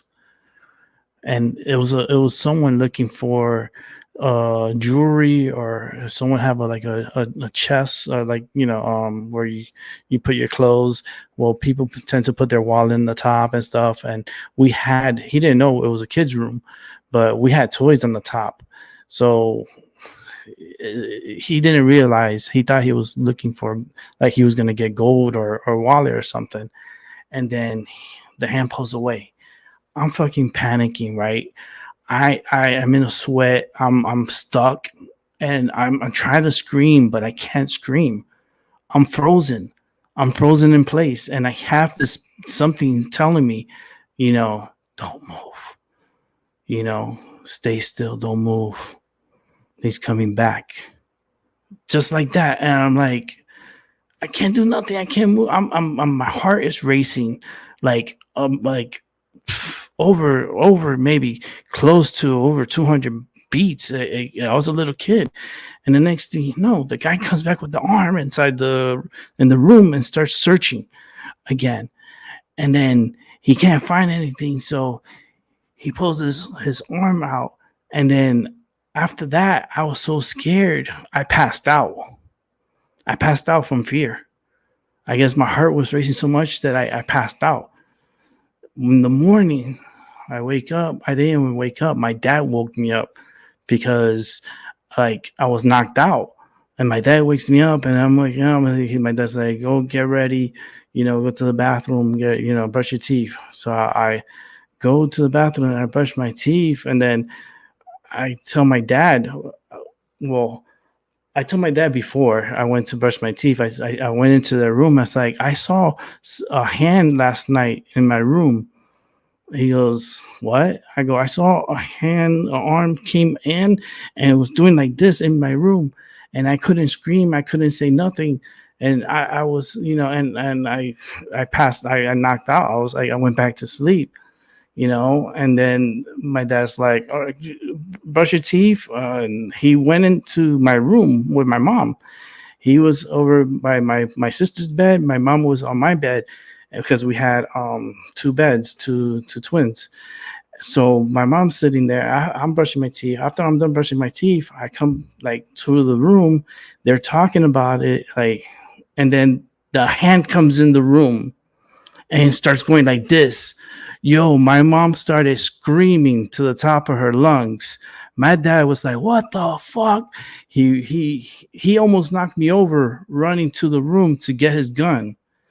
And he ran down the street to to try to get him or scare him. I don't know what the fuck my dad was trying to do. He thought he was some fucking Superman shit. And I'm fucking freaking out because I saw the hand again. My mom's screaming to the top of her lungs. She calls 911. And the fucking cops fucking come to my home. Like, it took them like less than a minute, and they just swarmed like our place. And I'm fucking traumatized. I'm fucking freaking out a little bit. Like, it took the cops to come and talk to me and calm me down. And still, I was like freaked out. My mom freaked me out because the way she screamed was like bloody murder, and that's why we need to get my mom on here, because she's gonna she's the other piece. I'm just not in good terms right now with her, but I'll fix that. It just needs time. But if I can share a little bit, Rick, I think you hear the teachings where they talk about it's not flesh and blood, but principalities. mm-hmm. The kind of the thing with the Ouija board, where some people, they don't realize it's kind of like having a kernel or a virus in the system. There's other realms here, and they coexist. So it's kind of like I use the analogy, the Truman story. Everybody else was asleep, even the programmers, but Truman at least got rewarded by going into another realm. So you got to see a peek through a veil that was able to penetrate this veil. Mm-hmm. So you're seeing a hand. So something within you, which is, some people call it the higher self, blacked you out. Because when you're in that lower program, you just don't know what to do it. Hence why when people say they're around angels, whatever, they just know to collapse. Because it's an energy that's way, how you think about when you're helping other people in the physical realm, it drains you. Can you imagine when you're around an energy that's so potent, you just don't know how to handle it? Mm-hmm. So, and this is what happens. Most people that are religious are curious. They're not even curious. They're curious about their own religion. Mm-hmm. So for them, they either go one side or the other. It's Satan's work with Ouija board or Reiki and all this other stuff. And then the other part, laying of hands. What do you think laying of hands is all about? So Mhm. a lot of people just don't realize they're probing in areas that it's like me and you. I know I'm jumping around here. We meet Hussein Bolt, one of the Mhm. fastest runner in the world. It would be an insult to think because I know how to run that I can run to keep up with him. The best thing I could do is learn his craft, meaning that how did you get that good? Did you learn how to rebreathe yourself? Just to understand another human being, how they're good at their craft. But I'm never going to pretend to think that I can compete with him. And this is what people do when they're in these spiritual modalities, degrees, you may say. They think that they can actually harness the energy of an entity that's doing everything in their power to come down to our fucking low energy. This is where we're at. The energy that we're in is slow. It's very slow. Now, we don't know anything else beyond that because we don't even know how to communicate with the animal race. Well, some people do. If the animals start speaking our language, we would have an issue. Oh, I could communicate with animals. Okay, then you probably know. They would probably Yeah. have an issue with us. They say, listen, so you just don't enslave us. You also Mhm. eat us too. Well, we have an issue. Mhm. So there's Yeah. other entities, and this is where I was going with it. Regardless of its Ouija board, it's not a bad thing. No, I have one. It's just I a have one thing. here too.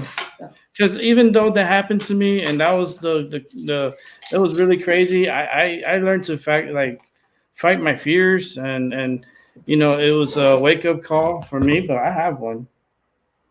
It's a tool. It's like I'm not afraid of it. It's not. It's if it's I don't really use it like that. No, I get it what you're saying, Rick, but some people have power tools. They say, okay, I'm not scared of it, but I just don't know how to use it in all the different applications. Not everybody is designed to drive a Formula One race car.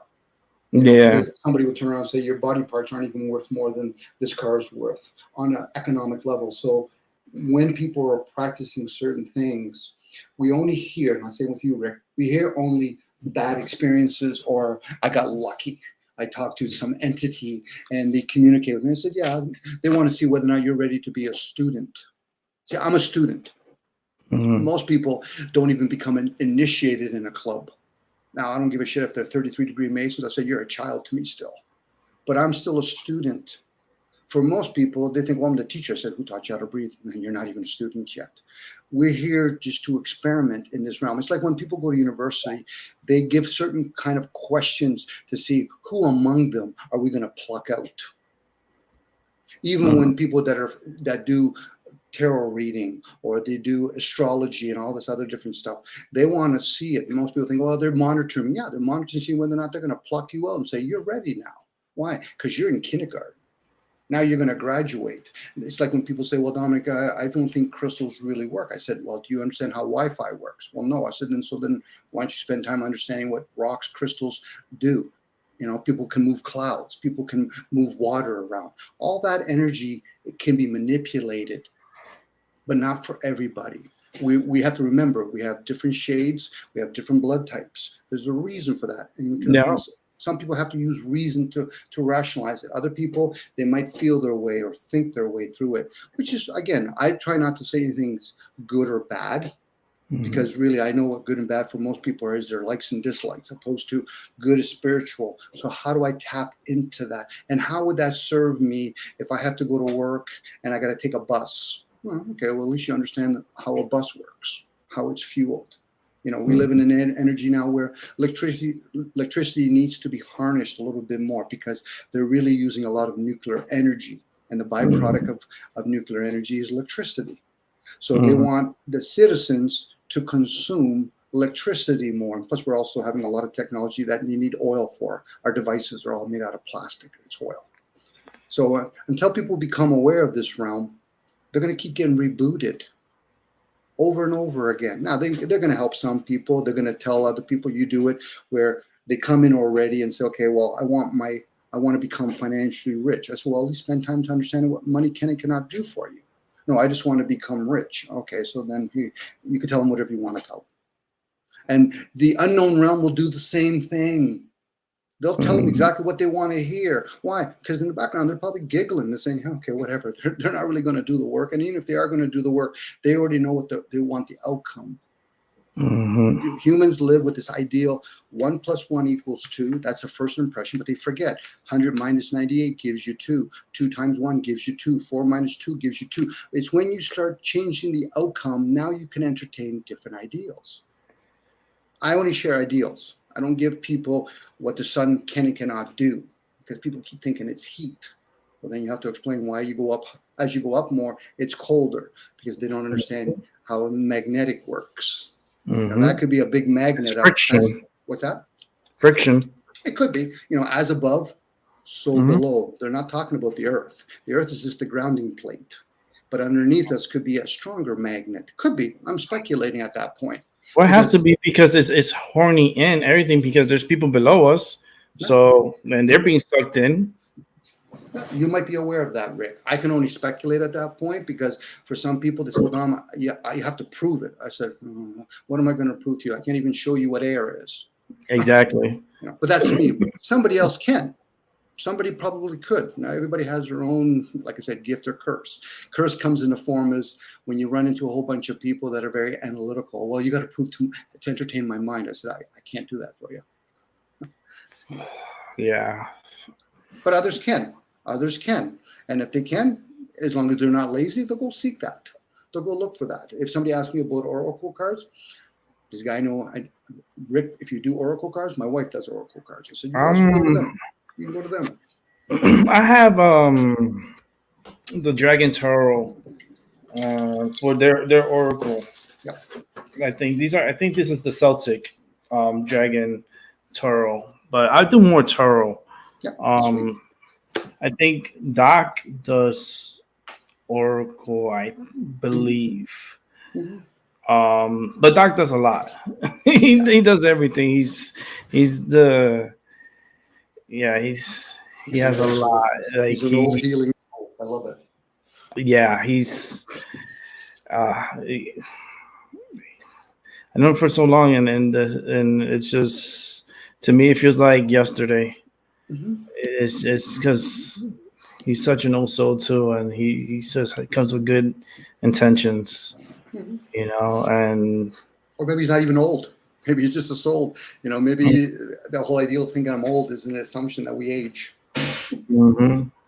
Yeah, because it's like it's all our cycles, but he's just in a higher. I feel like he has this like very mature cycle.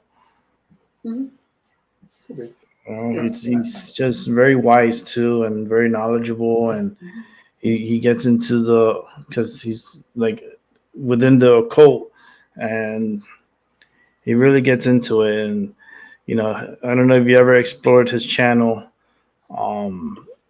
He does a lot of sometimes he puts his shows on private. I don't know why he does it, because but he does have a lot he does, and I hope I think he was going to do a show tomorrow about life and death.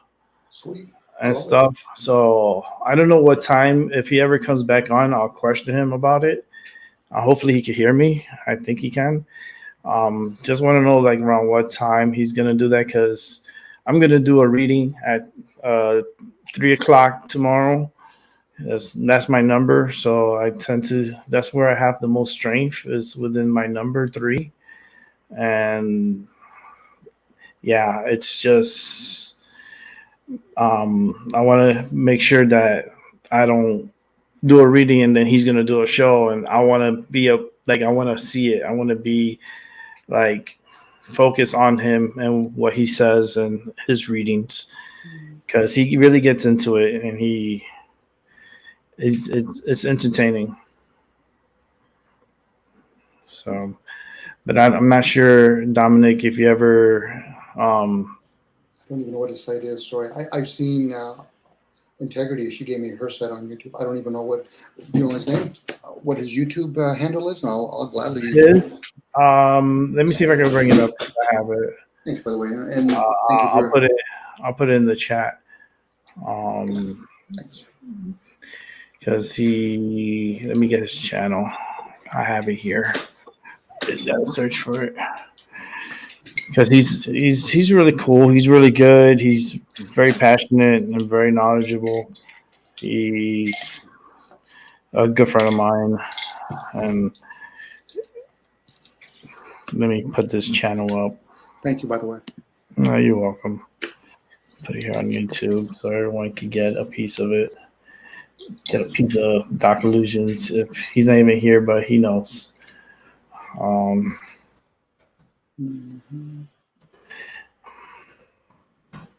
Just there.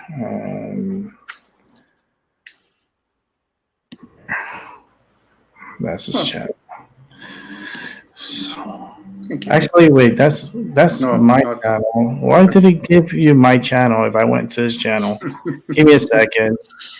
You see, that's YouTube. I swear to God, I showed it to you, and it's showing. And I went to his channel. That is so crazy. Let me take a picture of this. You're not gonna. That's how these people fucking with me, and they be messing around. They don't let me share Doc, but I'm gonna take a picture of this for evidence. That's so funny. I put the StreamYard, and it's there on here. That's crazy. Let me see if it somehow I could get it because it's not letting me. Okay, now it is. Okay. That was really weird. Okay. Let me see something. Because it showed me the address, but then it goes to my StreamYard. That is so weird. Why is it not giving me his? Did you try to cut and paste it? Is that what you try to do? No, no. I went to his channel, and it shows you the channel's name. So I go to copy it, right, and I put copy, and it was kept putting. It was like going to my channel. Fucking crazy. It's all good. Algorithm's pretty big now, and and there could be like some sort of conspiracy going on in the algorithm. They might have things tagged. They've been messing with us for the longest. It sounds like you've been messed around since you were a child, my friend. So anticipate the same old. Just stay strong with yourself. Yeah, sure, right about that. That means you must be doing something. That's irritating them enough. Yeah, because if you look down the whole thing of my life and what I went through and stuff, yeah, I feel like I'm in the Truman Show. Mm-hmm. And most people aren't going to be aware of that, even when you share the story with them, Rick. They're just not going to be aware of it. To them, it'll just come in a form of entertainment, or they'll have sympathy, but they're not really going to understand that, usually the fool is the one that's looking inwards at other people, because the rest of them are just like, they're like kind of asleep. Mm-hmm. And it's kind of like a hypnosis. Yep. It is. I'm even asleep in a lot of areas, but I'm at least aware to share what I'm aware of, and I'm okay whether it sounds cuckoo or full of shit. I said as long as I'm okay with it. Yeah, I mean, there's very few of us, and the fact that we are able to add another member, it's awesome. I mean.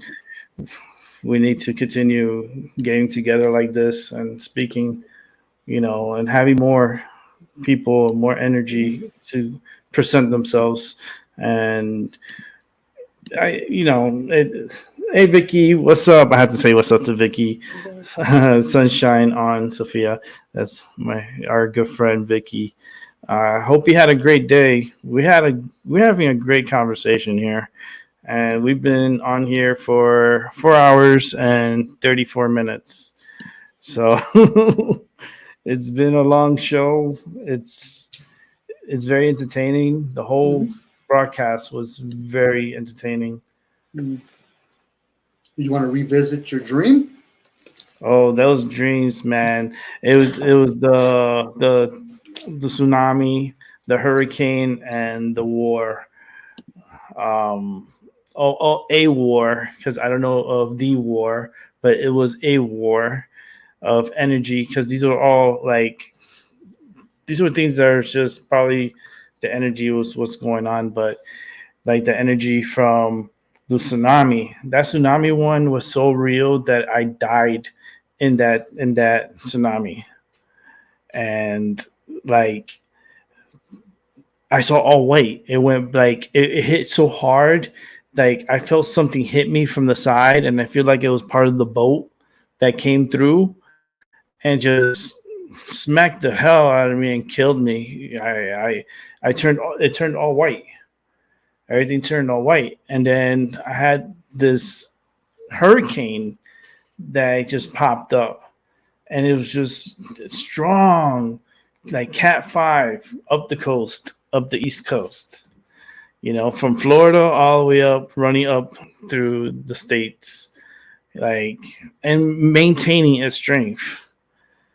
And that's a lot of energy, man. Oh, people don't understand how much energy a hurricane that it produces, with all that wind and rain. And people don't think of above because there's a lot of ice up there too. Mm-hmm. And there's it's a mixture of everything, and the lightning and the tornadoes. It's so, oh yeah, this year is going to be entertaining. I'll be covering some of the weather when it gets like August, probably in a week or two when the systems start developing. I'll be talking about the weather because I like that. When I was young, I really was into the weather, and what I used to do, there was a little trick that I used to do when I was little, and I remember being in the school bus. It was a private school bus. And I was 5 years old at this time because I was in kindergarten. And what I used to do was I used to look at the clouds and I used to make it rain. And I would just focus on the clouds and I would make it rain.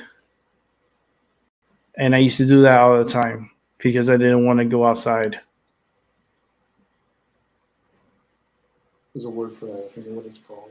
People that can move clouds and make it rain. Move clouds, make it rain, make thunderstorm. Like, I used to do that. That's why they fuck with you, because they know you're in a human form, but you still have that ability. Because there's people that can, what they call cloud busters. You can make clouds appear that aren't in the sky. Yep. I used to do that. Yeah. I used to make clouds appear.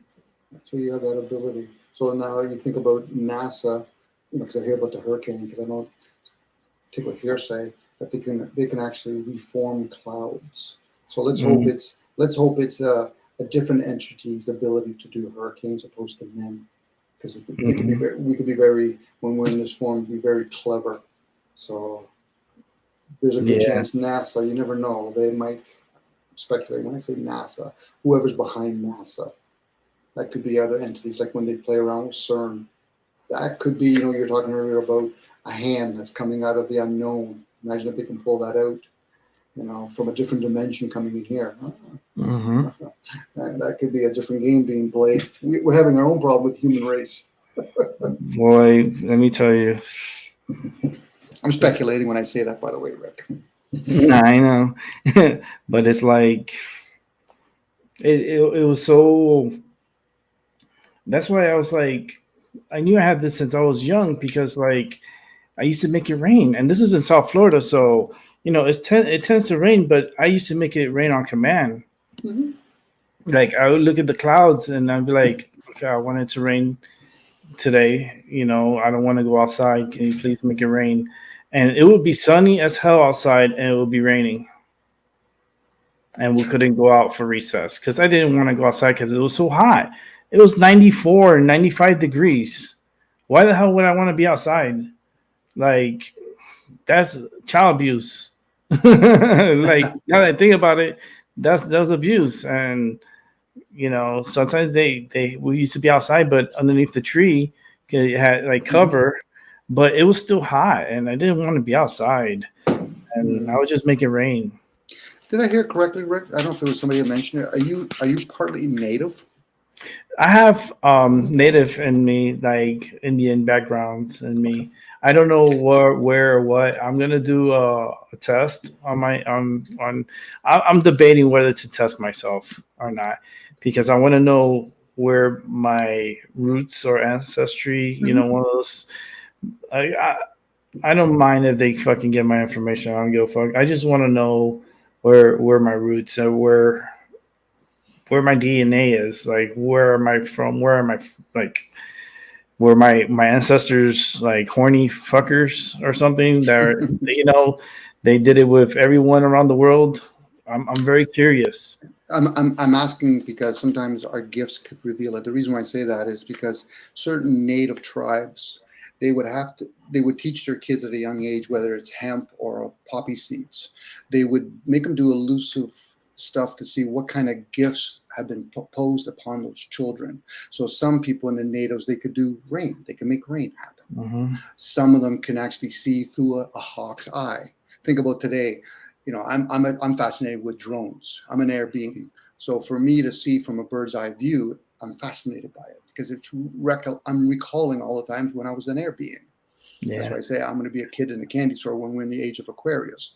So for some people, they can find out, not necessarily on the physical level, what my genealogy are. It's basically on your gifts.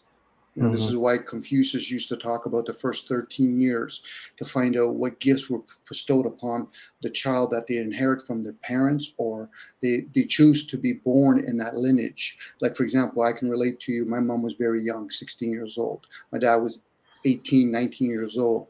So I had less interference from them. Okay. As I was growing up, where other people, they make it a point, they want a mini me. I want my boy to be like me. I said, then you're interfering with them. You can be the example to them.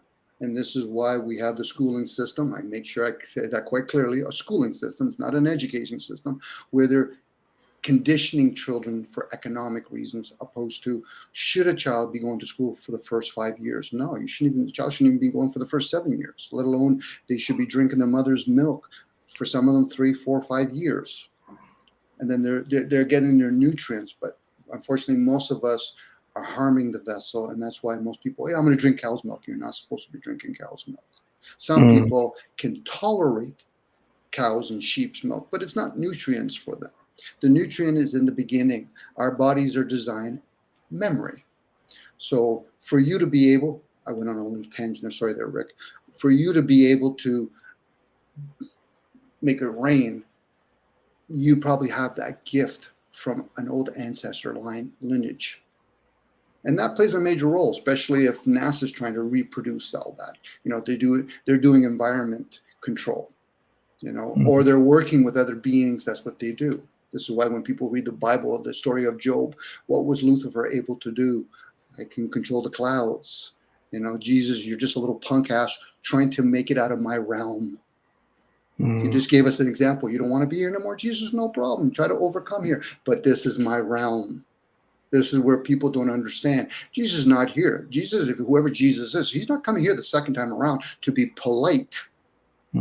He's here to say, you morons. You're a moron. You're a moron. You've been going into a man-made church? A synagogue? Get the fuck out of here.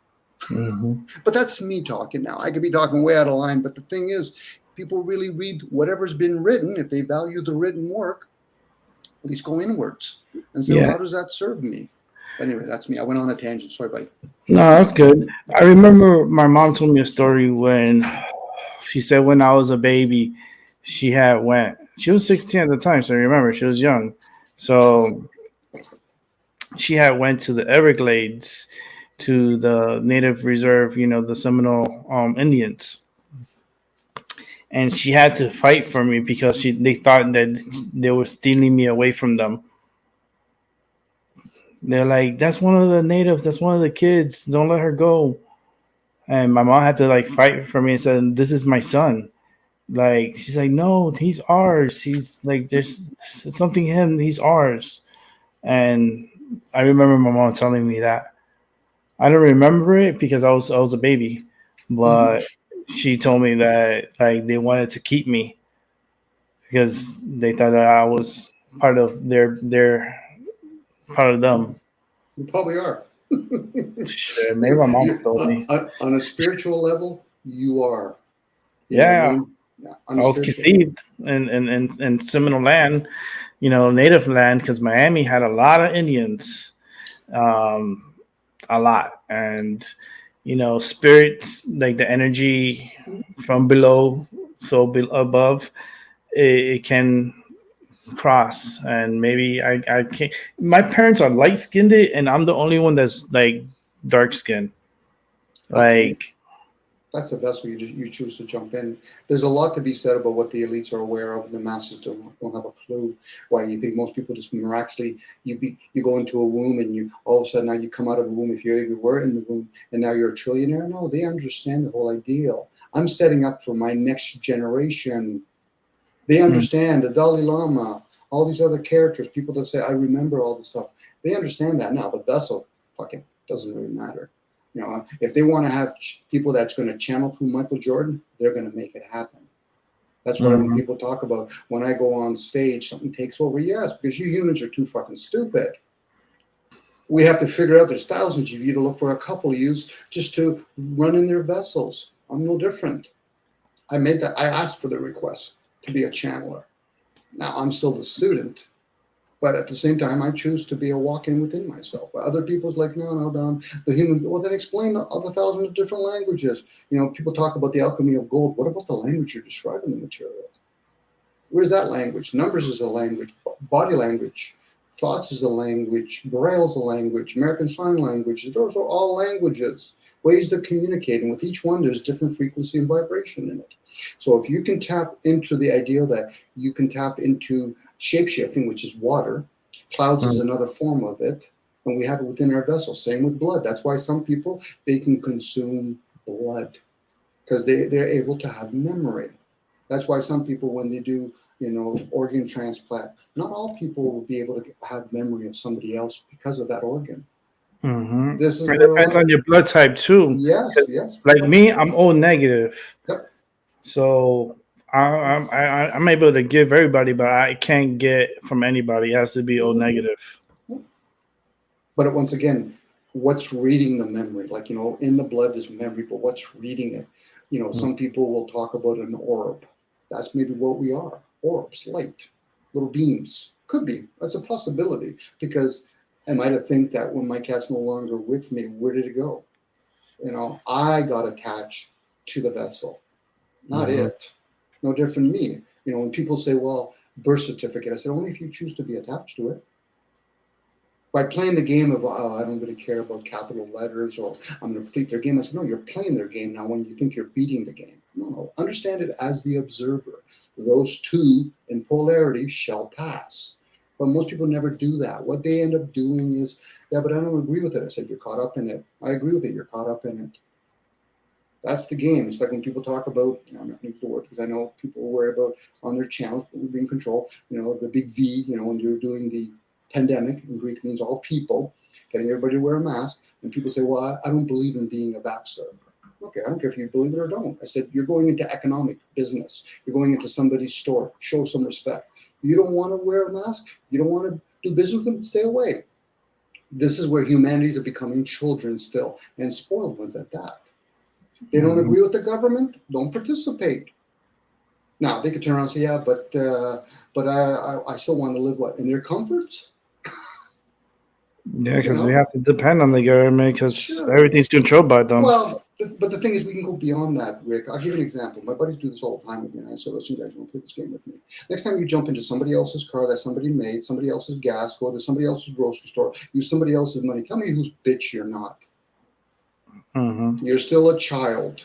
Governments are really low on the podium. Really low. Masters are even below that. Now, on top of that, there might be corporations. And behind corporations are generational wealth families that probably made a lot of their wealth at the expense of the masses. And then above them, there's other beings. Now, people could look at the Rothschilds. They could look at the Musk family and all that. Those are lower beings. Now, to be upset about them, that's a child talking. I don't care if it's in America or Canada. There's the United Nations. They're doing things, but they're also being told what to do. Now, Yeah. if people truly value the concept of energy, energy works in many different ways. The unknown, the negative, manifests itself in the known, which is called positive. That's it. Masculine energy is positive. That's all it is. It's to manifest. But what's the essence to what's the positive? It's the unknown. And until people become aware of that, and I'm just talking about awareness here. I'm not talking about doing anything, because a lot of times being is being. Doing is just a human aspect. Got to do something. Got to go to work. Okay, why are you going to work? We're allowed to ask questions. It's like a child that doesn't want to go to school. Let him fucking cry all he wants. Once they're done, he ask them, are you ready to go to school? Yeah, why? Because you're not old enough to understand this yet. And for most people, they'll be 90 years old. They're still not old enough to understand it. Mm-hmm. What they're doing is they're showing their likes and dislikes. Oh, I don't agree with it. I don't fucking care if you agree or disagree with me. Hear me out. That's the best I could ever do. But I'm hoping that they're listening from within. Because that's where life is, not outside. When we cut ourselves, the healing's done from within. Outside is dead already. Just because it moves doesn't mean it's alive. Therefore, our car is alive. The root of all evil is money. The root of all material is the chase of money. Sounds very familiar to humans. Mm-hmm. So why would it be any different if it becomes digital? I'm just talking out loud, by the way, Rick. I'm not here to bash anybody, because it's not a personal thing. It's not about me. It's about the masses. It's not about me. I'm insignificant in the equation. They don't want people to have physical money anymore, because you can hide it, and and the governments are knowing, because they print out the money and they know what they're supposed to have and what's out there, and it's not matching. So it's kind of like a recall. Okay, so Rick, let's play the game. We're on the other side now. Me and you are trillionaires. Forget about billionaires. We're trillionaires. Shit. Okay. There's people. We're BlackRock. Okay. BlackRock. Okay, but there's people above trillionaires. Yes. People that don't play with money think money's dirty. So now let's play this game. We have to actually spend a whole bunch of people. We have to print so much money to have military, because dare not people find out, not because they really know they're going to do anything about it. They're just going to be running a chicken without a head. So we have to do that. We got to pay accountants. We got to pay all the different isms in the world. Those are things we got to monitor. We also have to print the numbers and all the currency. Do you see how much work the elites have to do? Now, they pay people to do this because they got to print more money. From that point of view, it's business as usual. From the other point of view, it sucks to be you. Why? Because the other person has to do all the work. Now, they're digifying all of this because they've spent all that time getting that technology. We've all been convinced to have all this technology. So now they can digitalize everything. So their job is going to be easier. How many people that run a business want their life to be more mainstream? We live in a world where most people will actually profess to think, my child wants to become a doctor or a lawyer. I said, does that help humanity, or it proves that humanity is more stupid? To have more doctors means nobody's taking care of themselves, and having more lawyers just means you don't have to deal with your own affairs. Humanity, and I say this with all politeness, is a fucking bunch of morons. I'm talking about the being part, the human being, the being part, not the fucking animal part. The animal part wouldn't even know how to fucking make the internet. I can tell a scientist, I'll give you the heads up, I'll give you the element table, and I'll send you on a stranded island. You think they'll make me steal? Wouldn't happen. That's where we're at. Now people will play the game. Well, we did or didn't go to the moon. Who fucking cares? How does that serve humanity? It'll serve certain groups. And this is where we get, when we start pointing fingers inwards, we will no longer be like fucking Adam and Eve, bunch of fucking babies. Mm-hmm. And that's the revolution that anybody, if they're trying to do it, has to go inwards. Because most of us never live outside. We're always inside. When you go in a shower, you're still inside. When you're in a car, you're still inside. When you're putting your little wee-wee in another woman, you're still inside. You're never outside of that vessel. You're never outside of that suit. Now, the people that do astral traveling or astral planes, that's a different game now. But that's not the physical body. No. That's who you truly are. Mm-hmm. Now, I'm speculating that because I might have said it, who we truly are. No, it could be something else. People like playing the lower self and higher self. Those are both programs. And until people become aware of that, then we start doing the gatekeeping from within. It's not my role to bitch and complain about the government. It's not my role to bitch and complain about the United Nations. Why? My job is to try to understand how the game is played and how it evolves. And then I can choose whether or not I want to participate or not. If not, what most people are doing is, I want to live in my fucking parents' basement.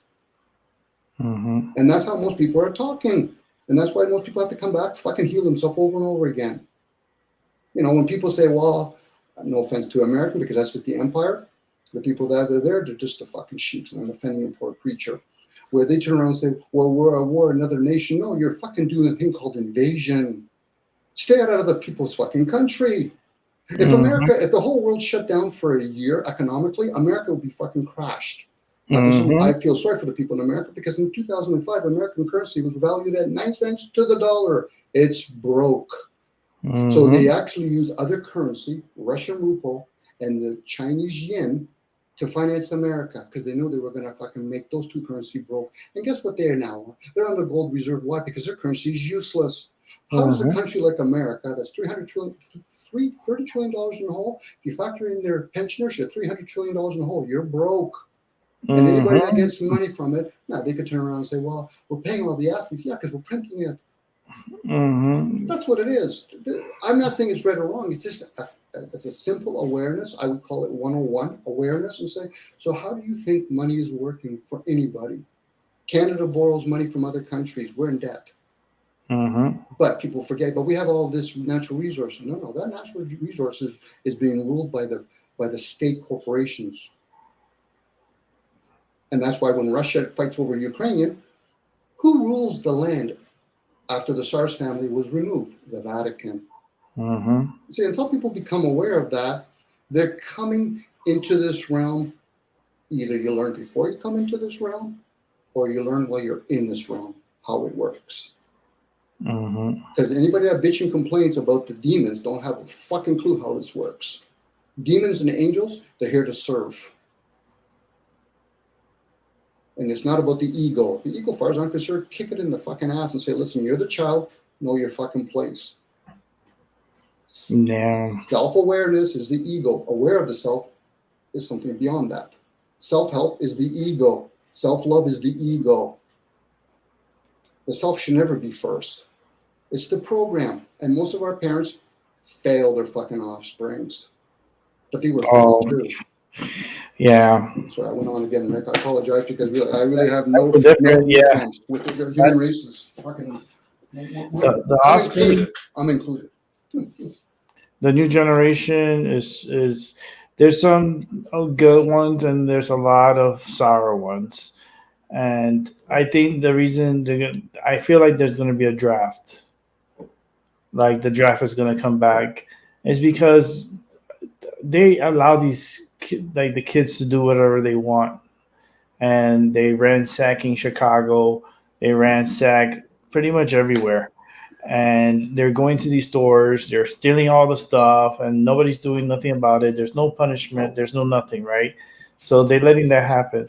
But then when a big war that's going to break out, which is it's coming, they're going to have a draft, and all these little delinquents, they're going to put them right on the forces and right in the front line.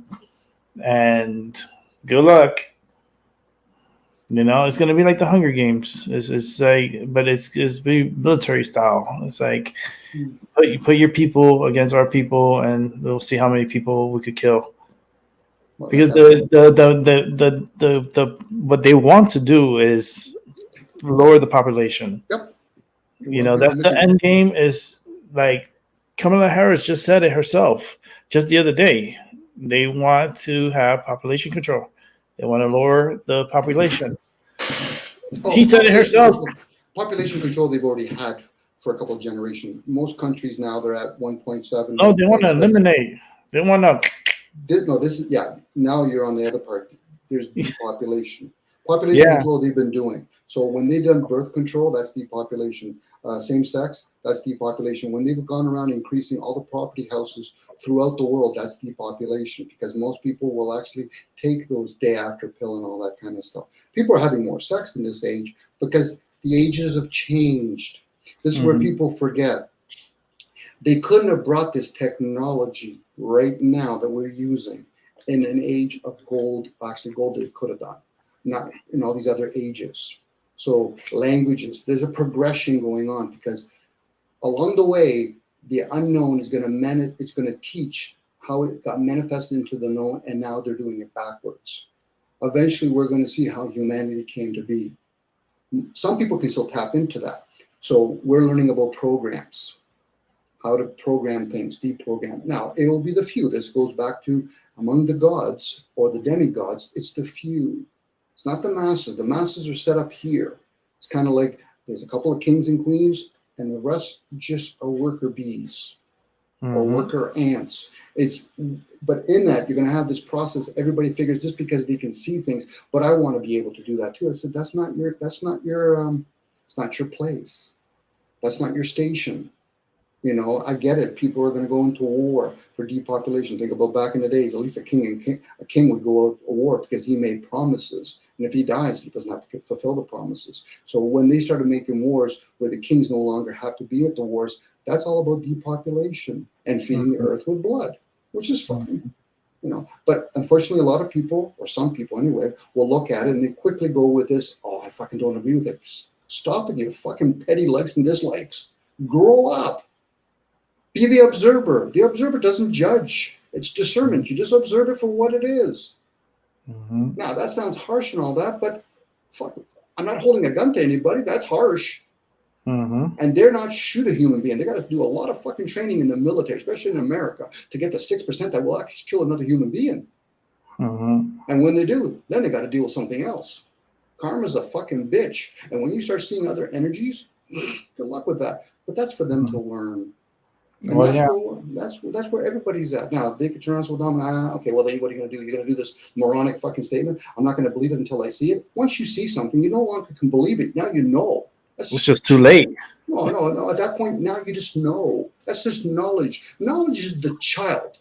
This is why when they have statues throughout the world with a woman holding a baby, the baby's knowledge. The child is wisdom. That's the feminine aspect. But most people realize, but I know. What the fuck do you know? Number 9? Do you understand why it multiplies with any number except for 0? It keeps on adding up to number 9. That's the spiritual meaning of the material. But for most people, they're just going to know. They're not going to have discernment. They're not going to understand. So what can I do with that energy? Until they realize that, the masses are being spoon-fed. And then they bitch and complain. Oh, I don't agree with the Illuminatis because they made the word. I don't agree with Rosicrucian, Skull and Bones, and all these other characters, which is fine. These are clubs. And if you're the kind of person, I don't know about you, Rick, I'm not the kind of person, I don't do well in clubs. Just don't, because there's too many restrictions. We already have too many dogmas in the world. This is how we crack our eggs. I don't fucking give a shit how you crack your eggs. But if you enjoy it, I'll gladly watch you. You know, to me, that's my versions of respect. Now, I say it harshly because I want to make sure they understand I'm not there to invade them. Like I tell my buddies all the time, I said, I don't give a shit about who you are. That's not my job. That's your job to care who you are. I'm in my own kingdom. I can share out loud, but it's not my language. I'm using language and I can use it very harshly and I can be very polite. Give a, oh yeah, that's nice. Yeah, maybe, yeah. That you know, what purpose does that singing bowl do for you, or that crystal or essential oil? What does that do for you? What does the Wi-Fi do for you? What does anything do for you? It's a question.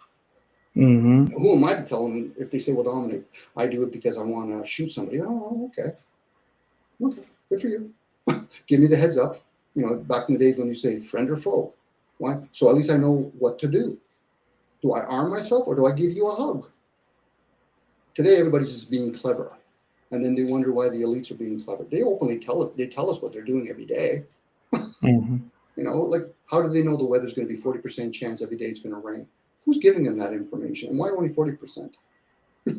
Yeah, right. And it's like when I see these radars and stuff, and I see, because they penetrate supposedly these storms and so forth, and they can see how strong it is, or if there's a tornado in it.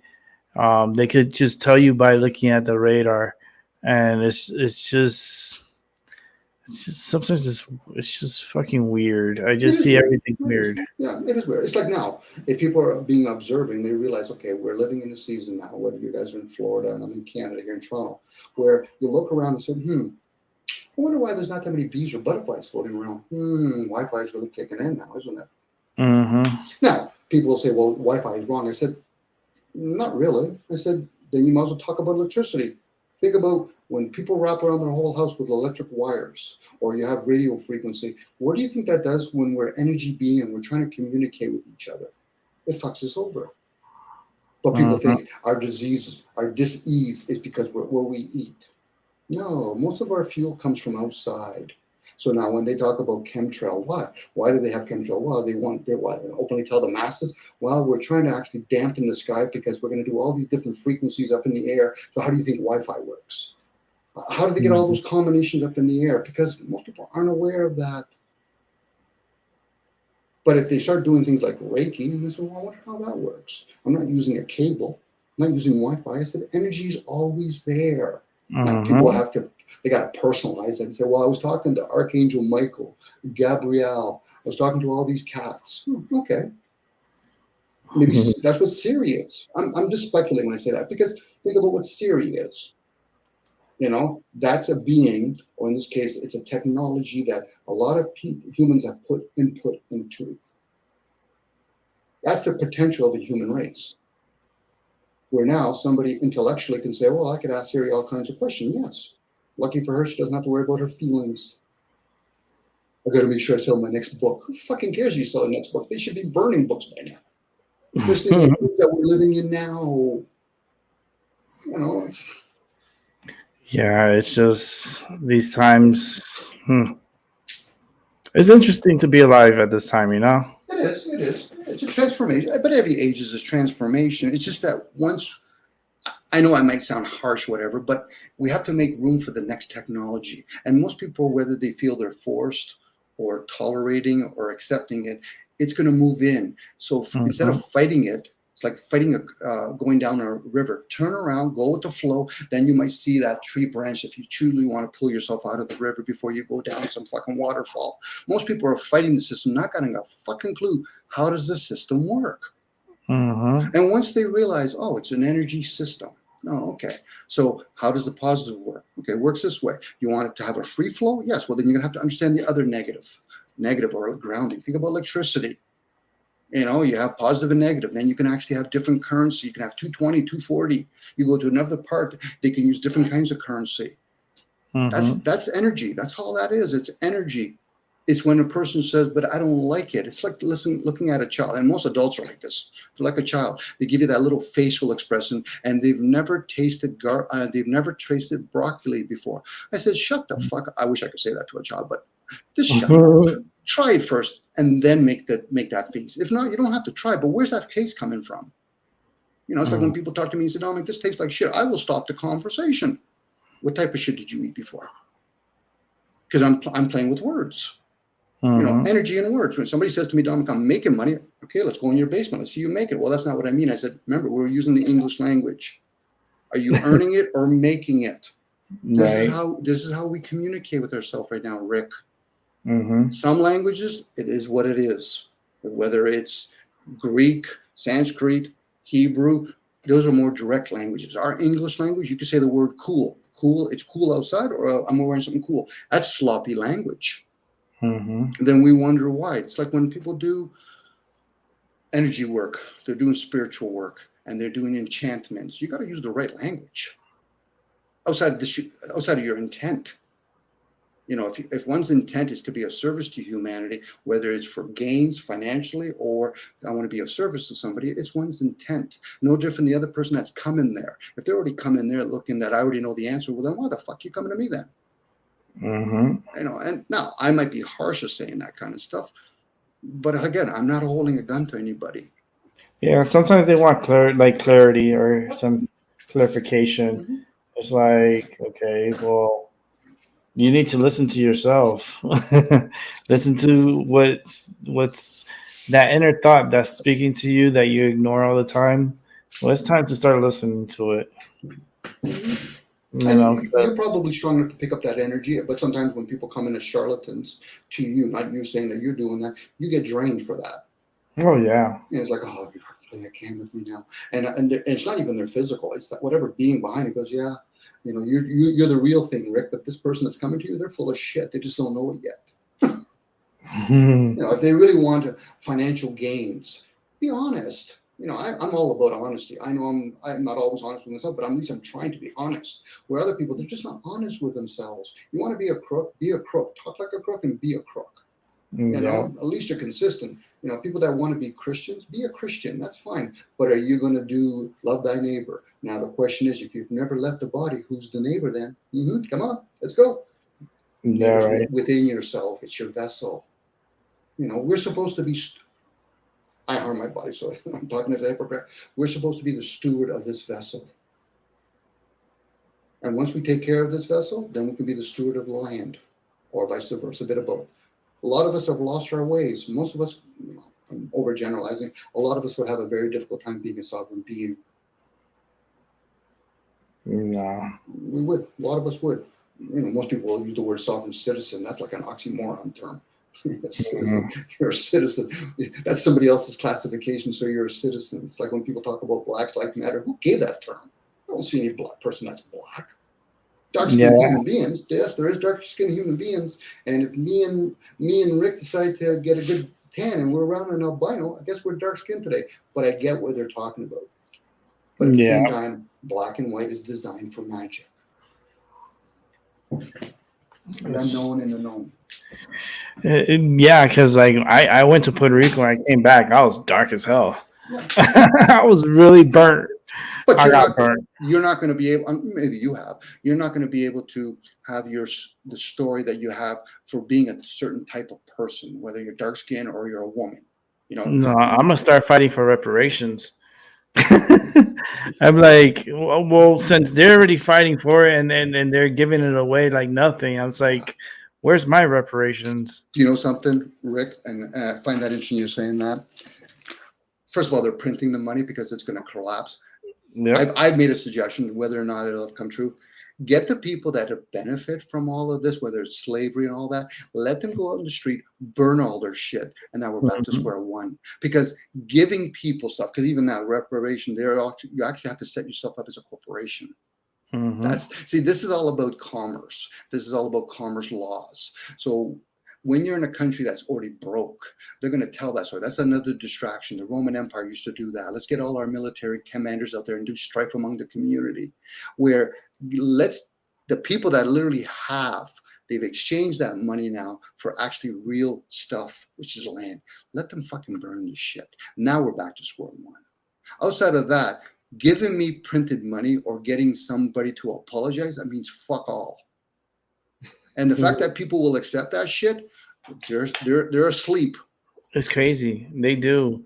And they don't understand that nothing's ever free. There's always some consequences that's going to come with it. Sure there is. Unless we think air and sun and all that. I don't know if that's free. It just is what it is. So, you know, this plane already has all its needs built into it. Our responsibility is find out all our wants, our lacks. I need to learn how to be a farmer again, or a hunter, or learn how to actually be a business person so I can obtain some of that fiat currency.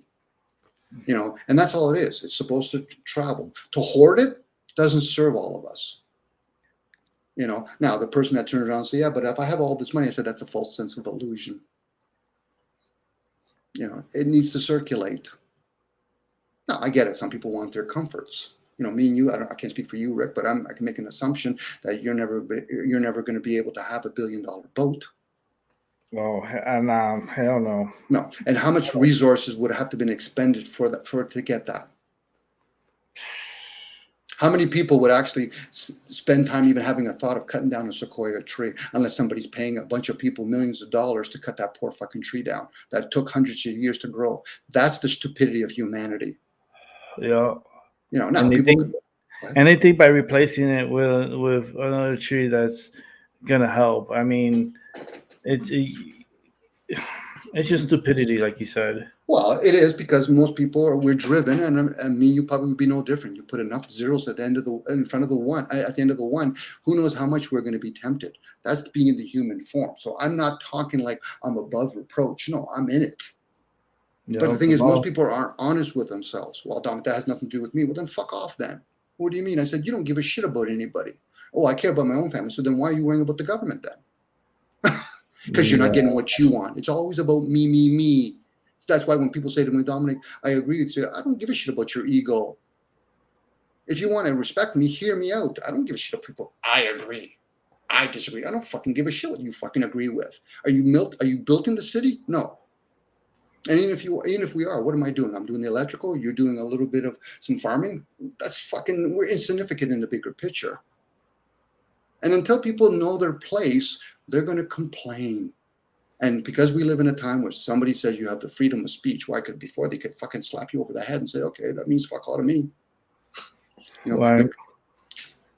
you live in a country where they gave you a thing called the Constitution. We the people. They weren't talking about you Yeah. and their prosperity.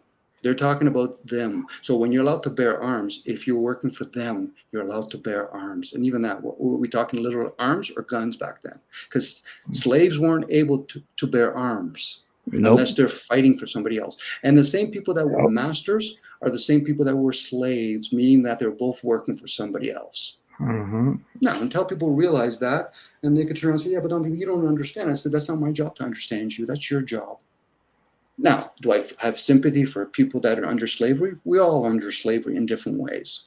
Mm-hmm. You know, if I all of a sudden want to go to a grocery store and say, listen, I really like your apples. Is it possible? Because I'm an electrician by trade. Can I do some electrical work? Not really, Dom. So now I have to exchange something called an IOU.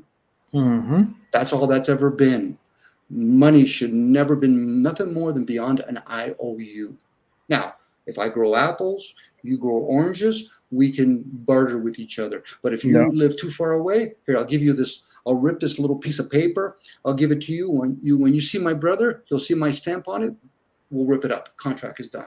But most people put value to that piece of paper when there is no value to that piece of paper. Unless you condition the masses to be brainwashed. Mm-hmm. You know, but and believe that it has something, of value, because it used to be backed by gold, and they hoarded the gold and they put it away, and they took that away. Yeah, and if we went back to gold to now, what me and you, Rick, are going to go to Starbucks and say, listen, bring a torch because we got to bend it. Unless you understand the property of gold as conduit, where some people in the Egyptian times were able to consume it. Even today, you can consume gold. Some people, like blood, some people can consume because there's memory stored in that particular device. That's why we use it in conduit. Again, people don't really spend time. And when I say some, I'm overgeneralized, I apologize. Where some people do. The masses, no, they're too busy driving on the highways, driving somebody else's technology, in somebody else's plane, and then they talk about rights. You don't have any rights when you're using somebody else's technology. You have privileges. I don't know where human beings get this idea they have any rights. You have a responsibility to that vessel and that vessel only. You've been gifted a child. Don't fuck it up. Mm-hmm. But people say, yeah, but I have rights. What? You're in my train. You don't like you don't like my rules? Get the fuck out. No. Yeah. And that's where we're at. And I think we've been here for a long time. The only difference is in previous generations, they didn't have as much technology and we weren't aware of each other as much. You know, they've been doing the global thing for the last 30 years. So now we're in a global world and everybody else is still talking about being nationalist. They're talking about uniting the world for their benefit, and the rest of the people say, I'm an American. Who fucking cares if you're American? Who cares if you're Canadian? Who cares if you're Chinese? I mean, sorry, not Chinese. You're from China or you're from Australia. That's just the nationalist talking, yip-yapping. I said, okay, so how does that benefit when most of the stuff that you have are dependent on other nations? Mm-hmm. You know, how would capitalism work if it was to the major population running that? America wouldn't survive if they weren't a capitalist nation taking advantage of everybody else. But the thing is, most people don't realize it's a German nation. And the Germanics are very, tech savvy. They're good with steel. Same with Japanese. That's why, NASA. Where were they from originally? They brought them to Canada. From Canada, they went to NASA. And that's just technology. Did they get that from another species, another being? Maybe. Because I still don't see how human beings can do fighter jets. It's too advanced for us. Mm-hmm. Yeah, well, a lot of the Germans, remember, they were pretty much plucked out from the Nazi times, Mhm. from World War II. And a lot of those scientists, a lot of those within the government fled. And U.S. accepted them, and brought them in. And never, Paperclip. and open arms too. Gave them everything they wanted and for exchange. But from what I know and I see, I remember they were really into the UFOs and Yep. into um, Middle Earth. Middle Earth Yep. and into a lot of like advanced technology. And the US wanted that also. So, You know what happened? I'll give you an example. Whether you're never going to read about this, that's usually for scholars. Germany in the 1600, 1700, 1800, 1900 always were trying to invade into Russia. Same with Japanese with China. When Germany won the war, and they did, they used the whole idea of the first couple of wars to set it up. That's why a lot of the corporation funded Germany. So when Roosevelt, what's his name, big boy from England, and Stalin, they were all meeting together. So now when they bombed England, what they really did is we took over the Commonwealth. America's land is still ruled by the Commonwealth state. That's why some people in America, for you to actually have land, you have to actually, the only thing you can have is either allodial titles. You're not going to hear about dukes and barons in America. So all those high rises you see there, they actually own the apartment. They don't own the land. Actually, in this case, they don't rule it. So because they collect enough taxes for them. So when they took over everything, they placed themselves. The Polish Pope, he was being run by the German guy, because the other guy, he was just a puppet at that point. The Queen of England, she's the Windsor family, but she's a German nation. So these are all the German nations they're ruling. There's nothing bad about them. It's just their turn to rule. They're from Germanica. It's technology. No different. There was Odin and Atlanta. People just think it's all Earth. No, Earth is its own 7 continents. It's more in the middle. Now there's surrounding waters and it circles. This is why when people play flat Earth and round Earth, I said, you just have to make it simple. Use your senses. You see a whole bunch of stuff here. Do you see it up there? Well, no. So then how could you give a conclusion either way? Well, but now, I said, now you're using somebody else's story. That's like the Bible. You're using somebody else's story. So now once they realize who's ruling here, not owning, ruling, it's their responsibility. mm-hmm. It's like the fathers and the mother are responsible in the household, but my kids are trying to run the household. No, they're a bunch of, put them in their place. Some of them you're going to have to give them a little cuff in the head to get their attention for themselves. And other ones, you need to say, listen, son, you're smart enough to understand why. Because I asked your older brother to put his hand on the stove, and he did. He's going to join the military. My other child, I asked him to put his hand on the stove. He said, no, I'm not going to do it. I said, you're going to be homeless. You're the only child. I said, put your hands on the stove. And you said, why? I said, you're the wise one. Go in your corner and figure that out now. And very few children are like that. Most people are parrots. They're sheeps. It's like when somebody said, I'm going down a rabbit hole. I said, do you look like you're a rabbit? No. Start going upwards. Stop going downwards. That's yesterday's news, northeast, west, south. Now, until people become aware of that kind of stuff, what are they really playing with? Yesterday's old facts. Whether it's true or not, it could be. Me and you could predict yesterday's weather 100%, could we not? Yeah. So is that true, or we're just predicting yesterday's weather? So then what were people reporting yesterday? It's like when people say, well, Dom, what do you think about people that are baseball players? 3 out of 10 times, and they're classified as amazing? Probably in that craft, but that's not the good. I'm an electrician. If I do 3 plugs out of 10, they're going to say, Dom, I don't want your business anymore. So that's where we're at. You know, people don't realize when they're listening to a politician, he's reading a script. Yeah. He didn't make the script. So they think it's Biden or Trump. No, they're selected. And they all come from one king too. Yeah, they come from a certain bloodline. Yeah, a certain bloodline. And all the presidents are from the same bloodline. Yeah. Mm-hmm. Because certain bloodlines, they can rule through them. They don't want to go into weaker bloodlines. So if they have the channel, they want to know that there's a percentage of your bloodlines in there. They respect that rule. It's like you. If they figured, well, we have rules. If you have a ailment, we got to follow the rules. They weren't being compassionate to you, Rick. They're following their rules. Mm-hmm. Because the old Germans, they did this the first time America came to fight them. Yeah, just don't kill them, just wound them. They're going to spend a whole bunch of time trying to take care of their wounded people. That's a military strategy. If you're going to go to fight, you go to fight to die. You don't go to fight so you get wounded and you're going to be saved. No. Then they're not really in it then, are they? Mm-hmm. You know, train a whole bunch of Americans to go to war and then find out there's a bunch of American men that are getting fucking skinned alive. You'll see how quickly their tactics go out the door. No. That's why they have to invent drone technology now. You know, it's funny, but I hear my buddy, Don, why don't you send a bunch of your drones to Ukraine? I said, oh, that is Russian and Chinese technology. Yeah, bring it over there. It's like passing it on. Yeah, but the thing is, I enjoy technology, so it's not like as though I'm thinking it's bad or good. I like it. I'm fascinated. You know, now am I being fascinated because of humans or whoever gives the technology? You know, I don't think it's human technology. We're probably making it. And there's other people that know how to break it down and, you know, reproduce it. But outside of that, who's to say, you know, the stuff, planes and all that kind of stuff, you know, they're sending their rockets up in the air on an angle. Who knows how much gold they're transporting to another landmass?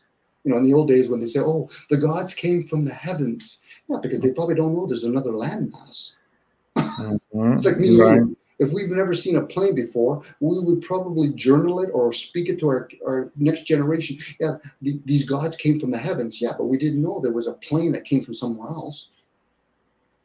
You know, I get it. People don't really want to use the brain for what it's designed for, to comprehend things, preferably both left and right.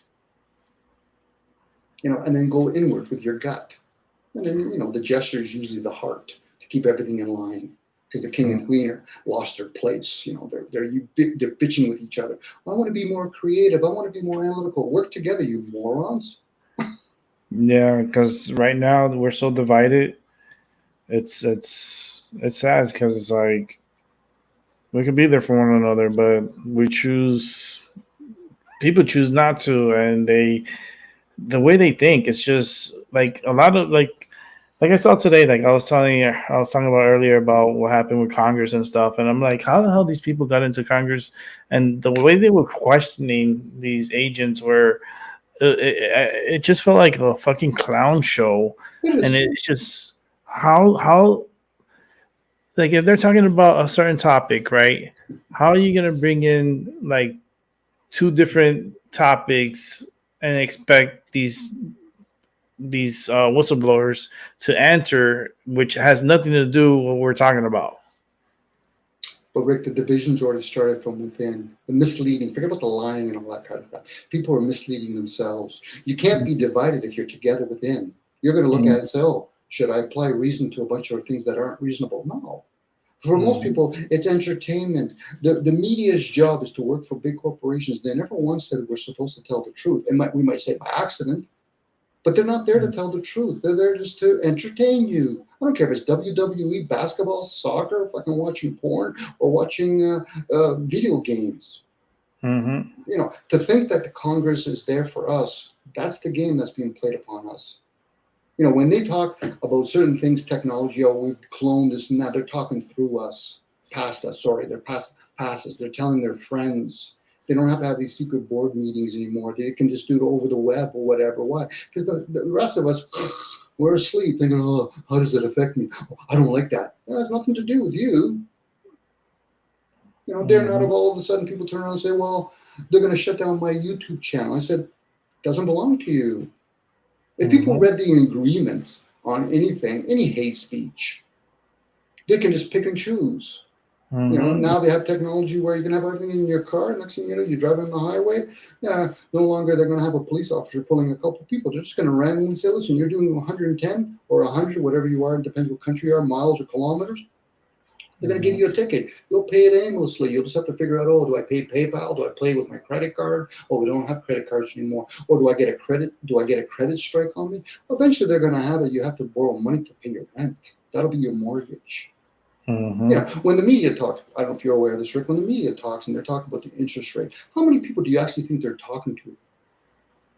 How many people actually can afford to have a mortgage? That's a small number. They never talk about credit cards because that affects most of us. Especially the debt and your credit. It's Sure, like, you do. You know, now they could turn around and say, "Well, we're going to give a relief to all the university students that got a debt." I said, "Yeah, because you basically got a whole bunch of parents put and winked, another Mason term, to go spend all this money for your kids to get an education, thinking now they're going to have to compete with AI. Good luck getting a job. Forget about the fact that other people come from other countries taking your job. It's AI that's going to replace most people, and there's really nothing wrong with it if you factor in depopulation." mm-hmm. If you keep on populating the people, then we're going to have an issue. But for a lot of people, how many people are going to truly put up their hands and say, "Oh yeah, I don't want to come back again"? No problem. You're just not going to reproduce. What do you mean? Because some of those shots that you took are for, so you don't reproduce. And then people think, oh, but it's the Gates Foundation. No, they put him through the ringer for legal reasons. Same they did with Zuckerberg. So this way you can't touch him later on. It's no different. What's his name? Fauci. Fauci was the one behind when it was the AIDS epidemic. Yeah, he was. Yeah, Queen was the lead singer from Queen. All that, they all got affected by that kind of stuff because it's depopulation. We're like goldfish. I get it. It's if people want to take a vaccine, that's fine. I just find it interesting, like here in Canada, where people say, "Oh, they finally legalized marijuana." I said, "What moron even said it's illegal to put anything in your mouth?" If you want to eat tomato, that's your business. You want to drink poison, that's up to you. You might void your insurance policy. That's your choice. If you remember you're a sovereign being. But most of us were born in a ghetto, a city. And then they think, I'm independent. I said, not a single human being in a city is independent. You might be interdependent. You don't make your cars. You don't make your clothes. You don't make the fucking money. You don't even make the sidewalks. I don't know why human beings, this is why I get a fucking stinky when it comes to humans. Fucking humans, we're stupid to no fucking end. They're there's something else because sometimes I look at it. Rick, we got to include ourselves, Rick. Let's not take us out of the fun. I want to be included. I know I want to be, but holy moly, like some of the stuff I see. I mean, I thought they were gonna get rid of TikTok and they never did, and I'm like, that's just really. Why would they get rid of it? That's the question. Why? Elon Musk is he's from a eugenics family. He's in it. When he says shit like, "Well, AI is going to be a problem," they play both sides. He's a puppet. I think the guy doesn't probably have a fucking stitch of fucking brain in his head. And if he is, he's probably in one of the occults. I said, okay, that's your issue right there. You're in a club. But that's his choice. If he wants to be in a club, I said, that's your choice. You know what I mean? I'm not interested in being in clubs, but that doesn't mean it's right or wrong what I do, let alone what he's doing. But to think that he gives a damn about anybody, no, he's going to give like anybody else. He might be worth billions of dollars. He might. How can we confirm that? And when they talk about the richest man in the world, it's because they never talk about the wealth of families because they don't use money. And if they did, they would have to say, okay, what would the Rothschilds be worth if we had to liquefy all their assets? They'd be worth $500 trillion. But they don't have money because money's dirty to them. We're the ones that play with money, fiat currency, and all the central banks in the world. That's all that is. It's neither good nor bad, but it's when we don't keep each other in check, let alone the people that rule over us. Because there's a good chance they don't even play by the rules. They're above the laws. Well, in this case, above policies. Yeah, it's just it's their policies. It's in the hands of the crazies because from what I've seen, it's so overwhelming, and I feel the next month is just going to be a really big roller coaster for humanity. So you're probably picking up energetically. There's a lot of shifts going on. Yeah, there is. There's a lot of stuff going on, and they're just trying to dumb down the people as much as they can. Can we be dumbed down even more? They're trying. They still have the Kardashians, so they're still here. But I'm gonna wrap up the show because I'm getting tired now. No problem. Yeah. So we could do this again tomorrow. I could come back again and we could do another good little show. So, thank you, Dominic. It was a pleasure meeting you today.